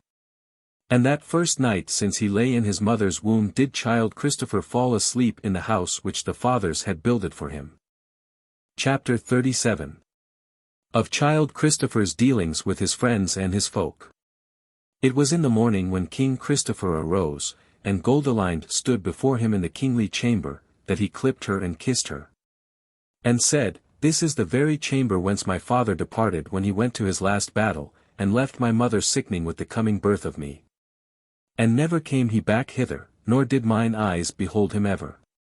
Here also lay my mother and gave birth to me, and died of sorrow, and her also I never saw, save with eyes that noted not that I might remember. And my third kinsman was the traitor, that cast me forth of mine heritage, and looked to it that I should wax up as a churl, and lose all hope of high deeds, and at the last he strove to slay me. Therefore, sweet, have I no kindred, and none that are bound to cherish me, and it is for thee to take the place of them, and be unto me both father and mother, and brother and sister, and all kindred. She said, My mother I never saw, and I was but little when my father died. And if I had any kindred thereafter they loved me not well enough to strike one stroke for me, nay, or to speak a word even, when I was thrust out of my place and delivered over to the hands of pitiless people. And my captivity worsened on me as the years grew. Wherefore to me also art thou in the stead of all kindred and affinity. Now Christopher took counsel with Jack of the Tofts and the great men of the kingdom, and that same day, the first day of his kingship in Oakenham, was summoned a great mote of the whole folk. And in half a month was it holden, and thereat was Christopher taken to king with none gainsaying. Began now fair life for the people of Oakenrealm, for Jack of the Tofts abode about the king in Oakenham. And wise was his counsel, and there was no greed in him, and yet he wot of greed and guile in others, and warned the king thereof when he saw it, and the tyrants were brought low, and no poor and simple man had need to thieve. As for Christopher, he loved better to give than to take, and the grief and sorrow of folk irked him sorely. It was to him as if he had gotten a wound when he saw so much as one unhappy face in a day. And all folk loved him, and the fame of him went abroad through the lands and the roads of travel, so that many were the wise and valiant folk that left their own land and came into Oakenrealm to dwell there. Because of the good peace and the kindliness that there did abound. So that Oakenrealm became both many-peopled and joyous. Though Jack of the Tofts abode with the king at Oakenham, his sons went back to the Tofts, and Gilbert was deemed the head man of them. Folk gathered to them there, and the wilderness about them became builded in many places, and the Tofts grew into a goodly cheaping town, for those brethren looked to it that all roads in the woodland should be safe and at peace. So that no chapman need to arm him or his folk. Nay, a maiden might go to and fro on the woodland ways, with a golden girdle about her, without so much as the crumpling of a lap of her gown unless by her own will. As to David, at first Christopher bade him strongly to abide with him ever, for he loved him much. But David nay-said it, and would go home to the Tofts. And when the king pressed him sore, at last he said, Friend and fellow, I must now tell thee the very sooth, and then shalt thou suffer me to depart, though the sundering be but sorrow to me. For this it is, that I love thy lady and wife more than meet is, and here I find it hard to thole my desire and my grief. But down in the thicket yonder amongst my brethren of the woods, and man and maid, and wife and babe, nay, the very deer of the forest, I shall become a man again, and be no more a peevish and grudging fool. And as the years wear, shall sorrow wear, and then, who knows but we may come together again. Then Christopher smiled kindly on him and embraced him, but they spake no more of that matter, but sat talking a while, and then bade each other farewell, and David went his ways to the Tofts. But a few months thereafter, when a son had been born to Christopher, David came to Oakenrealm, but stayed there no longer than to greet the king, and do him to wit that he was bound for oversea to seek adventure. Many gifts the king gave him, and they sundered in all loving kindness, and the king said, Farewell, friend, I shall remember thee and thy kindness for ever. But David said, By the roof in Littledale and by the hearth thereof, thou shalt be ever in my mind. Thus they parted for that time. But 25 years afterwards, when child Christopher was in his most might and majesty, and Goldilind was yet alive and lovely, and sons and daughters sat about their board, it was the Yule feast in the king's hall at Oakenham. And there came a man into the hall that none knew, big of stature, grey-eyed and hollow-cheeked, with red hair grizzled, and worn with the helm. A weaponed man, chieftain-like and warrior-like. And when the serving men asked him of his name, and whence and whither, he said, I have come from overseas to look upon the king, and when he seeth me he will know my name. Then he put them all aside and would not be gainsaid, but strode up the hall to the high seat, and stood before the king and said, Hail, little King Christopher. Hail, stout babe of the woodland. Then the king looked on him and knew him at once, and stood up at once with a glad cry, and came round unto him, and took his arms about him and kissed him, and led him into the high seat, and set him betwixt him and Goldilind. And she also greeted him and took him by the hand and kissed him. And Jack of the Tofts, now a very old man, but yet hale and stark, who sat on the left hand of the king, leaned toward him and kissed him and blessed him, for lo! It was David of the Tofts. Spake he now and said, Christopher, this is now a happy day. Said the king, David, whither away hence, and what is thine heart set upon? On the renewal of our youth, said David, and the abiding with thee. By my will no further will I go than this thine house. How sayest thou? As thou dost, said Christopher, that this is indeed a happy day, drink out of my cup now, to our abiding together, and the end of sundering till the last cometh. So they drank together, they two, and were happy amidst the folk of the hall, and at last the king stood up and spake aloud, and did all to wit that this was his friend and fellow of the old days. And he told of his doughty deeds, whereof he had heard many a tale, and treasured them in his heart while they were apart, and he bade men honor him, all such as would be his friends. And all men rejoiced at the coming of this doughty man and the friend of the king. So there abode David, holden in all honor, and in great love of child Christopher and Goldilind. And when his father died, his earldom did the king give to David his friend, who never sundered from him again, but was with him in peace and in war, in joy and in sorrow. Chapter 38. Of Matters of Meadham. Goes the tale back now to the time when the kingship of child Christopher was scarce more than 1 month old. And tells that as the king sat with his queen in the cool of his garden on a morning of August, there came to him a swain of service, who did him to wit that an outland lord was come, and would see him and give him a message. So the king bade bring him into the garden to him straightway, so the man went, and came back again leading in a knight somewhat stricken in years, on whose green surcoat was beaten a golden lion.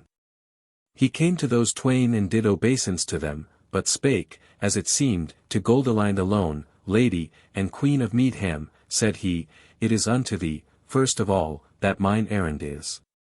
Then she spoke and said, Welcome to thee, Sir Castellan of Greenharbour, we shall hear thy words gladly. Said the newcomer, Lady, I am no longer the Burgrave of Greenharbour, but Sir Gisbert, Lord of the Green March, and thy true servant and a suitor for thy grace and pardon. I pardon thee not, but thank thee for what thou didst of good to me, said Goldilind, and I think that now thine errand shall be friendly. Then turned the Green Knight to the king, and he said, Have I thy leave to speak, Lord King? And he smiled covertly. But Christopher looked on the face and coat armour of him, and called him to mind as the man who had stood betwixt him and present death that morning in the porch of the Littledale house.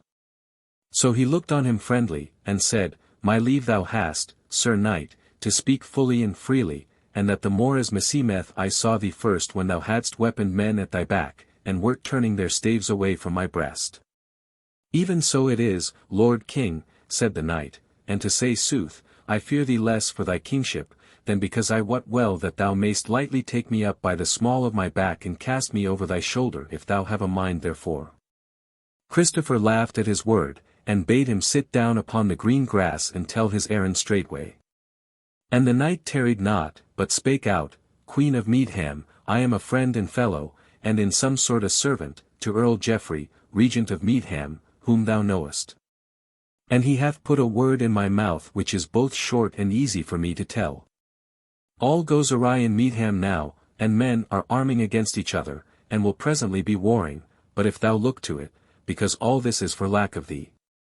But if thou wilt vouchsafe to come to Meadhamstead, and sit on thy throne for a little while, commanding and forbidding. And if thou wilt appoint one of the lords for thine earl there, and others for thy captains, and governors and burgreaves and so forth.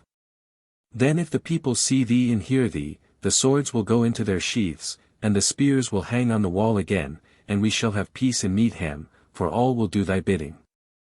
Wherefore, Lady and Queen, I beseech thee to come to us, and stave off the riot and ruin. What sayest thou? Goldilind made answer in a while, Sir Gisbert, true it is that I long to see my people, and to look once more on my father's house, and the place where he was born and died. But how know I but this is some while of Earl Geoffrey, for he hath not been abounding in trustiness toward us. But Sir Gisbert swore on his salvation that there was no guile therein, and they were undone save Goldilind came unto them. Then spake Christopher, Sir Knight, I am willing to pleasure my lady, who, as I can see, longeth to behold her own land and people, and also by thy voice and thy face I deem that thou art not lying unto me, and that no harm will befall the lady. Yet will I ask thee right out what thou and thy lord would think thereof if she come into Meadham accompanied, to wit, if I rode with her, and had 500 of good riders at my back, would ye have guesting for so many and such stark lads? The knight took up the word eagerly, and said, Wilt thou but come, dear lord, and bring 1,000 or more, then the surer and the safer it would be for us. Said the king, smiling, Well, it shall be thought on. And meantime be thou merry with us, for indeed I deem of thee, that but for thy helping my life had been cast away that morning in Littledale. So they made much of the Meadham man for 3 days, and thereafter they rode into Meadham and to Meadhamstead, Christopher, and Jack of the Tofts, and Goldilind, in all honour and triumph, they and 700 of spears. And never were lords received with such joy and kindness as were they, but it were on the day when Christopher and his entered Oakenham. The Earl Geoffrey was not amongst them that met them. But when as they sat at the banquet in the hall, and Goldilind was in the high seat, gloriously clad and with the kingly crown on her head, there came a tall man up to the dais, grey-headed and keen-eyed, and he was unarmed, without so much as a sword by his side, and clad in simple black. And he knelt before Goldilind, and laid his head on her lap, and spake, Lady and Queen, here is my head to do with as thou wilt, for I have been thy dastard, and I crave thy pardon, if so it may be, for I am Geoffrey. She looked kindly on him, and raised him up, and then she turned to the chief of the serving men, and said, Fetch me a sword with its sheath and its girdle, and see that it be a good blade, and all well adorned, both sword and sheath and girdle. Even so it was done, and when she had the sword, she bade Sir Geoffrey kneel again before her, and she girt him with the said sword and spake, Sir Geoffrey, all the wrong which thou didst to me, I forgive it thee and forget it. But wherein thou hast done well, I will remember it, for thou hast given me a mighty king to be my man, nay, the mightiest and the loveliest on earth. Wherefore I bless thee, and will make thee my earl to rule all Meadham under me, if so be the folk gainsay it not. Wherefore now let these folk fetch thee seemly garments and array thee, and then come sit amongst us, and eat and drink on this high day, for a happy day it is when once again I sit in my father's house, and see the faces of my folk that loveth me.